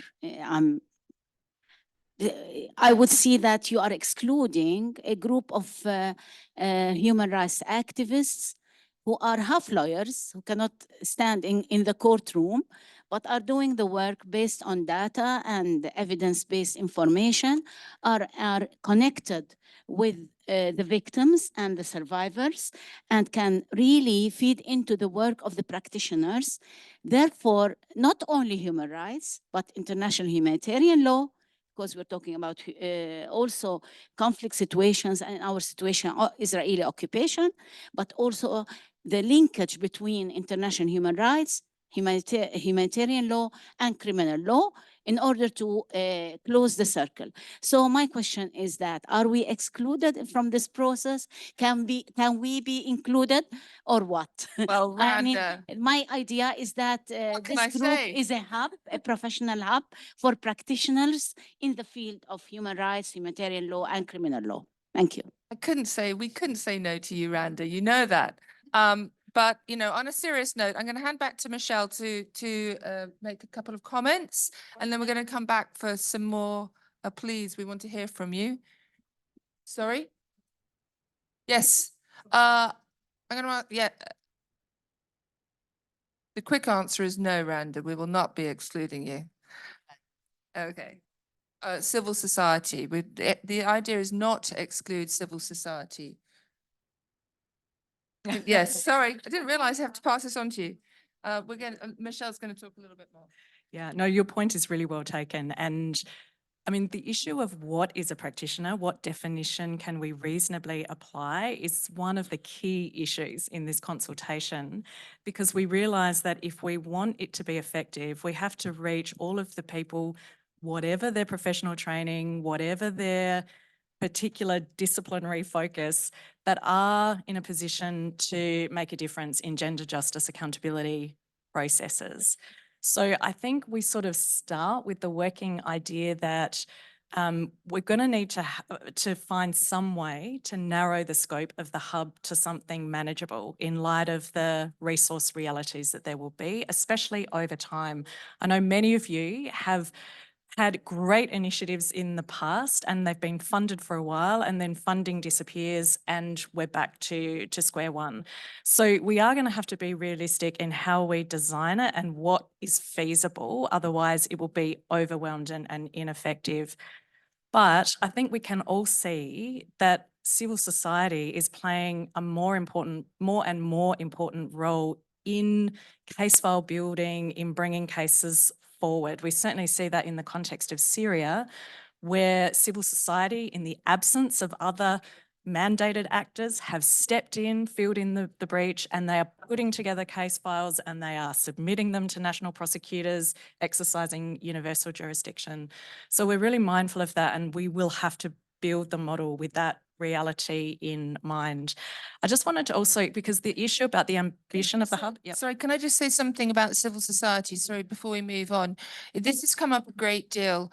And as Michelle has said, you know, it's not only in Syria that we're seeing civil society initiating cases. In fact, it's all over the world. And they're lawyers and they're activists. So this is a vital part and will have a very strong importance within the hub. So I think just to clarify that, and that's why we also want to hear your views. Just on the issue of scope and ambition, one of the other key questions, of course, which has already come up in the discussion, is around what will the hub focus on? Will it be criminal accountability focus? Can we justify not thinking about the human rights piece of this? International humanitarian law is perhaps a little bit easier in that it's folded into the ICL framework. But these are really good questions, but we are going to have to start somewhere and find some meaningful way to narrow it. I think my own starting point, and I'm curious to hear your reactions, is that when it comes to perhaps gender justice processes arising out of conflict, there's a particular need, because we know that in conflict, discriminatory gender structures are exacerbated.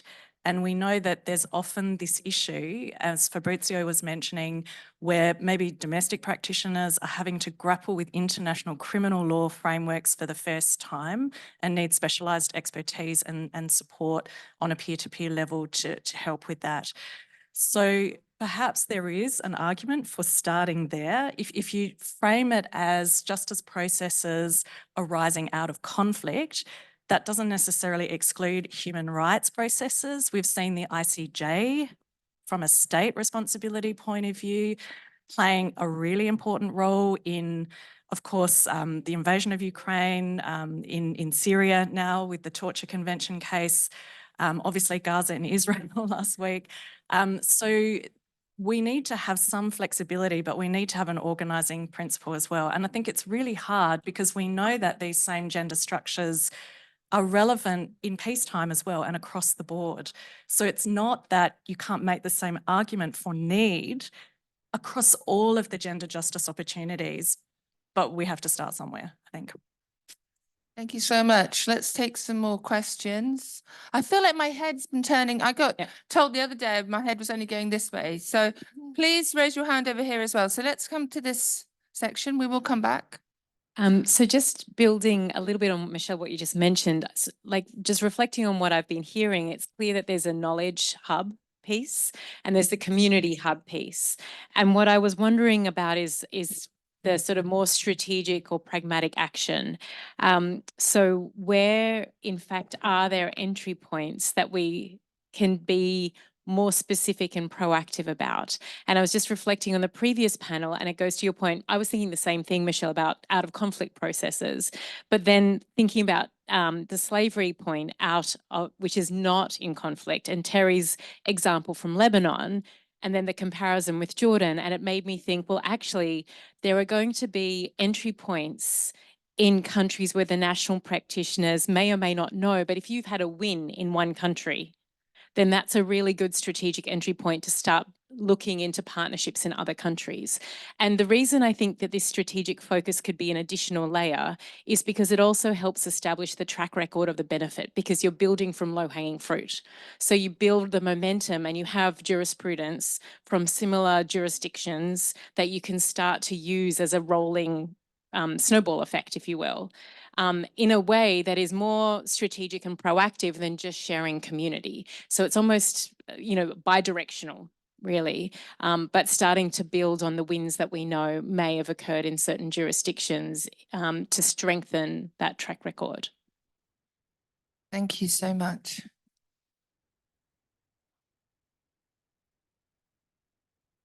Yeah, Pauline Bosch from UN Women. Michelle, also to your point on gender justice processes coming out of conflict, we've talked mostly about criminal justice and accountability, but I would also like to bring transitional justice mechanisms to the table and to understand gender justice in that expansive way. So thinking about collecting best practices to make truth commissions gender sensitive and gender responsive, thinking about gender responsive reparations authorities, and then also the deployment of gender expertise to these bodies. So yeah, just to consider to, maybe not only limited to criminal accountability. Thanks. Yes, please. And while we're just passing the microphone, where is it? Here, and then to the front to Alex. We absolutely hear you. The difficulty we may have is could be so expansive, we won't actually be able to achieve and move it forward.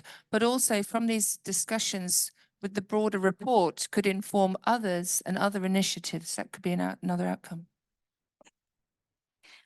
Thank you. I have a very quick addition. So I'm also from IDLO, and thank you for allowing us today to intervene twice. On Antonia's point about would there be a need for regional presence or a kind of regional convening of some sort? So that is not only a virtual hub, or that is not only a virtual hub with somebody who sits in one place globally. So I think that was my note when you started speaking, and I can show you my notes. I had written that down before you asked, and I said, absolutely. I think that's something that you really need. What I wrote here is regional focal points. So I think it would be great if you had somebody. I mean, you need people to kind of do that facilitation in real time and on a regional level at least, unless you can also identify particular countries where it might make a lot of sense to have like a country focal point as well, but at least regional. Like my fellow panelist was agreeing with you and saying another comment. That's why I was smiling. So we were smiling with you. Thank you. Very helpful. Thank you very, very quickly. I agree with so many points that were said. And Antonia, the longer you let us talk, the more you'll be expected to do. And I appreciate you, Michelle, saying indeed realism and expectations need to be featured into it. And I think that if from the get-go it's very clear what the expectations can be of this, then we will be moving forward. Two very quick points. I think that this hub could be perfect for a bit of a culture change in this field, in the sense that we are in partnerships, we are doing this together, we have the same aims. And I say that because sometimes I recognize, particularly in our CSO field, but also in a practitioner's field, that there are turf wars, that there's responsibility on parts of donors, for example, to make sure that NGOs get together and are not necessarily pitted against each other with respect to raising funds, raising resources. So those are little points that I think that in leadership of this hub, in the representation that we will have, you will have in this hub, there could be a real change. And this goes back to how do you form this? What are the institutional building blocks that you will have in forming this block? Regional and national focal points are very important. There are a bit of politics there sometimes as well, because who is representative, is it representative, etc. And then, actually, my point was, I see so much to say about this. Let me state Valeria Bavara, who is now very kindly walking around the microphone, our legal and advocacy officer.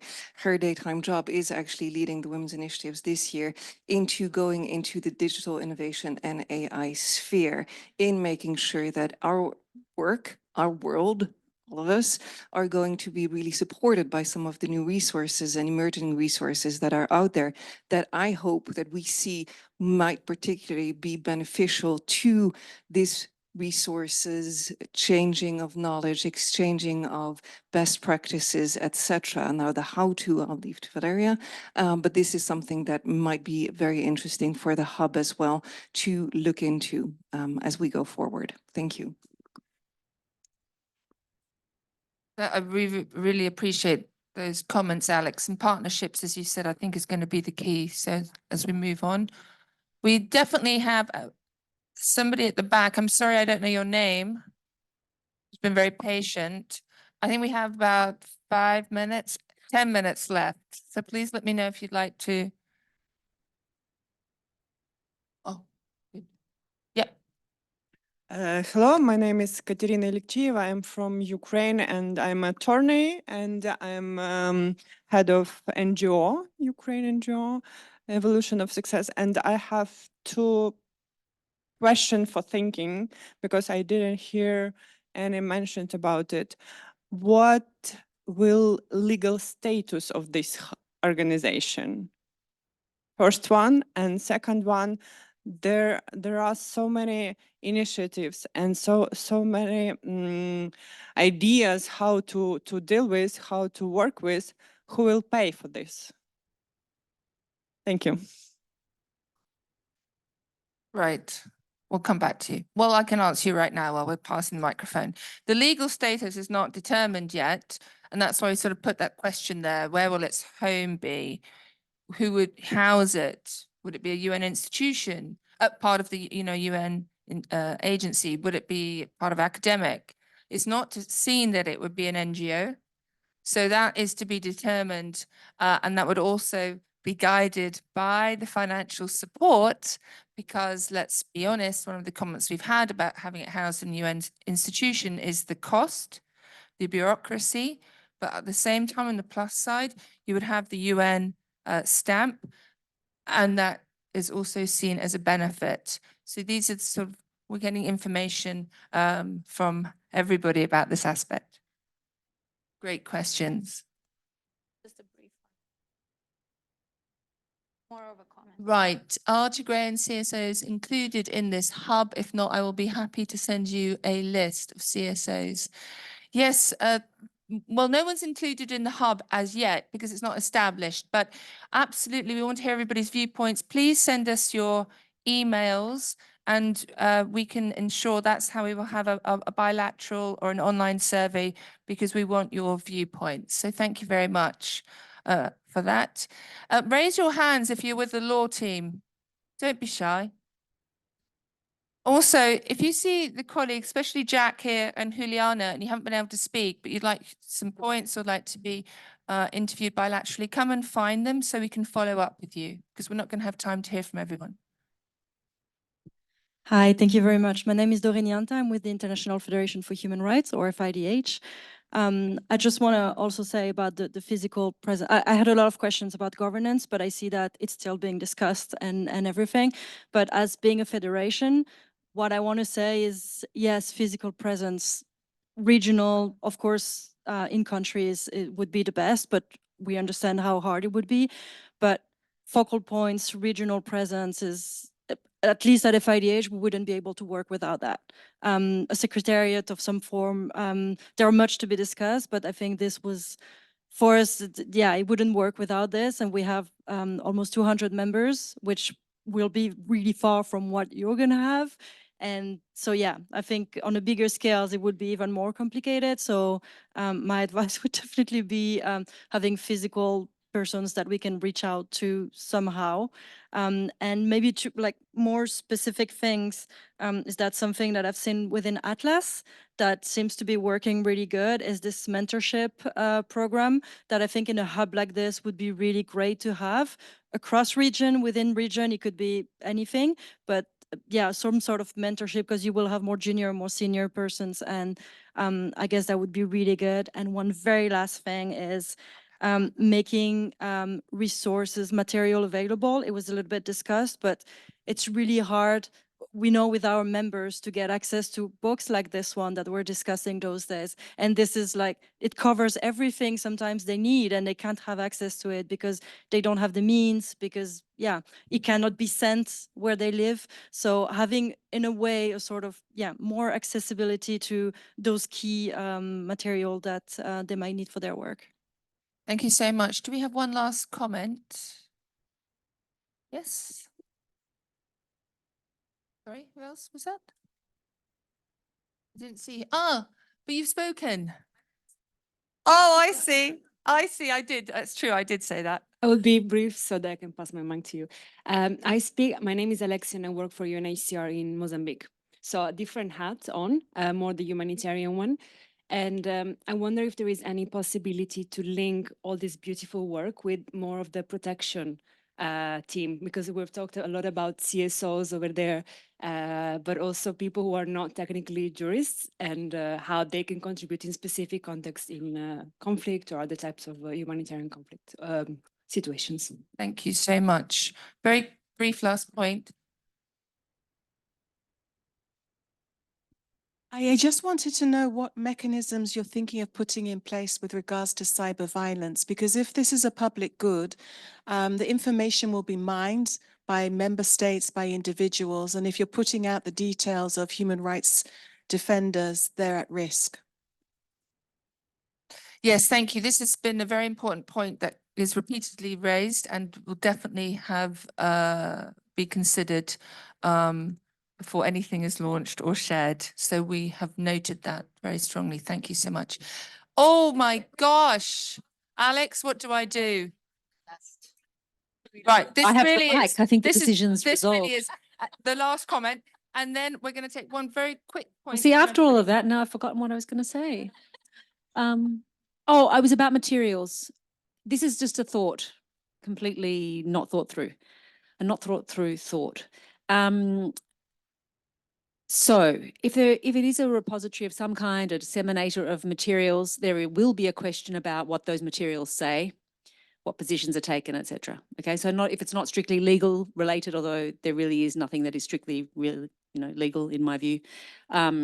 It's just does that make sense? You're looking at me quizzically. Yeah. No, Okay. I'm thinking. No, thanks, Indira. It does, and Someone will need to yes, filter. absolutely. All right, let's come back to our panelists for a very brief remark, and then we're going to close. Last comment. Well, I think that this was an incredible exercise. I don't know how you say in English, but when you say baño de realidad, how do you say reality shower? Yeah, because it showed the different perspectives, understanding or misunderstanding of what a gender gap is. So I really support your team that had to take the notes and maybe have the discussion later. So, but that's very good exercise to have it before. Two things that I'd like to add. One of them, what mentioned about language, idioms, but as I said yesterday, not only Spanish, English. I'm talking about Quechua, Aymara, Amazonic language, etc. Because the ground, for instance, in Guatemala, are Maya, in Colombia, are indigenous, etc. And the other thing is access to internet. You know, who really has access to internet? I'm not talking only because you don't have connection. And remember the pandemic, where really we live in a privileged world when you have in your house your internet. But I'm not only that you don't have internet, but also older people, they don't manage internet. So, and in many cases of these cases for a long, long time, people are older now. So we have to have that in mind. That's it. Thank you. Sangeeta? Thank you. I think I'll just very quickly echo what's already been said and the need to have a hub that has regional representation. That in itself is going to be hard because one person or one sub-hub in Asia is already such a diverse, huge continent to represent, but I think that's at least the start. Second, just to add that I think there are already a lot of great resources out there, primers, briefs, probably all in English, but a repository to link them all so that we're not creating new materials. And again, I think the key there would be translation. And again, with the mentoring, I think just to echo from the leadership angle with what we're trying to also develop, you're going to have a situation where you have extremely senior, practitioners along with those looking to enter the field and those who have just entered the field. I think looking at the mentorship element would be a huge benefit for the hub. But in saying that, just to not replicate any power dynamics that can be present in a mentoring relationship. That's all. Thank you. I think one of the questions we haven't answered really so far is about law enforcement personnel and their involvement in the hub. So just to confirm, I think that would be a really important element, certainly clearly within the definition of practitioner and a key interlocutor, because so much of this work begins at the law enforcement end of the spectrum with police, investigators and others. So that the working assumption is that, yes, they would be included. And I just wanted to finish with a comment around, I guess, the legal status issue, or where do we anchor the hub? Because I think it is clear that the hub will have to be anchored somewhere. I don't think there will be sufficient funding for it to exist as an independent entity with a completely different or independent administrative security structures, premises, all of that sort of thing. So the best idea would be to try and find a way to anchor it in some sort of coherent existing location. That the big question is around pros and cons of something like the UN. The cons are definitely bureaucracy, cost. The pros, though, do centre around the fact that if we want to, Fabrizio, as you said, make it a one-stop shop, the go-to source, and that's really, I think, a key goal, if this is really going to work and be different from other initiatives, then we need to think about how to give it gravitas and how to make it the obvious place that people would turn to. Part of that is the hub establishing its credibility in the first phase of its work. But I am also sort of guided by the experience we've had with the mandate of IIIM Syria, which is, of course, a UN mandate, which was created in the midst of hundreds and hundreds of NGOs already doing documentation, even collation work, case file building. How do you make the IIIM appear as the obvious first stop shop in relation to support on cases in Syria? And part of it is recognising actually there's partnership and there's plenty of work and we need to coordinate. There's enough work to go around for sure. But I do think this issue of how do you give it some kind of real gravitas and authority is important, and that is connected to where is it located. Great, thank you so much. Time's up. But that's Alex has told me that. What next? I've told you the consultations. A report will be prepared. It will be shared with all of you for your comment. Australia has committed to phase 2 if you're telling us that you want the hub and through all these roundtables. So I want to say that because that's important. So a huge thanks to all of you for your contributions, and thank you for this panel. Thank you so very much, Antonia, and thanks to everyone. Well, I am going to stand in the way of your coffee for just 2 more minutes when I invite Rhonda to come up and to, thank you, to have a very quick appeal. 2-3 minutes of your time, please. Then we'll have a quick coffee break, and then we will go on at 1:45 for our panel discussion on apartheid. Thank you. Rhonda, over to you. Thank you. I want to come here with an appeal. I want this conference with all the important participants from different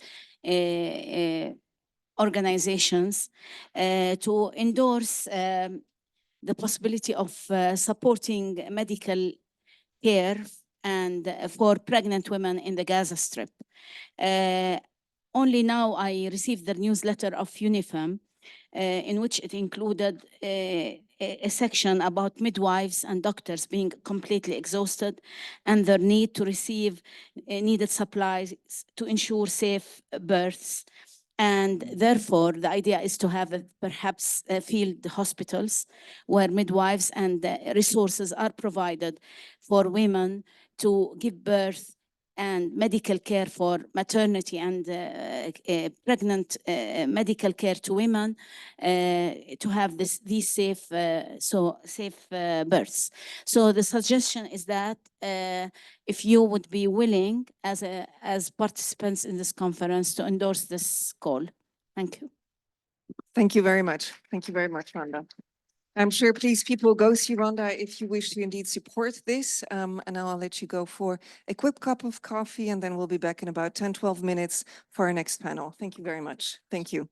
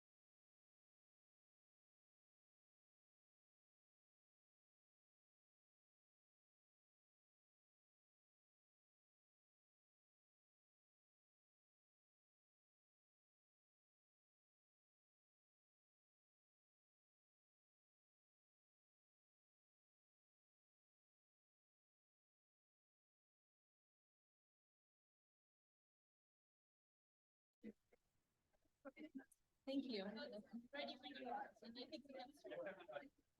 I think the leak said just a few minutes to let people come back in.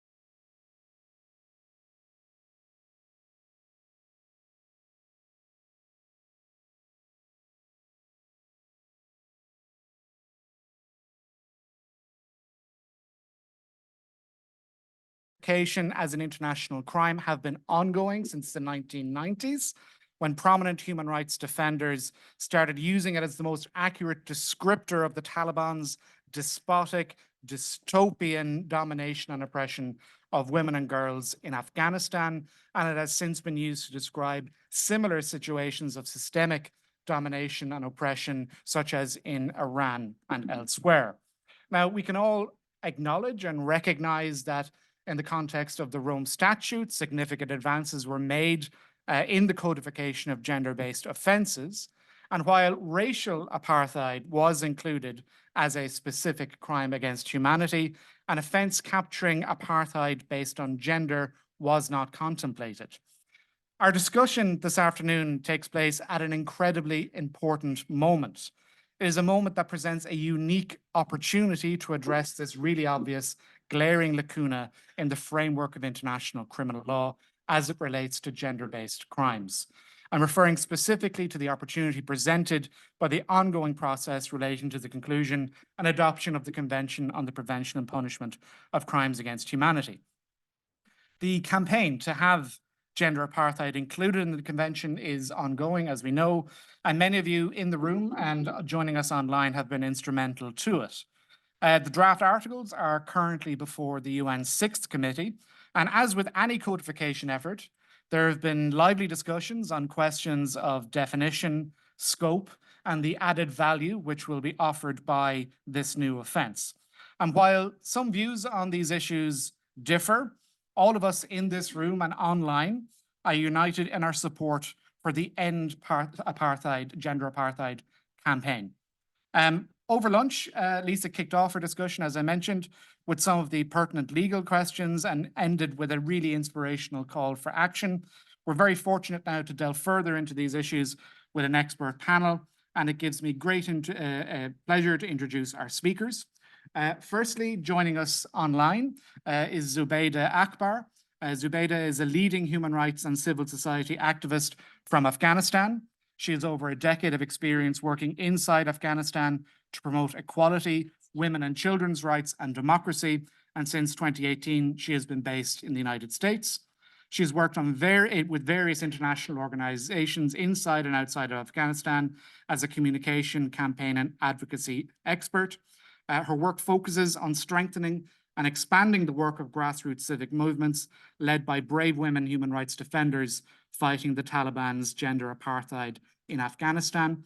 And in March 2023, Zubaida addressed the UN Security Council on the situation in Afghanistan, and her presentation online will focus on the on-the-ground reality in Afghanistan as it relates to gender apartheid.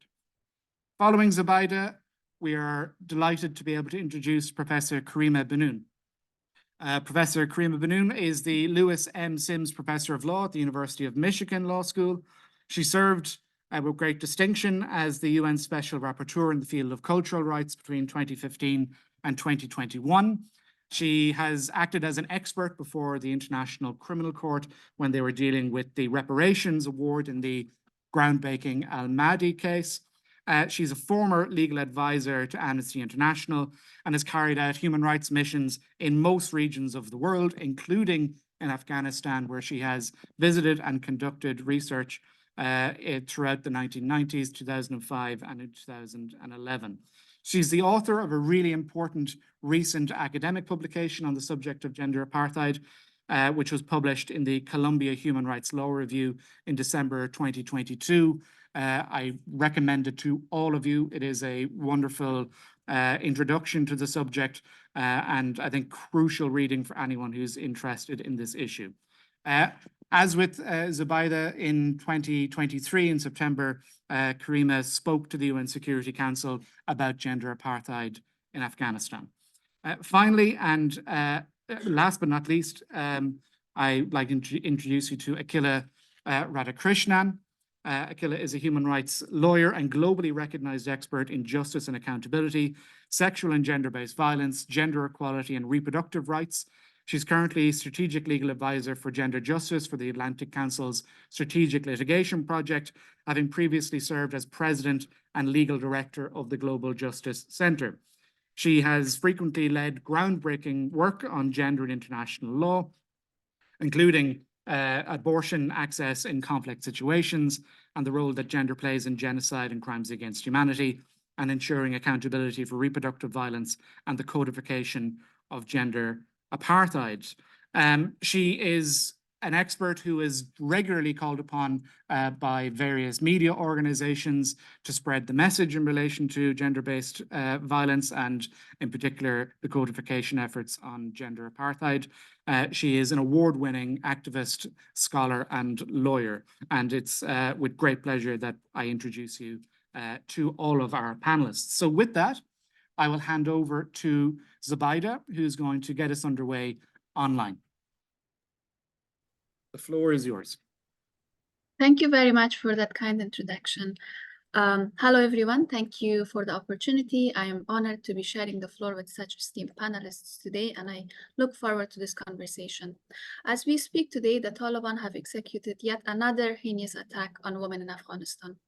They have launched mass abduction campaigns of women across Kabul for not adhering to compulsory hijab requirements. Reports indicate that the families of some of these women have been forced to pay fines to the Taliban, while the fate of some other women remain unknown. A woman who was released spoke to the media and shared, "5 of us were confined in a small, dim, and extremely unclean room with only a tiny window. We remained there for 3 days and nights until our families were able to locate us." The imposition of such restrictions aligns with the Taliban's ideology, asserting that women are deemed inferior to men and should have no presence in public life. In interviews, Taliban officials have explicitly stated that these mass abductions serve as a deterrent intended to set an example for other women to comply with compulsory hijab requirements. From banning women from accessing education to resisting their access to essential services such as health, the Taliban have taken every possible step to make it clear that they are at war with the women of Afghanistan. You don't have to imagine what it feels like to be unable to enter a park, go to a beauty salon, or even shop for clothes. You don't need to imagine a world where your daughters are not able to go to school every morning. Ask an Afghan woman living inside the country, and they can tell you what that life feels like. What I have often heard from them is that it feels like a gradual death. What women are facing in Afghanistan and the oppression and the cruelty that they're experiencing is not happening in any other country in the world. That's precisely why Afghan women, including those bravely taking to the streets and protesting Taliban across Afghanistan, call it gender apartheid. The Taliban have issued over 65 directives impacting the full spectrum of the rights of women in Afghanistan. They have done this with impunity and under the watch of the United Nations present in the country, as well as key international governments, including those with feminist foreign policies. This is a clear example of the international community's lack of consistent and principled response to the violations of human rights and women's rights in particular. The message we as Afghan women have received from the international community is that our rights are dispensable and that we were never a priority. After 20 years of progress and growing participation of women in public life, Afghan women's choices are now attending religious madrasas or embroidery classes.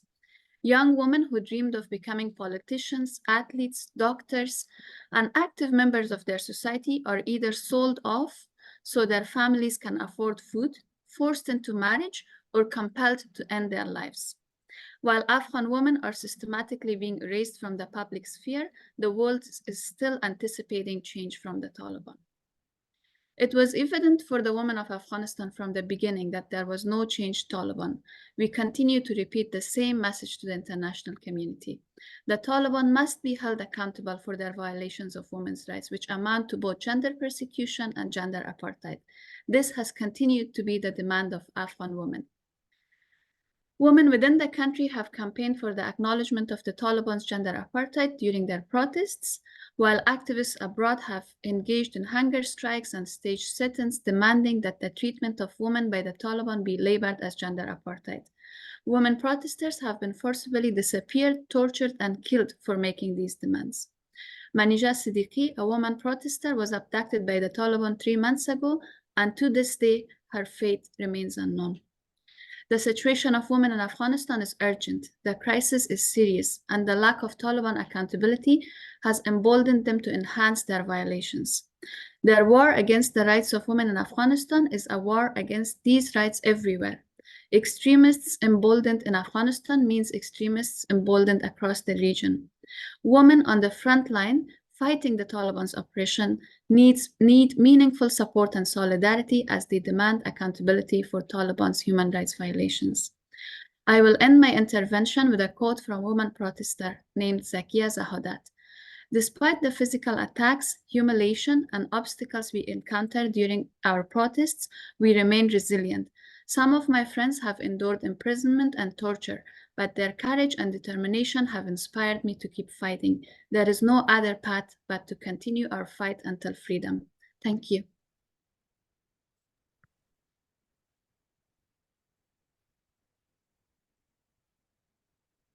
Thank you so much, Zubaida, for that account, and I can assure you that there is much solidarity in this room for the women of Afghanistan.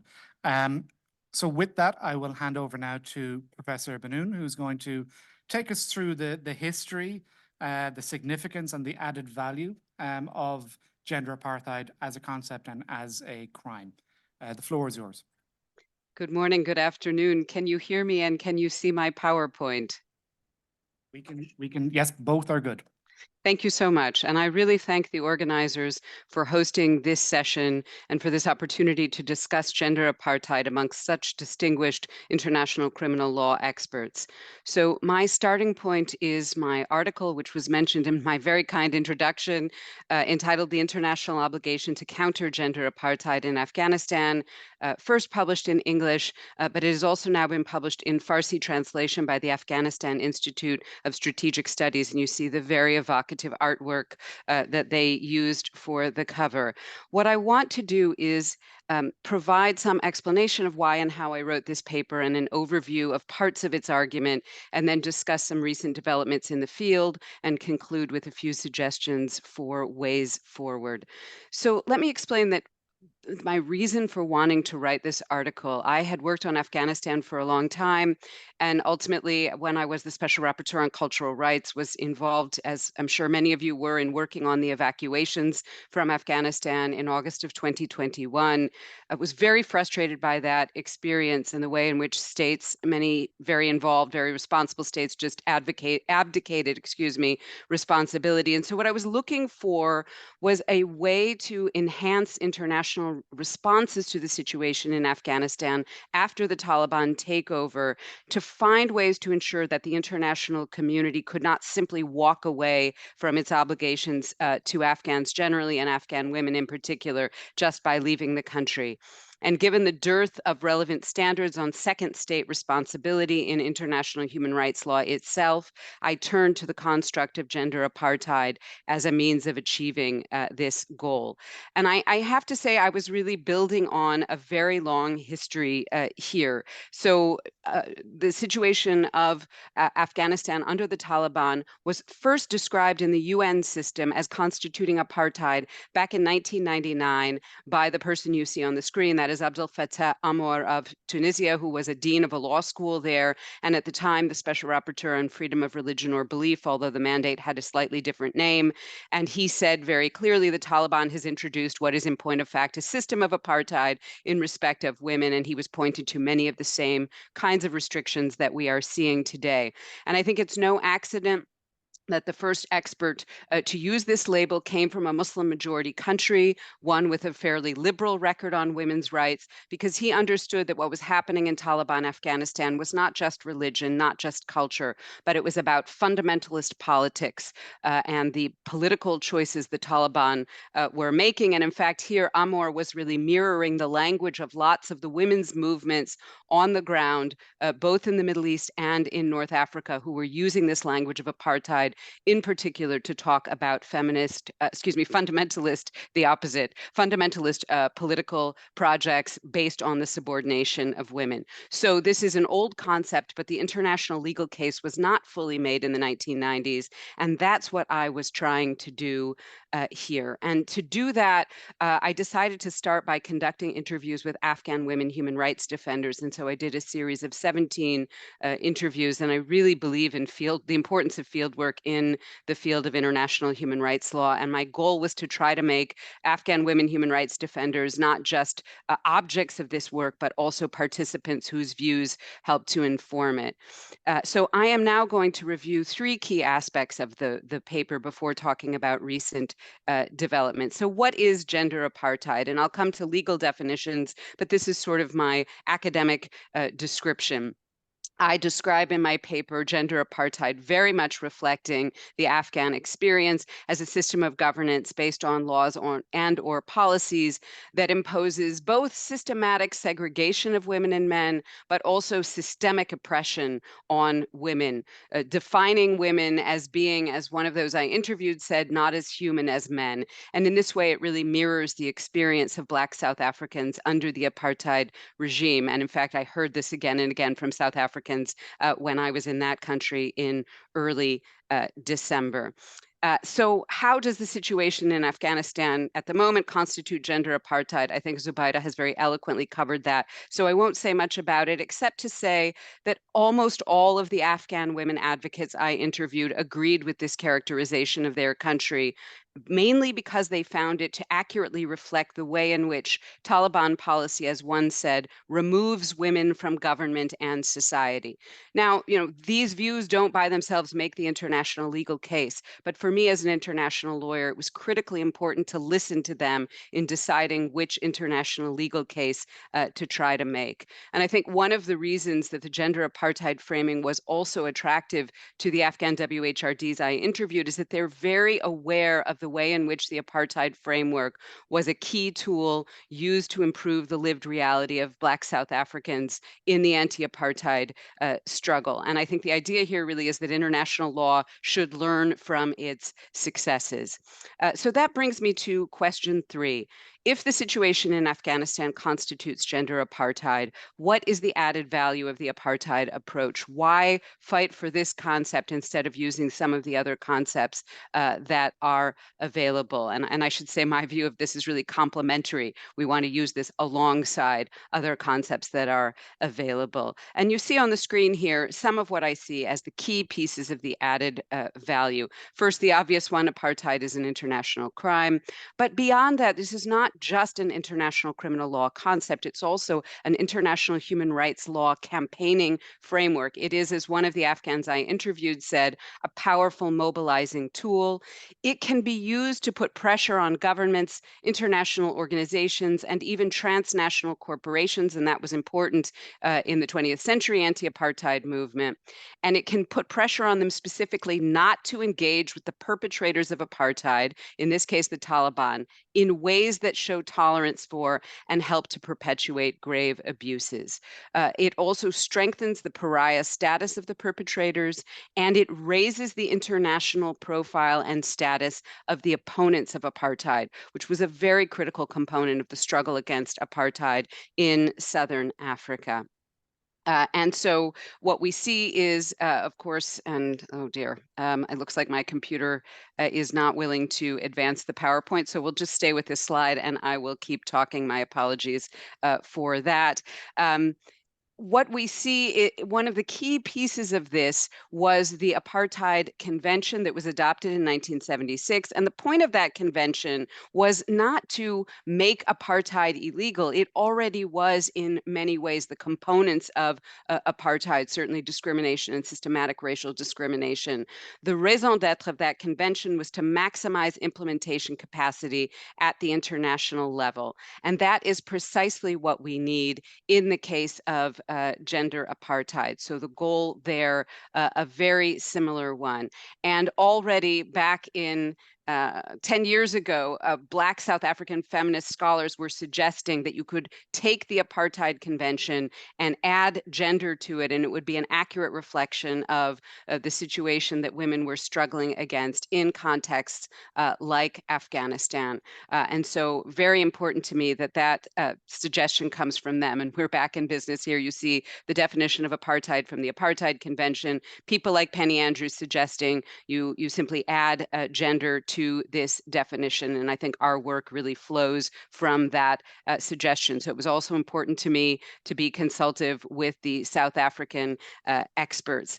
And again, we see that we need to learn from the experience of the anti-apartheid movement of the 20th century, the way in which sort of many global actors were mobilized, their efforts were concerted here. And when you look at the literature in terms of what actually were the factors that led to the ending of apartheid, obviously the very well organized, dedicated movement on the ground was critical, but the international dimension was also seen as very important. And you see here some South African experts' assessment that part of the changes that occurred were due to the norms governing state behavior that gave South Africa a unique status in the international community of states. And that's really, I think, what we need to mirror here with Taliban Afghanistan, and most importantly, to sustain over time as attention turns elsewhere. And very important in the apartheid framework, other states, not just the perpetrators of apartheid, have heightened obligations. They have to take action on apartheid in the UN. They have to implement relevant UN resolutions. They cannot aid or abet apartheid or be complicit in its commission. So those are, I think, some of the critical added value pieces that we get from the gender apartheid approach, and using that approach alongside some of the other concepts that we have. And so now where we have landed in the gender apartheid campaign, which is a campaign very much driven by Afghan and Iranian women in particular, is to call for using the Rome Statute definition of apartheid and simply adding gender to this definition, and you end up with the language that you see on screen. And I want to be very clear that when I was in South Africa, there's tremendous sympathy to making this addition. But there is great skepticism about changing the underlying definition of apartheid. And I understand that earlier today, perhaps a suggestion was made to do that. And I think I need to be very clear that if that suggestion is carried forward, it will actually undermine the campaign to codify gender apartheid and the opportunity that we have to do that now. So I think a very kind of modest suggestion that we're making here in terms of one addition, and I hope that we can get a great deal of support for this position. There certainly is support from inside South Africa. So let me talk about recent developments quickly before ending with ways forward.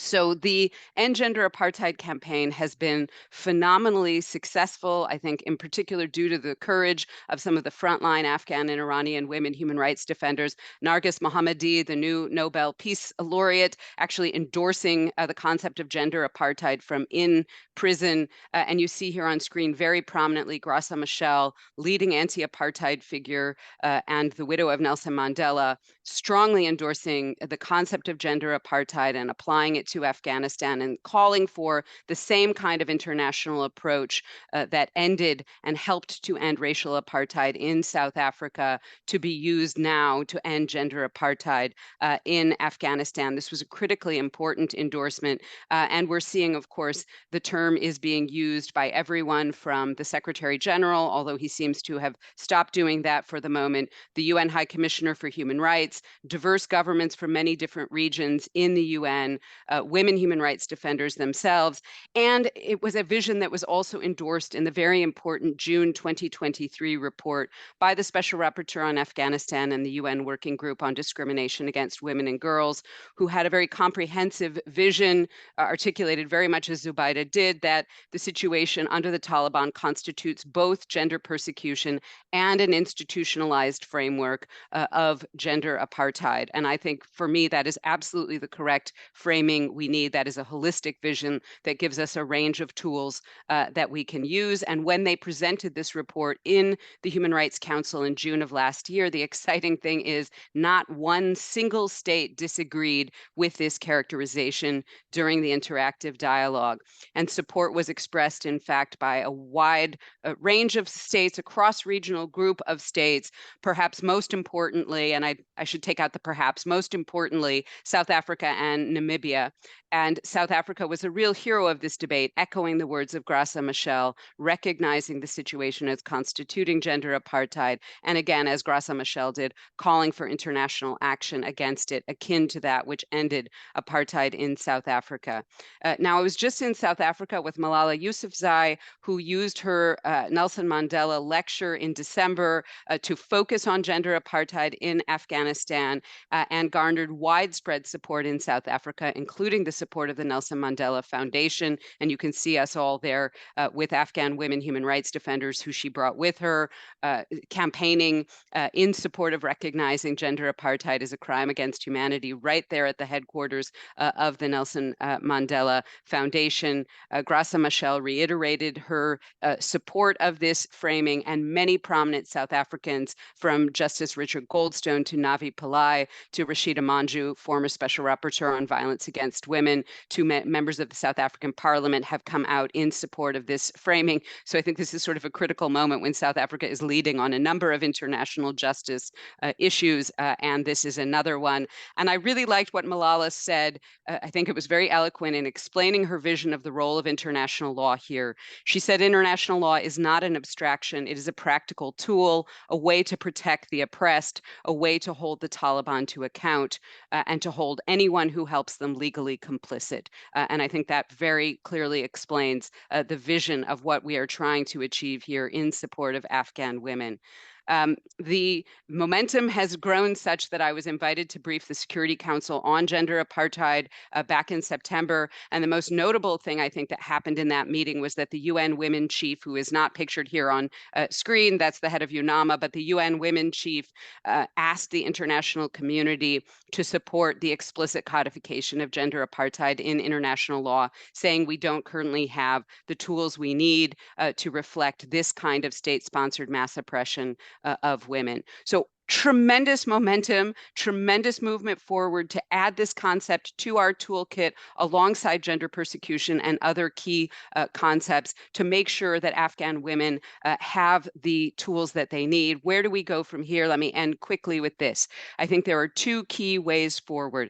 The first is to go ahead and apply existing apartheid conventions and standards to gender apartheid. Of course, we have to do this carefully because the definitions we have are explicitly focused on race, but this is the way international law has evolved in the past. For example, the way in which violence against women has come into the human rights framework. And I tried to do this when I was Special Rapporteur carefully in a 2021 statement condemning the Taliban ban on women and girls taking part in sports, in which, along with the Working Group on Discrimination Against Women and the Special Rapporteur on Freedom of Religion or Belief, Ahmed Shahid, we said that the spirit of the Convention on Apartheid in Sports applies to the Taliban ban on women's sports. And I think given that we have this support from South and Southern African countries, this is a logical way to move forward. Secondly, urgently, we need to have this codified in the Crimes Against Humanity Convention, and my colleague Akila is going to address that. But I wanted to say that in the best case scenario, codification is going to take a considerable amount of time, and I hope that we will go forward in using the existing law we have now and have a holistic approach where we try to do both of these two things. And I want to end again with another quote from Malala's speech in Johannesburg in December during her Nelson Mandela address, in which she said, "It took a bullet to the head for the world to stand with me. What will it take for the world to stand with Afghan women and girls?" And I think that's a very important question. And one way that international lawyers can stand with Afghan women and girls is by heeding the call of so many Afghan women human rights defenders to recognize the Taliban apocalypse they are experiencing as constituting gender apartheid. Thank you very much for listening.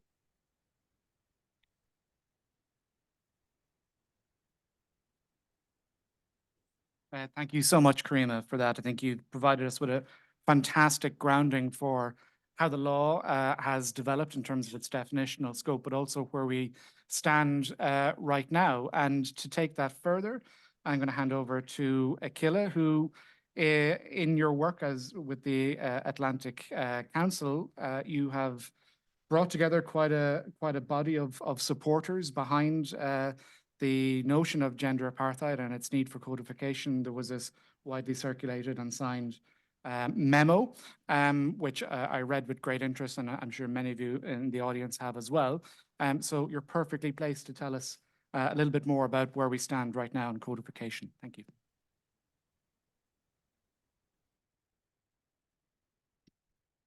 You're right. Okay.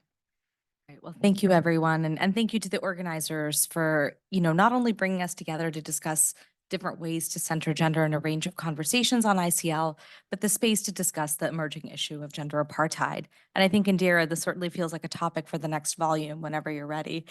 And thank you to my fellow panelists for setting me up so well and frankly making this task much easier. Zubaida has so powerfully laid out the reasons why the concept of gender apartheid is the one that's most resonant with Afghan women who, as she's highlighted, have been erased from public life. And Karima has laid out the history of the concept and its legal importance and has been so instrumental in moving this conversation forward at a range of levels, including at the political level, and her leadership has been invaluable.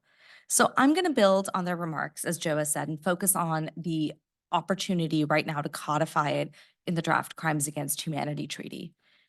We see codification in the treaty as not only the most viable opportunity for movement forward, but also the most expeditious. Noting what Karima said about codification being it's a long game, but so is international law. And we expect that our efforts on the treaty are complementary to other opportunities to codify gender apartheid, including potential efforts to amend the Rome Statute and the Apartheid Convention, and to hold the Taliban accountable, including through a potential ICJ case under CEDAW and efforts at the ICC and elsewhere to prosecute gender persecution. So taking a step back, I want to talk a little bit about what the treaty is. It's come up a few times over the last 2 days. So I want to take a little step back, talk about the treaty and why we think it's such a significant opportunity on gender apartheid, but also more broadly to advance gender justice. So as many of you already know, to date, and despite its widespread criminalization in national law and in the Rome Statute, there is no comprehensive international treaty on crimes against humanity, including to prevent and punish them. In the wake of World War II, the international community came together to engage in accountability efforts that included prosecutions of crimes against humanity in Nuremberg and in Tokyo. We got the Genocide Convention, we got an update to the Geneva Conventions, and we got nothing on crimes against humanity. So here we are 75 years later with an opportunity to close that gap. And as Joe mentioned, it's currently under consideration at the UN Sixth Committee, which for those who follow the Sixth Committee is often a place where legal products go to die. And the ILC had a pretty long engagement in terms of coming up with the draft articles, and the treaty went to the Sixth Committee and it got technically rolled over until some states in 2022 took courageous action to actually move it forward. They subverted UN procedure, and it turns out that when you're able to subvert procedure, you can actually make things happen. So right now, we're in the midst of a 2-year process on building momentum on the treaty moving forward. Last year, there was a week of substantive debates last April in the Sixth Committee on the different topics in the treaty. Just recently, states submitted written comments on substantive aspects of the treaty. We've got another week-long discussion coming up this next April. And then in October, we have an opportunity to actually move the treaty out to negotiation. And so this is a really exciting time to be thinking about what does it mean to actually be engaged in this existing codification project, something that we haven't had many opportunities to think about as gender justice advocates. Particularly, we're often on the back foot rather than in the driver's seat. And I can say from the efforts that I've been engaged with that feminists have been in the driver's seat of this conversation. And so, a group of feminist lawyers, experts, survivors, many of whom are in the room today, thank you for answering our annoying emails and participating, even though we know it's difficult, have been working together to propose to states for their consideration ways to make the draft Crimes Against Humanity Treaty more gender competent. And this is just the start of an effort. It needs to be broader. It needs to be more diverse. But a few ideas have come forward, including ways to make the treaty process and the treaty itself more survivor-centric, as well as proposals to codify many of the topics that have come up today: forced marriage, reproductive violence, the slave trade, and gender apartheid. And this work connects to some of the key topics that have kind of come up. And, I was thinking, Susanna and Indira, about what you were talking about on the first panel, about the need to move beyond the sexual and think about how we can be taking approaches that recognize broader forms of gender-based violence and discrimination, for the work that Patty has been doing around the codification of the slave trade. So really, we encourage anyone to engage with this process more broadly, come in on gender apartheid, but come in on other ideas that you have to make this treaty something that's relevant in this moment. And I'll point anyone who's interested in that towards a toolkit from the Global Justice Center on ways and opportunities to engage with the treaty process to advance gender justice.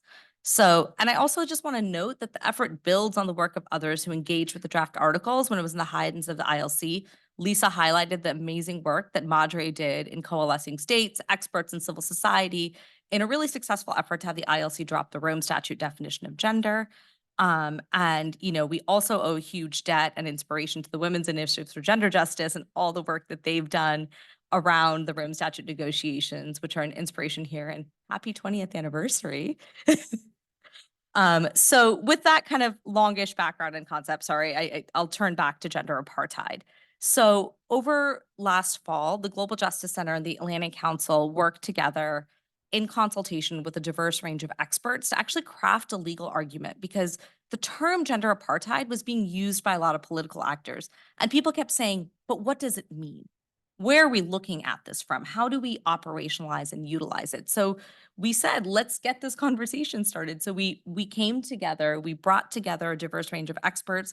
Karima has talked about some of the people who've been engaged in the campaign, including thinking really deeply about South African and anti-apartheid and racial justice advocates as important partners in this campaign. And we came together with a brief that Joe mentioned, arguing for an amendment to the current definition of apartheid. So in the brief, I'll just highlight a few things that we do, because it took a little bit of concerted work to get to where we want to.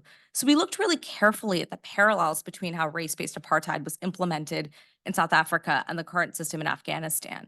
We see how the Taliban's ever-deepening and institutionalized oppression and domination of Afghan women, girls, and LGBTQI+ individuals evokes the dystopian ambition of the South African apartheid government.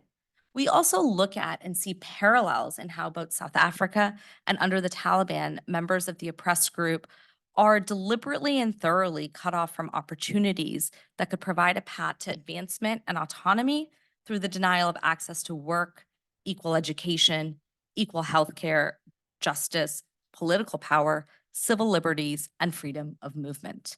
In sum, we see that both regimes aim to maintain dominance and entrench systems of governance that eviscerate self-control and any possibility of full personhood and advancement. In our brief, we also take a look at and argue what is unique about apartheid. In a lot of the political conversations we've had, we get asked the question, gender persecution is there, so why do you need gender apartheid? So we actually look at how the intent and animating context of apartheid distinguish it from other international crimes. Apartheid requires the commission of an inhuman act of requisite character with the intent to maintain an institutionalized system of systemic oppression and domination. These elements distinguish apartheid from the crime of persecution, which requires neither such an intent nor context, but concerns a severe deprivation of fundamental rights where the victim or victims have been targeted by the reason of the identity of a group or collectivity, or targeted the group or collectivity as such. And so while interrelated, the crimes are in fact distinct. And in addition, the coexistence of the crimes of apartheid and persecution is already recognized in the existing international legal framework. For example, race-based apartheid and the crime of persecution on the grounds of race are both codified in the Rome Statute, as replicated in the current Crimes Against Humanity Treaty.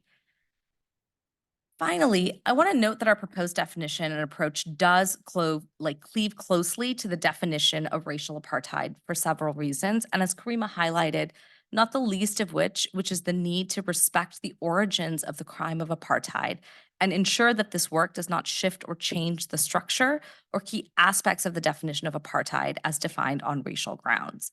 And as Karima has mentioned, our proposed definition is also the same one that's been utilized by UN experts, including the UN Special Rapporteur on Afghanistan.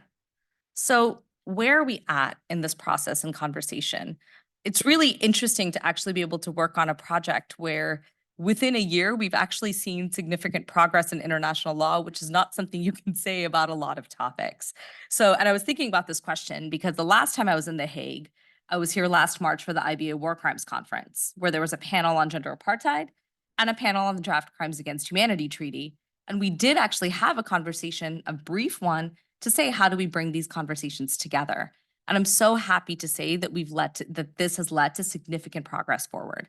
So this fall, the brief that I've discussed, we shared the brief and accompanying letter with UN member states, and it was endorsed by dozens of prominent jurists, scholars, civil society representatives, including many Afghan women rights defenders, Nobel laureates Shirin Ebadi, Malala Yousafzai, Nadia Murad, and this year's winner Narges Mohammadi, South African jurist Justice Navi Pillay, Justice Richard Goldstone, Rashida Manjoo, and Penny Andrews, the former prosecutor of the ICC Fatou Bensouda, and elders, including Mary Robinson.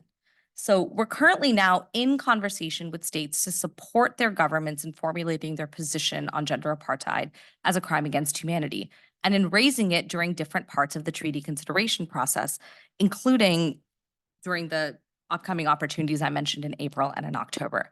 And I'm really happy to report that states' written comments were recently published and that 57% of state submissions raised at least one gender-related issue. Multiple states signaled their support to taking a gender-competent approach to all aspects of the treaty. And most importantly for this conversation, 6 states, Afghanistan, Australia, Brazil, Malta, Mexico, and the United States explicitly called for consideration of codifying gender apartheid. It's now on the table. So as this group well knows, there's precedent for the inclusion and the creation of new crimes and codifying them in treaties in connection to situations that highlight the occurrence. For example, events during the conflict in Yugoslavia, including the use of sexual violence to affect the ethnic composition of Bosnia, propelled the recognition for the first time of forced pregnancy as a war crime and crimes against humanity a few years later in the Rome Statute. And of course, it was a systematized domination and oppression of non-white people, particularly Black people in Southern Africa, which propelled anti-apartheid activists and the international community to bring the crime of racial apartheid into being. So there's no question that the failure to codify gender apartheid has left a gap in the ability to hold perpetrators, both state and individuals, to account for the totality of the crimes they've committed and repair the distinct harms suffered by survivors. The proposed amendment to the Crimes Against Humanity Treaty would bridge this gap, further the rectification of past omissions of women's experiences from international criminal law, and equip the international community with a stronger tool for mobilizing against apartheid regimes. I'm going to close by quoting a prominent Afghan activist, Scheherazade Akbar, in describing the current situation in Afghanistan. She said that women talk about being buried alive, breathing, but not being able to do much else without facing restrictions and punishment. Their lives held still while the lives of men around them, their male children, their brothers, their husbands, move forward. And she said that the Taliban have turned Afghanistan into a mass graveyard of Afghan women and girls' ambitions, dreams, and potential. We have the opportunity now to turn the lived experiences of Afghan women, girls, and LGBTQI individuals into a legal reality. So let's not miss the opportunity. Thank you.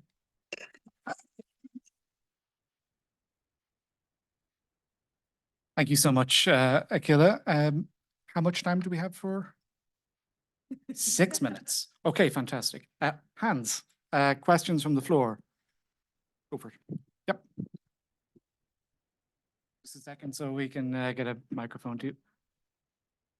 It's for online.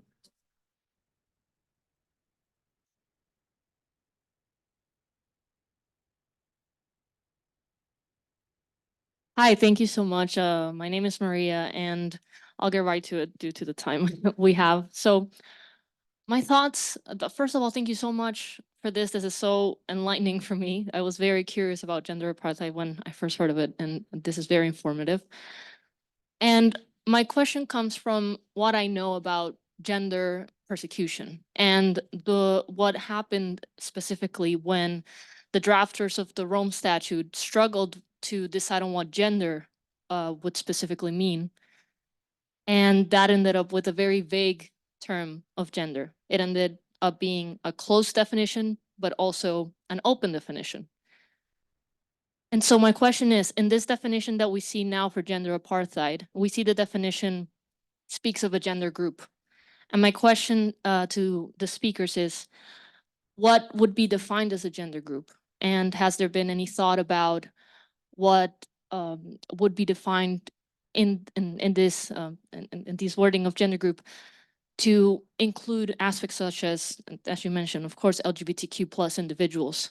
Of course, when we see the situation in Afghanistan, we see a very maybe traditional situation of men and women and the roles that they fit the quote unquote traditionally in a society.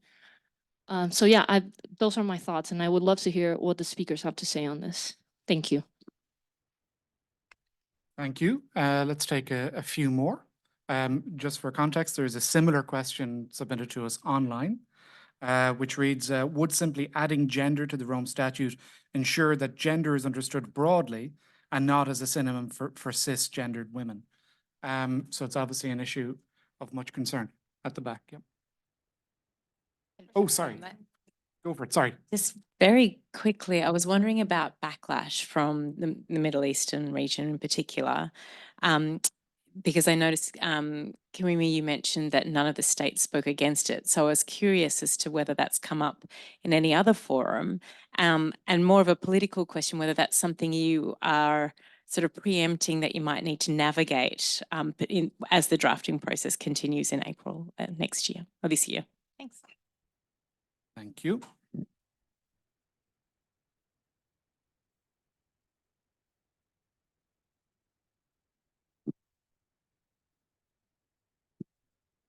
Hi, thanks. My question was, we know that there was a movement in the 1990s to try to address gender apartheid, which then dropped off because of a regime change and momentum was lost. Given that this current campaign and current movement is also tied to a regime, a particular regime in the country, and not just practices that have been perpetrated for many decades in the society itself and which have been conditioned to become part of the society's practices, how do you really captivate the momentum, and what happens if the momentum shifts or falls? If there's a regime change, how does that affect the campaign, and what do you envision as the pivotal moment in trying to say that this campaign is not just linked to one regime, but also to a society that's been intrinsically changed by the regime's practices decades back? Fantastic, thank you so much. I'm going to hand over now to our colleagues online, but just before I do so, just on our final question, we had a similar intervention online, which I think is important to reflect on. It asks that it seems like that there are moves within the international community towards normalizing the Taliban. And can this effort to codify gender apartheid be successful in this particular context? So I'll hand over to Karima and Zubaida online first for their responses. Thank you. Zubaida, would you like to go first? No, please go ahead. So I think I want to focus on the normalization question first, because I think it's so critically important. One of the key reasons that we need the apartheid framework is precisely as a tool against normalization, which is a part of the way that it functioned in the Southern African context as well. You know, the backdrop to all of this is that what we're seeing is a move in many quarters to engage with the Taliban without clear parameters around that engagement, without thinking through the impact of that engagement. We're even seeing some international actors actually participate in apartheid, being willing, for example, to work with all male, staffs in Afghanistan and so on. I don't know how many of you will have been following the assessment report that was commissioned by the Security Council about the situation in Afghanistan, which I think many of us and many Afghan women human rights defenders read as a sort of roadmap for for ever greater engagement with the Taliban without clear benchmarks, human rights benchmarks. And so we really need the apartheid framing as a tool against this kind of creeping normalization. And if you look back, I think one of the key things that the apartheid framework was used for in the 20th century during the anti-apartheid movements in South Africa was fighting against the idea of the Reagan administration, amongst other governments, for that it was the way forward was what was called constructive engagement with the apartheid regime. And I think the apartheid framing is really a rejection of that and a recognition that this constitutes an illegal situation that has to be fundamentally changed. This is also the view of the International Court of Justice in the Namibia case, and we have the wonderful precedent of apartheid South Africa being ejected from the General Assembly. There's many other important questions, but my sense is that we're short on time and I should hand over to my colleagues. Thank you, Karima. Zubaida, do you want to intervene? Yes, I'll just briefly talk about the normalization of the Taliban, which I think started way before their forceful takeover of Kabul. It started during the peace process when they were given the opportunity to write op-eds about how they have changed in Western media. And then once they forcefully took over Afghanistan, there was a rush of Western media, diplomats, UN officials, and others who staged photo ops with them, had meetings with them, talked about those meetings as constructive and as good and as useful, which really contributed to whitewashing and normalizing them in the eyes of their own audience. And at that time, it made sense because they wanted to defend this peace agreement that had been made with them, and they wanted to be able to say that the Taliban have changed. But we did, women of Afghanistan warned against that at that time too, and we said that this would ultimately embolden the Taliban. It will lead to them violating more human rights violations with impunity, and exactly that happened, and this continues to happen. They feel no accountability towards anyone, and I think this is all the more important that this framework is recognized, because not only the Taliban need to be held accountable for who they are and what they do, but the international community needs to be accountable on how they engage with the Taliban and how their engagement leads to normalization of this brutal terrorist group that imposes gender apartheid in Afghanistan. Thank you, Zubaida. And Kila, you have the unenviable task of dealing with quite a few unanswered questions. I think perhaps the most important was on the definitional scope, the issue of gender groups and the understanding that is to be given to that, and sort of the major pitfalls potentially that come with that. We also had the issue of pushback by certain states, and then the issue of momentum and tying to a particular context, and again, possible drawbacks of that. All right, I will do my best, but I encourage people to come talk to me afterwards because Alix is also giving me a death stare over here. So I'm being mindful of what's happening right in front of me. So on the question of groups, I'm really happy to have a longer discussion on this, but if you take a look at our brief, we actually envision taking the expansive definition of gender that has been advanced by so much of the jurisprudence and the policies, including the ICC gender persecution policy, the new SGBC policy, Michelle's work, and the IIIM's gender competency policy, that all kind of help take an expansive definition of how to define groups.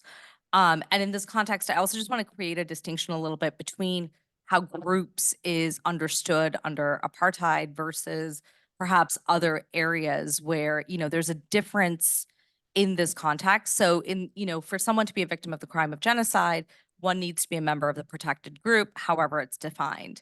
In the context of apartheid, the regime of domination and oppression is actually the animating context, and the maintenance of that regime is the point. So allies from different groups who are actually oppressed by the same regime they still fall under the ambit of the victims of apartheid. And so there's actually much more expansiveness in understanding how apartheid is operationalized and utilized against members of different groups. And you saw this in the context of South Africa as well, where race was a social construct, right? It was everyone who was non-white as defined by the white South African regime. And there were different layers of the way that people who were defined as Black, as colored, as Asian were treated. And that differentiated conduct didn't necessarily mean that they weren't also being oppressed as a part of the apartheid system. So there's that scope already exists in thinking about how different groups interchange and interact with each other in the maintenance, you know, in the goal of the maintenance of the system of oppression and domination. And so, you know, our goal has always been to be very inclusive in how this definition is advanced. And so we think that that possibility exists both definitionally of gender as well as in thinking about how apartheid works, even though we don't actually have any jurisprudence on apartheid because it's a really complicated crime to prosecute. But, you know, others have highlighted the importance as well of state responsibility and thinking about the duty to prevent and punish more broadly. And then in terms of the momentum and the backlash, I mean, this is something that is consistently on our mind, right? And that's why I think the treaty has really felt like a moment and an opportunity because it is ongoing. The discussions are happening in the present moment. And that's why we've been able to actually already get it into the conversation. States have now put it on the table. And so we're hopeful that we can continue to build the momentum. I mean, I think in the context of Afghanistan, the intergenerational impact of what we've already seen calls for what is going to be long-term impact. You know, the impact of the mental health issues of that women are suffering from now, the lack of being able to access education. It's not just something that can be redressed immediately, right? If you don't get to go to school for a couple of years, that's something that's going to have a long-term impact. So we think that regardless of some of these other conversations, there is the context of what's going on continues to be really important and can't just be turned around with short-term shifts in policies if they are on the table at all. And the final thing on the backlash from Middle Eastern states, something we've talked about a lot. Questions that we get asked in political conversations are around kind of the slippery slope idea or what is the threshold. And so we've really been talking about how, you know, this requires the meeting of two distinct elements, right? The chapeau elements of crimes against humanity themselves, which have a pretty high threshold. And then also this very specific intent purpose that is in the definitional aspect of it. And so it's not, you know, the question we get is then, is any form of gender discrimination then going to be imputed to gender apartheid? And, you know, we leave that to creative lawyers, I think, at the end of the day, try to make the case if they want to. But, you know, it does have to meet these different definitional thresholds. And that's kind of the conversation we've been having with states who've raised the question of potential for backlash. The last question I got thrown in front of me, I think it's from online, is how can Afghan activists participate in this effort? This is an effort that's being led by Afghan activists. So if you're not already engaged and interested, please reach out to the End Gender Apartheid campaign. We've been doing a lot of work, briefings that are being organized by Afghan activists in different countries, coming to talk about the legal options because they're the ones who are truly leading the way, the political mobilization. And we're just here to help contribute some wonky legal analysis to the important work they're doing. Thank you so much, Akila. Clearly, this is just the beginning of an ongoing discussion. I mean, I'm feeling we've had nearly 2 hours today on gender apartheid. I feel we could have easily a two-day workshop on this, and perhaps that might be something that would be quite useful. So we'll leave it there. I want to thank Zubaida, Karima, Akila, all of our interventions in the room and online. Really beneficial, and I look forward to the next step in this really, really important discussion. So with that, I conclude. Thank you.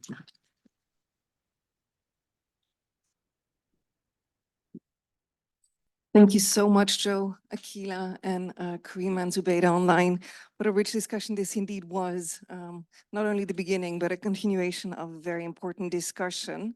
2 more sessions. We are starting to draw, unfortunately, to the end of this conference with 2 separate discussions. And the first one is, or the first of the 2 last ones is one that I'm very excited about. And the reason is the following. We have now spent 2 full days, 2 extremely rich days to discuss some of the challenges that are facing us, some of the challenges that are facing our colleagues working on the front lines, working at the grassroots levels, and to really inspire us how to do better and how to move forward.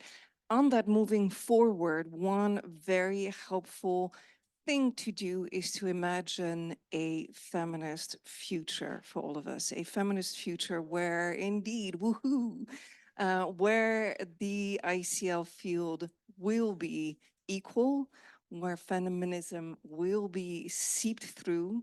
And to do that, we will be guided by Dr. Rosemary Gray, who is already online. Good morning, good night. I don't know what to tell to you, Rose. Rose is calling from Sydney, where currently it is 2 a.m. So there's a bit of dedication for you. Thank you very much for joining us, Rose. What I wanted to preface is, colleagues, friends, once you've ordered this book and once you've finished it, right around that time, there will be a new book that will be out and that you will need to order and that you will need to read. And it is a book where many of the people in the room as well have contributed to reimagining some of the ICC's jurisprudence from a feminist perspective. That is going to be a very interesting, very challenging, re-challenging in the sense that it will challenge really how we see us as a field moving forward. But let me just stop there, Rose. Let me just give one moment for Susanna to come up stage and to join us for this next panel. The future is feminist. There you go. While Susanna's joining, can I just check, is my sound working there in the room? Yes, Rose, we can hear you very well. Thank you. We can hear you, we can see you.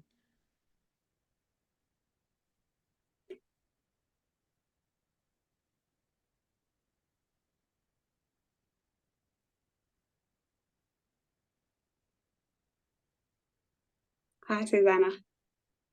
Hello, Rose. How are you? Rose, we're set.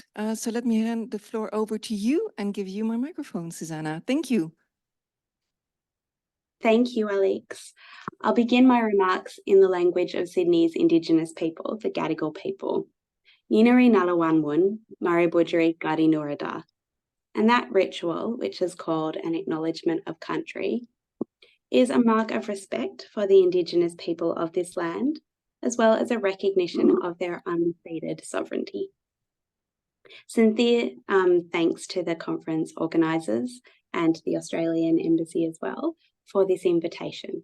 It's my real privilege to be here with you virtually to talk about the new book, Feminist Judgments, Reimagining the International Criminal Court, which has been edited by Casey McLaughlin, Louise Chappell, Suzanne Verrill and myself, and will be published by Cambridge later this year. The book's focus. In this book, we want to look at how judges of the International Criminal Court, and indeed any national or hybrid or international court that is dealing with ICC-like crimes, can weave a gender analysis into their adjudication, into their fact-finding, into their interpretation and application of the law. As Alex and I have discussed elsewhere, there's a parallel here with the report that was published by Women's Initiatives for Gender Justice at the ASP last year. That report reviews judicial approaches to gender and sexual crimes at the International Criminal Court. And our book likewise focuses on the role of judges, but with a different spin. In our book, contributors take an existing ICC decision, then they think about how they might have decided the matter if gender was much more central to their analysis, and then they write it up as an alternative ICC decision. The result is a collection of imagined ICC judgments, which are constrained by the same evidence and the same law and the same rules of procedure as the original ICC judgments, but which come out as more gender sensitive and hopefully more aligned with gender justice than the original text. This method is called the feminist judgment method. It has been used in many other settings and jurisdictions before.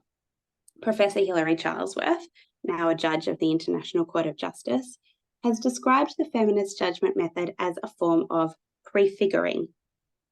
She writes that prefiguring means modelling the desired political and social outcome.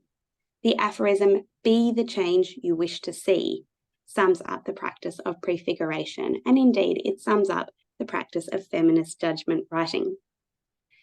The method is also described by the poet Maxine Beneba Clark in her poem In Our Book.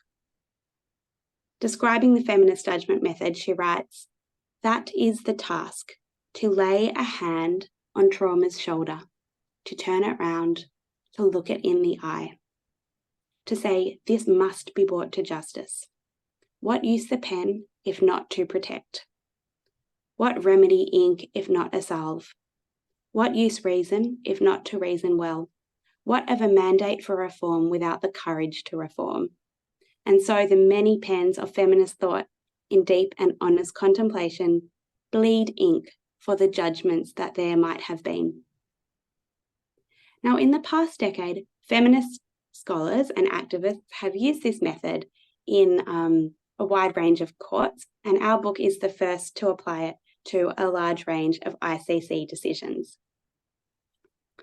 Now, the ICC is really ripe for this method and for this approach. Although the terms feminist judging or gender-sensitive judging are not used in the terms of the Rome Statute, we can see that the statute nonetheless provides a firmer foothold for this kind of approach than the statute of any previous international criminal tribunal. In Articles 7 and 8, the Rome Statute enumerates a very wide range of sexual and gender-based crimes, and it extends the crime of persecution to include gender grounds, as we've heard so much about today. In Article 21, the statute mandates that the law be interpreted and applied without adverse distinction on certain grounds, including gender. In several provisions, the court and its various organs, including the prosecutor's office, are directed to engage sensitively with victims and survivors of sexual and gender violence.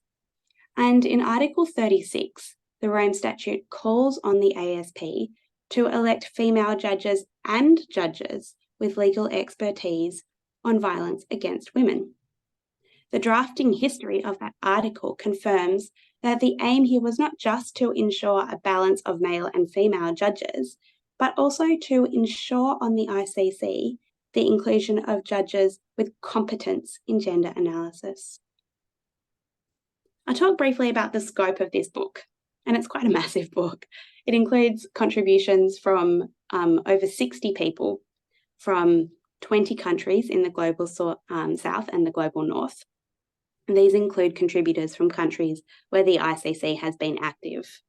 Some of the presenters are at this conference, including Susanna, Angela, Lisa, Akila, and Patricia, and many others are in the audience in your room and online. The question of which of the court's many decisions to rewrite was a difficult one for us. Given time and resource limitations, it was not feasible to include every single option. So ultimately, we selected judgments from 9 IC situations, being Afghanistan, Bangladesh and Myanmar, both of the Central African Republic situations, Cote d'Ivoire, Democratic Republic of Congo, Mali, Sudan, and Uganda. In most of these situations, the alleged perpetrators are from African and Asian states, but Afghanistan also includes crimes allegedly committed by Western actors as well. Along with geographic representation, we also wanted to grapple with a really wide range of issues, not only rape cases, we said among the editorial team. Now, that's not to suggest that there's no more to say about sexual violence. To the contrary, some of our contributors do address sexual violence crimes against males and females and third gender people.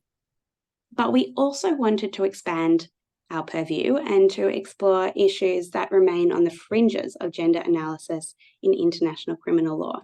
Issues including complementarity, the interests of justice, command responsibility, duress, head of state immunity, and seemingly gender-neutral crimes such as killings, deportation, and pillage, along with procedural questions such as when can charges be amended. All of these topics and more are explored in our book. Now, most of the contributions took the form of a rewritten International Criminal Court judgment, and there are also some reflection chapters and some original poetic and photographic works as well. The photographs are taken by Rohingya refugees in Cox's Bazar, showing the realities of their daily life in the camp. And these photographs represented our attempt to transcend language and literacy barriers and make our book accessible to a broader range of contributors. And we also wanted to emphasise through these photographs that the people whose lives are mentioned in black and white in ICC judgments have a full embodied existence beyond the text. So what do we mean by a feminist approach to judging? And obviously that's the core of the book. As editors, we were careful not to be overly prescriptive about what counts as feminist. After all, we don't have a monopoly in defining that term. We asked our contributors to stay within the bounds of the Rome Statute, and we encouraged them to find their own judicial voice.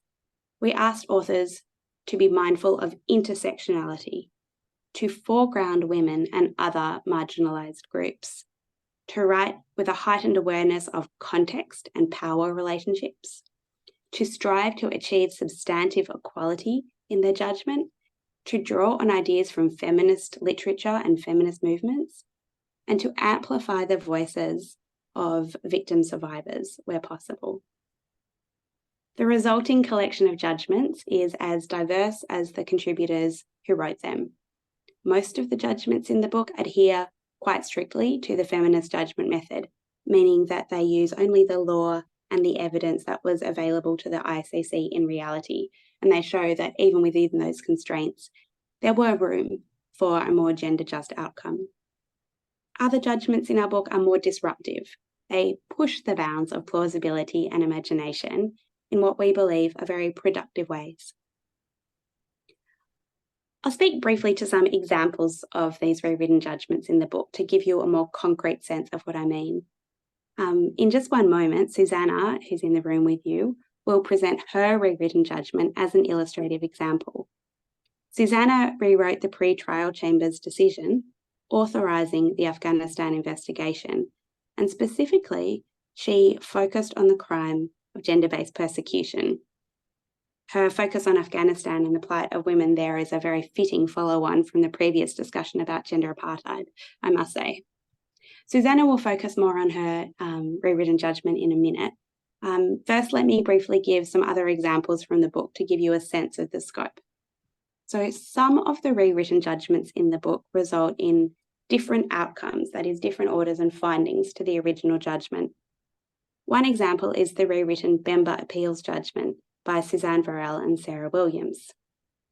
As all of you would know, in the real ICC appeals judgment, the appeals chamber reversed Mr. Bemba's conviction for rape, murder and pillage in the Central African Republic. And in reversing that conviction, the appeals chamber brought the ICC's track record of convictions for sexual crimes back to 0 at the time. Now, as you would know, that conviction and its appeal judgment hinged on the concept of command responsibility. Unlike the original appeals chamber judgment, in Varel and Williams' rewritten version, Mr. Bemba's conviction is upheld. In the rewritten appeals judgment, the imagined appeals chamber finds that Mr. Bemba failed to take the minimum necessary measures to prevent the crimes, including ensuring that the troops were properly trained in IHL. This imagined appeals decision's interpretation of what, quote, all necessary and reasonable measures means in the context of command responsibility is informed by the IHL principle of protection, particularly the protection of everyone from sexual violence. In their imagined Bemba appeals decision, the appeals chamber also argues that commanders should be considered to be effectively on notice of the risk of sexual and gender-based violence in conflict situations, given the prevalence of rape in conflict, and they should be effectively on notice of their duty to take all necessary and reasonable measures to minimise sexual violence. Now, to me, this argument rings true. The reality is that when conflict erupts and when hostile forces arrive, women feel the threat of sexual violence is near. They know it's near. We have all heard chilling accounts of women in these contexts hiding themselves and their daughters, or deliberately dirtying their daughters and themselves, using whatever means they can to try and avoid the risk that they know to be near. Now, if centuries of armed conflict and the harsh realities of life have taught women and girls to know the risk of sexual violence is there in a conflict situation, why would it not have taught commanders the same thing? Now, some of the book's judgments reach the same outcome as the real ICC decision, but with a more nuanced gender analysis than you would find in the original text. One example is Akila Radhakrishnan and Grant Shubin's rewritten arrest warrant decision in the al-Bashir case from the situation in Sudan. Akila, I hope you don't mind that I'll briefly mention your judgment here because it's an exemplar of what I mean. As in the real pretrial decision, the second one anyway, Radhakrishnan and Shubin find that there was sufficient evidence to include a charge of genocide on the arrest warrant against al-Bashir in relation to the Fur Masalit and Sagawa groups in Darfur. So in that sense, the judgment, the rewritten judgment and the original are the same, but the difference lies in the extent of their gender analysis.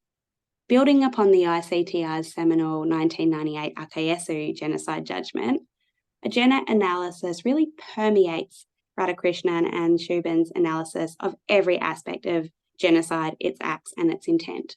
To give you just a small taste, they write in their rewritten judgment, genocidal killing is in fact a highly gendered activity. Males, particularly men and adolescent boys, are targeted for killing because they occupy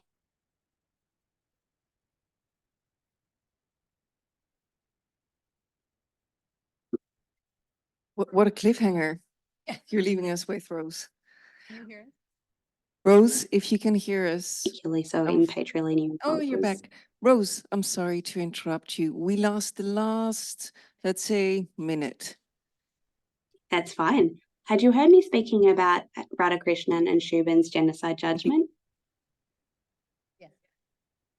Yes. Wonderful. Yes. I was going to just give a small taste. They write about how gender is relevant to all acts and the intent of genocide.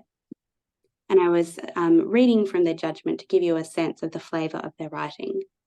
They say genocidal killing is in fact a highly gendered activity. Males, particularly men and adolescent boys, are targeted for killing because they occupy gendered roles that genocide's perpetrators find particularly threatening, those of heads of households, community leaders, political figures, etc. Assaults on women and girls pay heed to their roles, their gendered roles as mothers, wives, daughters, bearers of future life, keepers of a community's and family's honours, and sources of labour within the home. The attacks against the Fur Masalit and Sagawa groups bear this out, where attacks were characterised both by indiscriminate killings and the specific targeting of Fur Masalit and Sagawa of military age. The massacre in Sura is a revealing example of the gendered nature in which Bashir's forces conducted their killings. As the evidence shows, the forces entered the homes and killed the men. They gathered the women in the mosque. There were around 10 men hidden with the women. They found those men and killed them inside the mosque. They forced women to take off their maxi, a large piece of clothing covering the entire body. And if they found that they were holding their young sons under them, they would kill the boys. Radhakrishnan and Shubin also turned their gender lens on the second and third enumerated acts in the Genocide Convention, namely causing serious bodily or mental harm and imposing conditions of life calculated to bring about the group's physical destruction. In respect of the third act, that is imposing those conditions of life that might bring about the group's physical destruction, I was struck by Radhakrishnan and Shubin's finding that the repeated rape by Janjaweed militia and by government-aligned forces of women and girls from the targeted groups, as those women and girls ventured from the relative safety of their IDP camps to collect food, water, and firewood, constituted imposing conditions of life calculated to bring about the physical destruction of the group. They write, Fur Masalit and Sagawa women and girls were raped continuously and systematically when they would venture from the relative, if still entirely scant, security of IDP camps to retrieve living essentials, which the court notes is a highly gendered responsibility. Cases of rape by Bashir's forces surrounding IDP camps instilled fear among women and girls of the target groups and led to their virtual confinement within those sites. According to one witness, residents of the camps are afraid to send men out of the camps for fear of death and afraid to send women and girls out of the camps for fear of rape. The court is satisfied that by forcing the groups from their homes, confining them to squalid IDP camps, limiting the ingress of essential humanitarian supplies, and then raping the women and girls who were then forced to leave the camps to retrieve survivor essentials, thereby inflicting massive trauma that in many cases rendered victims unable to leave the camps, the natural and foreseeable outcome of which would be the slow physical destruction of all of the camp's residents, that Bashir's forces can reasonably be seen to have committed the third genocidal act. So that's just one flavour of a judgment that has a more nuanced gender analysis than the original decision. And some of the rewritten judgments seek to make visible unseen gendered harms. Here I would briefly mention the rewritten Ongwen sentencing judgment that I wrote with Tony Kiribera and Adrienne Ringen. And we focused on the sentence for forced pregnancy. Among other things, as you may know, Mr. Ongwen was convicted of forced pregnancy in respect of 2 of his so-called wives. When the real sentencing judgment includes just a brief line or 2 on the impact of forced pregnancy on those 2 women, whereas our judgment delves really far into their testimony and other evidence before the court to recognise the full range of harms that flowed from forced pregnancy in this case. Firstly, the violation of their reproductive autonomy, and then the physical, psychological, and economic consequences of forced pregnancy for these women. And we also look at aggravating circumstances such as the heightened stigma for women who returned from the LRA with children and their inability to practice Acholi pregnancy and birth rituals while in the LRA. Now, those are just some illustrative examples. Susanna will give hers in a moment. Rose? In concluding, yes. Thank you. I wanted to ask you to conclude, please. So there you go. Okay. May I just have 1 minute, please? Absolutely. If I could just, Thank you. thank you. I was just going to say that my concluding thought then is that the book is critical and revealing and optimistic. It's critical because in each rewritten judgment, there is a critique of the original. The book is revealing because in some cases, our authors concluded that they could not render substantive gender justice within the limits of the Rome Statute. For example, the statutes on individual focus on individual criminal responsibility precludes a fuller consideration of historic and structural injustices. Its temporal limitations that past wrongs, such as colonisation, can't be adjudicated in the ICC. And its justice is ultimately criminal justice, which may not always be what victims and survivors need. But the book is also very optimistic because it shows that the Rome Statute, as it stands, can enable gender justice in so many more ways than we might originally think. And we really hope that in this way the book is inspiring to the court's current and future judges. Over to you, Susanna. Thank you. Brilliant. Thank you so much, Rose. Please give a round of applause for Rose. I know I stand between this and the end of the conference, so I am going to try to make this short and sweet. But I will say, as Rose mentioned, that this project was so interesting to me because it is an opportunity to illustrate, not just talk about or theorize, the difference that gender-informed, gender-competent judging can make.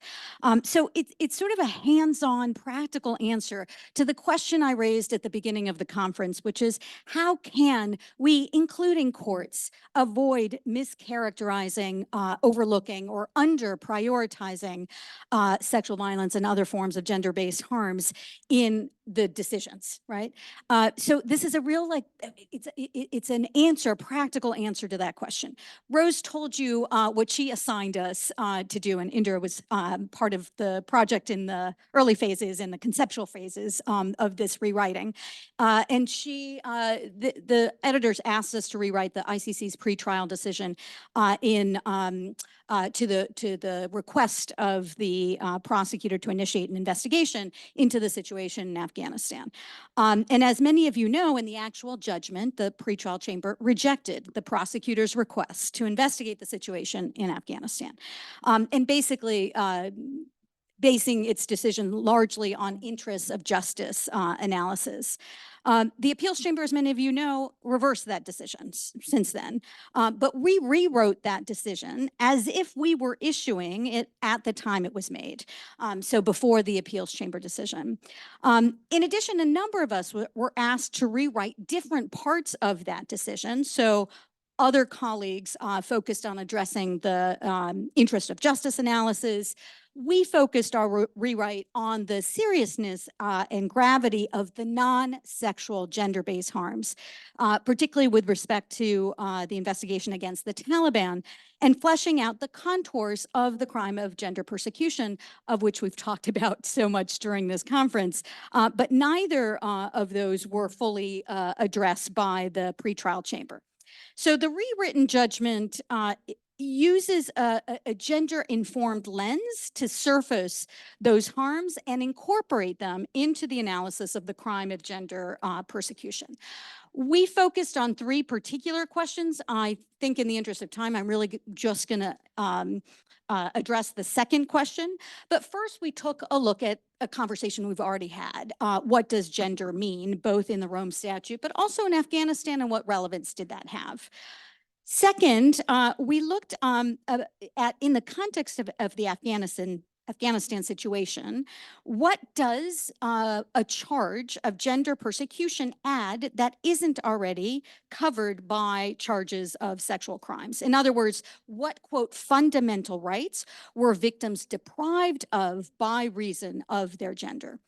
And finally, we asked the intersectional question, right? Was it solely gender persecution, or should the court have adopted an intersectional approach and considered a charge of persecution on intersecting grounds, and what would that have meant? So as I said, I think I'm just going to focus on the second question. Happy to entertain questions if there's time on the other two.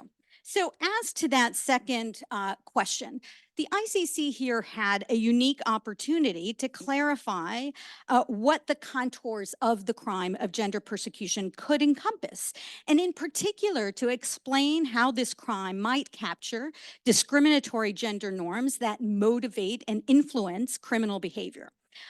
Again, it missed this opportunity entirely in this decision. So our rewrite focuses on what that crime adds or could add that wasn't already covered by charges of sexual violence crimes, meaning we focused on the non-sexual harms alleged by the prosecution in its request for authorization to initiate the investigation. So what do we mean? Let me give you an example. The prosecutor's allegations included crimes committed by the Taliban and affiliated armed groups against female politicians, public servants, and students in Afghanistan. So I'll read from their allegations. The OTP alleged that pursuant to the ideology and rules of the Taliban, women and girls have been deliberately attacked by the Taliban and affiliated armed groups to prevent them from studying, teaching, working, or participating in public affairs through intimidation, death, threats, abductions, and killings. And as a result of such attacks, countless other women and girls have reportedly stopped going to school or working due to the attendant climate of fear. So what are they saying? In other words, women and girls were systematically deprived by reason of their gender of their fundamental rights, right? Rights to education, to work, to physical integrity, to liberty, to be free from arbitrary deprivations of life, inhuman and degrading treatment or punishment, and discrimination on the basis of sex, right? So these are the rights that we've been talking about as the content, the human rights of gender persecution definition. We aim to make clear that whether the targeted women and girls constitute an identifiable group, the crimes committed against them were based on gender grounds, i.e. they were motivated by discriminatory views about the appropriate roles and behaviors of females in Afghanistan. And when we thought, why was this important? Again, because it emphasizes that females were targeted not because of their biological sex, but because of the social meaning attached to being female by the perpetrators. Equally important, we thought, was the idea that gender persecution should be treated as persecution on any other ground. So if, as the definition of persecution per the Rome Statute and the ICC elements of crimes requires, as it requires, the conduct constitutes a severe violation of victims' fundamental rights under international law, it is absolutely legally irrelevant whether local laws, religions, or customs permit that behavior that resulted in the violations. And here I'm going to quote Indira and her colleagues in another article on this issue, who said, "The fact that a violation may be commonplace or even ubiquitous does not make it any less severe." Right? So in other words, while some have questioned whether the ICC could prosecute persecution on gender grounds in societies where the idea of gender equality is contentious or where gender-based discrimination is the norm, our rewrite of the decision was an opportunity to make clear that severe violations of fundamental rights, contrary to international law, are tantamount to persecution, regardless of whether those violations are accepted or tolerated in a given community, and whether they are animated by gender or other grounds more traditionally recognized under ICL, like race, religion, or political opinion. So in addressing these issues, we hope to make clear that severely violating fundamental human rights of individuals who act contrary to prescribed gender roles, even if they are accepted or tolerated in a particular society, may amount to gender persecution. I'm not going to again, talk about any of the other issues that we raised. I'll just conclude by saying that this decision was before the gender persecution policy. It was before some of these conversations, but it was the first opportunity for the court to interpret the term gender and the scope of gender persecution. Its decision could have helped shape the court's subsequent jurisprudence. And some of the issues in this case were relevant to the adjudication of the court of other types of crimes. For instance, the relevance or irrelevance of local laws was raised by the defense counsel in the Angwin case with regard to the crime of forced pregnancy. So our hope was really laying out some of this in the actual decision, sounding authoritative through the decision, would help contribute in some way to a more gender-informed analysis of these cases and situations moving forward. Thank you. Thank you so very much, Susanna. And thank you, Rose, for this very enlightening revisioning, indeed, of our future. So again, thank you also for joining us in the middle of the night. That concludes this panel and takes us to the very last one, which is our closing panel. So let's get to it after these 2 full days. I can't believe we're here already, unfortunately. So let me very warmly welcome to the podium the ICC Vice President, Judge Ibanez da Carranza, and please let me also welcome Harry Sellers to give closing remarks. And then, Catherine, if you would like to join us as well. And Tonia, I think that you and I will just give some closing remarks right at the end. We are closing right on time, dear colleagues and friends, at 5. Please, please, and thank you very much for joining us.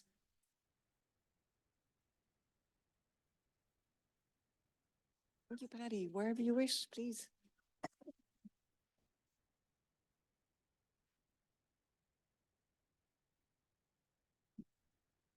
Good. Please, please, please. Wonderful, thank you. You know what? Please, I'll just get out of your way. Thank you. So, for some parting remarks, Judge Ibanez, over to you, and thank you very much. 6 minutes, 7? Okay, I will try. Thank you. Well, Excellencies, judges, colleagues, and ladies and gentlemen, good afternoon. And thank you very much to the organizer for inviting me to give these closing remarks. And to start, I would like to congratulate to the co-editors of the book. Interesting, how can I say, effort to put together a number of related issues with a big and huge problematic of gender inequality. So I really congratulate for the edition of this book. Undoubtedly, the topics related to gender inequality and the problems surrounding this inequality that have been discussed during this two-day conference are based on discrimination, historically and structurally sustained. All hopes that we have to achieve gender equality have to be based on our efforts to enable the universal human right to equality. That is a cross-cutting issue for the enjoyment and the fulfillment of all other human rights just mentioned by Susanna in her presentation. For 2 days, actors of the field and the academia have held discussions on a variety of interconnected topics that highlight the great importance of considering a multidisciplinary approach of gender in the administration of international criminal justice. As it is impossible to refer to all of us, I just mentioned some of them. At the outset, it is of the utmost importance to remember that gender justice is not only about judging and sentencing. It is also about acknowledging limitations and challenges of the law and in the administration of justice in this area. I would like to point out some examples that I consider relevant in the development of the international criminal law. For example, for us judges, we wonder, how can we do an effective prosecution and the trial of sexual and gender-based crimes? What is the role of gender sensitivity on this? How do we determine and recognize the specific harm and damages? How can we effectively repair this specific harm and damages? Or more substantive issues of interpretation, like what is our understanding of gender? The Rome Statute is delimited to what it is established in Article 7.3. However, some practitioners find this concept too narrow and not reflecting the current reality.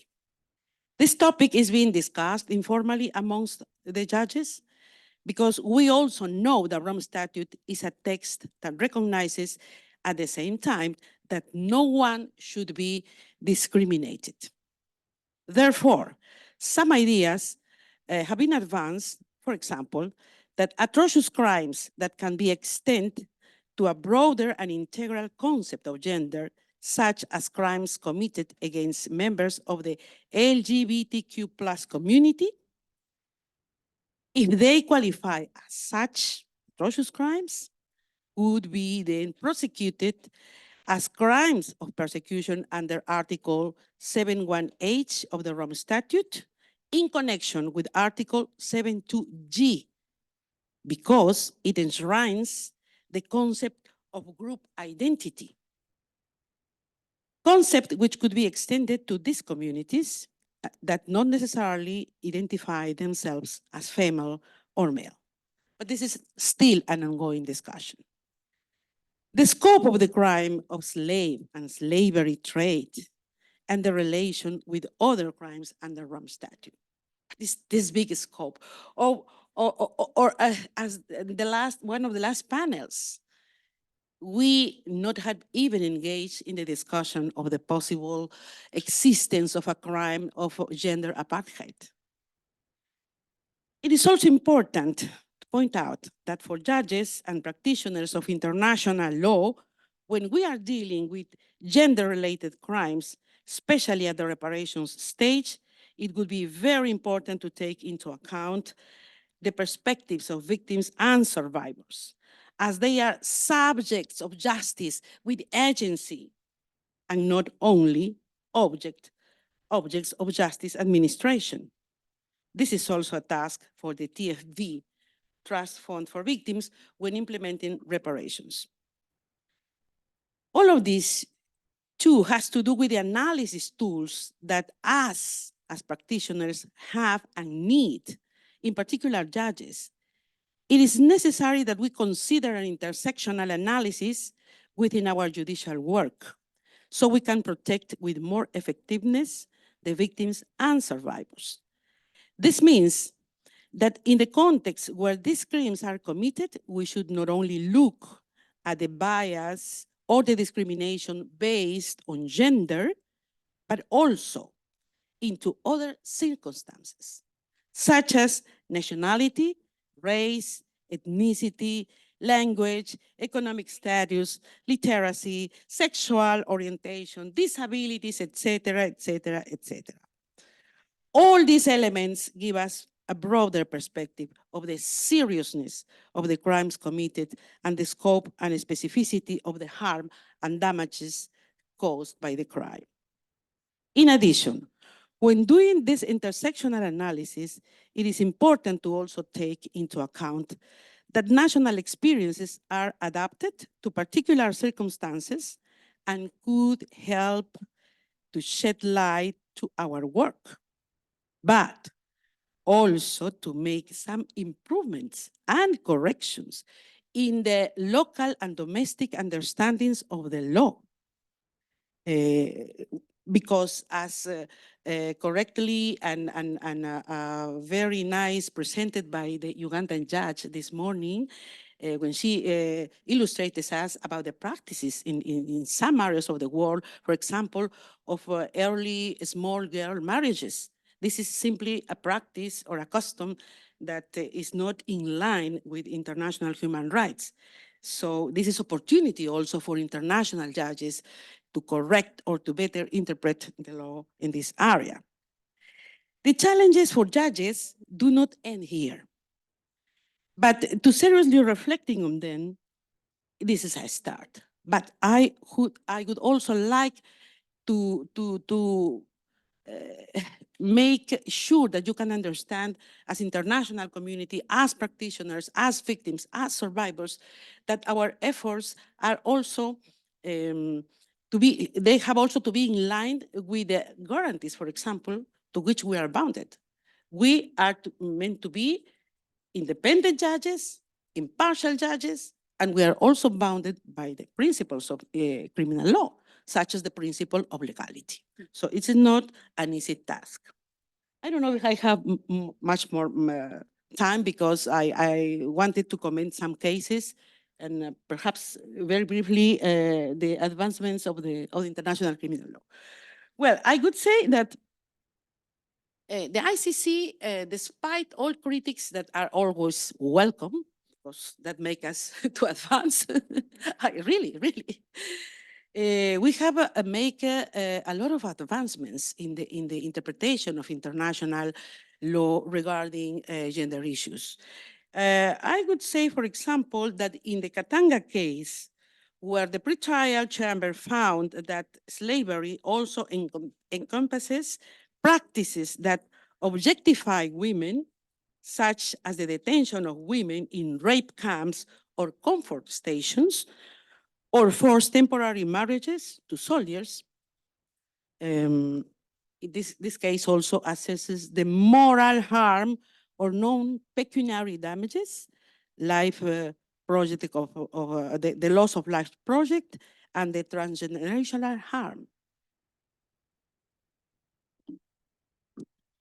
The Ntaganda case, after the failure of the Lubanga case to prosecute and to try gender and sexual-based crimes to the girls, against the girls of the same group, child soldiers, girls, we have the conviction, the trial and the conviction of Bosco Ntaganda. It is exemplary because it represents the first and final conviction for sexual and gender-based crimes at the ICC, which recognizes, among other things, that the girls that are child soldiers within the armed groups are protected also for the law, because they can be targeted also as victims of sexual and gender-based crimes. Among other issues, interesting is that the assessment of the evidence of sexual violence, such as the fact of corroboration, we found as court that it is no longer needed in this kind of crimes. And also it was recognized that the account of the victim has greater evidentiary weight. This is simply something really important. About ongoing case that has been put into question or put into the attention of this great audience, I wouldn't say much more. I was the presiding judge in the appeals. We worked a lot, and we put all our efforts in the advancement of numerous issues of gender. Most of them, I would like to point out, for example, that for the first time, we make differences among various types of crimes, of sexual and gender-based crimes. For example, among simple rape, slavery, sexual slavery, forced pregnancy, forced marriage, etc. Because we found that the different elements of the crimes and the different legal interests protected for the different crimes make all of them different, and not, as the defender said, that all of them were only sexual and based in the same elements of rape, for example. I would like to highlight that we found, for example, that for forced pregnancy, the legal interest protected there was the the reproduction autonomy. So reproductive rights were at stake in this crime, and not only sexual elements. And for forced marriage, for the first time, we managed to, together with the trial chamber, we managed to delimit the concept of forced marriage, because it is not described in Rome Statute as such. So we make recourse to the international human rights instruments to find a definition, and then it made possible to enshrine this kind of conduct as one form of inhuman act and as one form of crimes against humanity. So we were closing gaps of impunity. It was the only way to do this, and I think that the most important thing is that at the end of the day, victims of this kind of crime would have right to reparation. Finally, I would like to say, I'm not going to say nothing about the advancements of the International Criminal Court towards gender equality for the limitations of the time, but I would like to finish this with one statement. Perhaps it's a personal statement. All the crimes under the jurisdiction of the court are the most international serious crimes, and because the nature of these crimes, of the elements of these crimes, most of them amount to a serious violations of human rights. So when making an analysis, when adjudicating these kind of crimes, we need to resource according Article 21.3 of Rome Statute to the international human rights law. And that means not only instruments, but standards, principles, etc.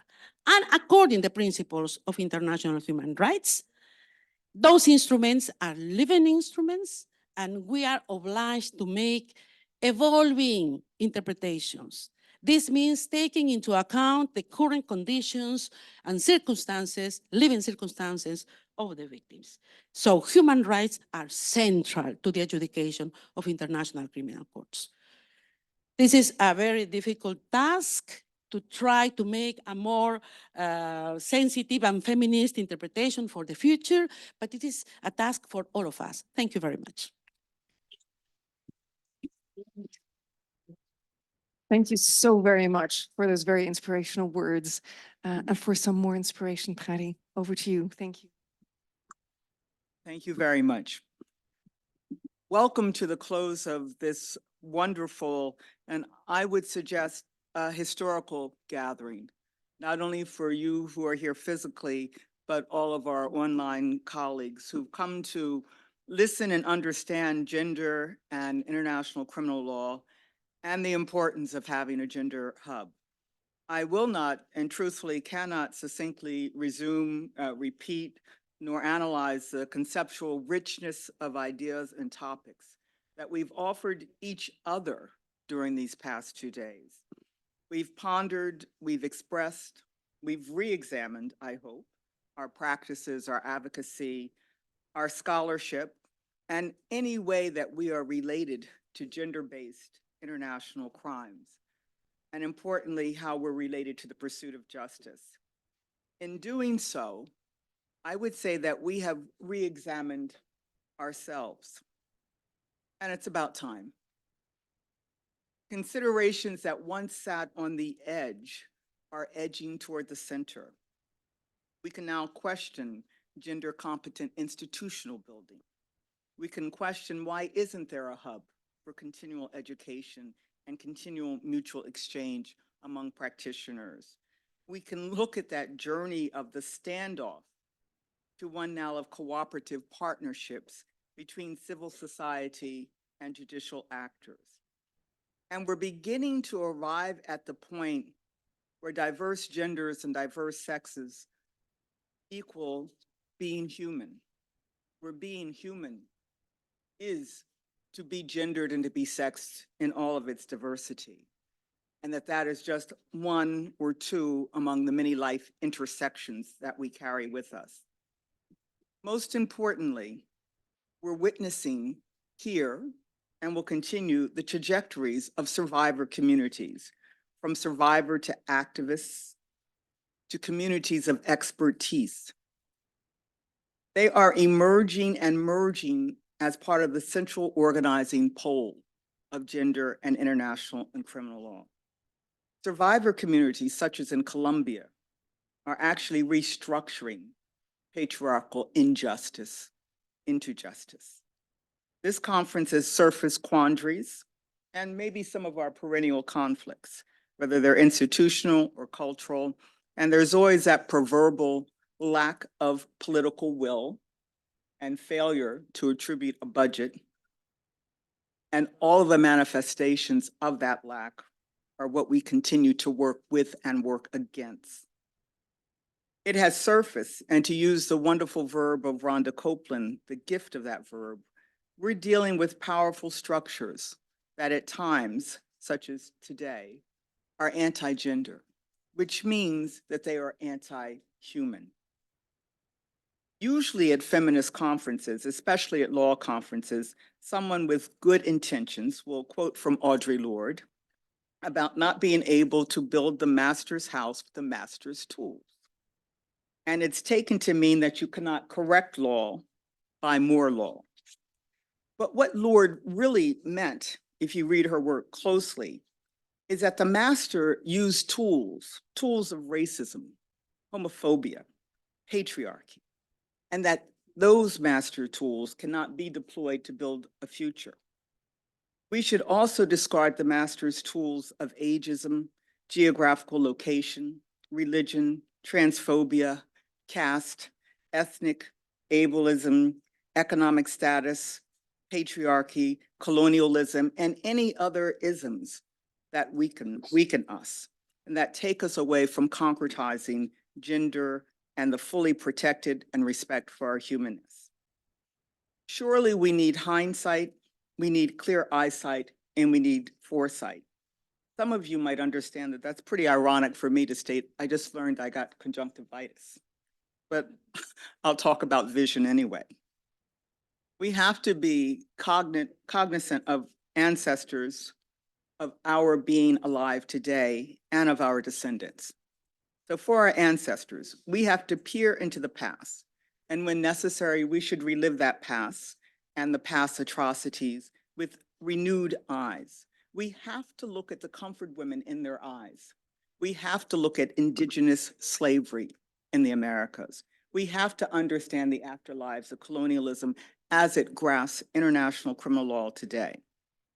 For us here today, we must be fully conscious, and in a non-hierarchical manner, we have to look at everyone else's humanity, including our own. We have to see that our own positionality could hinder the struggle, but we do have to struggle and struggle to do what?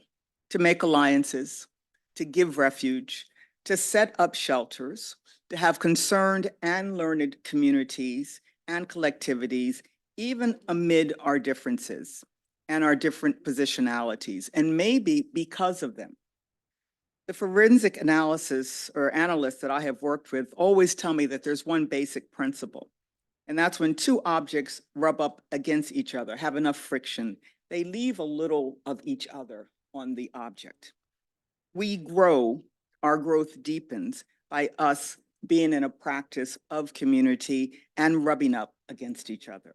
And this conference has given us that community, irrespective of who we are, where we come from geographically, mentally, or historically, or professionally. It allows friction that is fruitful. It is comforting in the long run. For our descendants, we need foresight. We need to be able to imagine, to reimagine from the last panel. We need to be able to aspire. Let there be, and let there always be peace. But let there be justice and redress where we could not have prevented the atrocities, and in particular the international crimes. We must commit to envisioning the future for our descendants. And if not, you will be blindsided. And you'll be blindsided by the very tools that Audre Lorde has asked you to renounce. Thank you very much.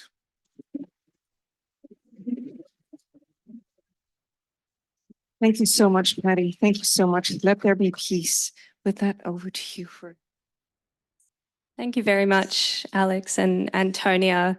Good afternoon, Excellencies, distinguished guests, gender justice practitioners, survivors, ladies and gentlemen. On behalf of the Australian Embassy in the Netherlands, I would like to once again extend a big thank you to all of the organisers and people involved in creating the conference today, and the exceptional speakers for the rich discussions on gender and international criminal law over the past 2 days. I would also like to thank all the many participants both in the room and online for being here with us, for your thoughtful questions, and for sharing your own experiences in the field and from the front lines. Australia takes seriously our commitment to the Women, Peace and Security agenda.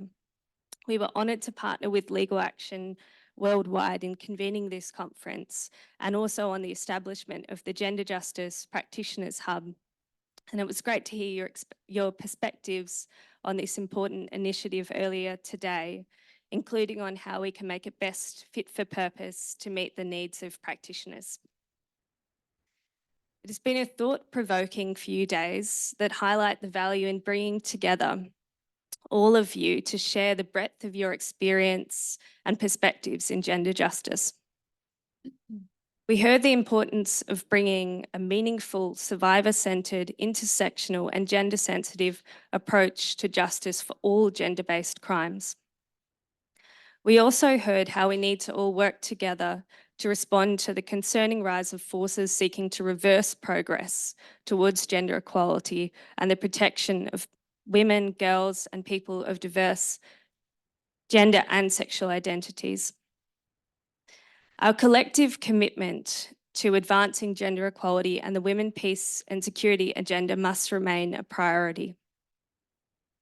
We must reduce discriminatory laws and practices, address harmful gender norms, and eliminate all forms of violence that target or disproportionately affect women, girls, and people of gender diverse identities.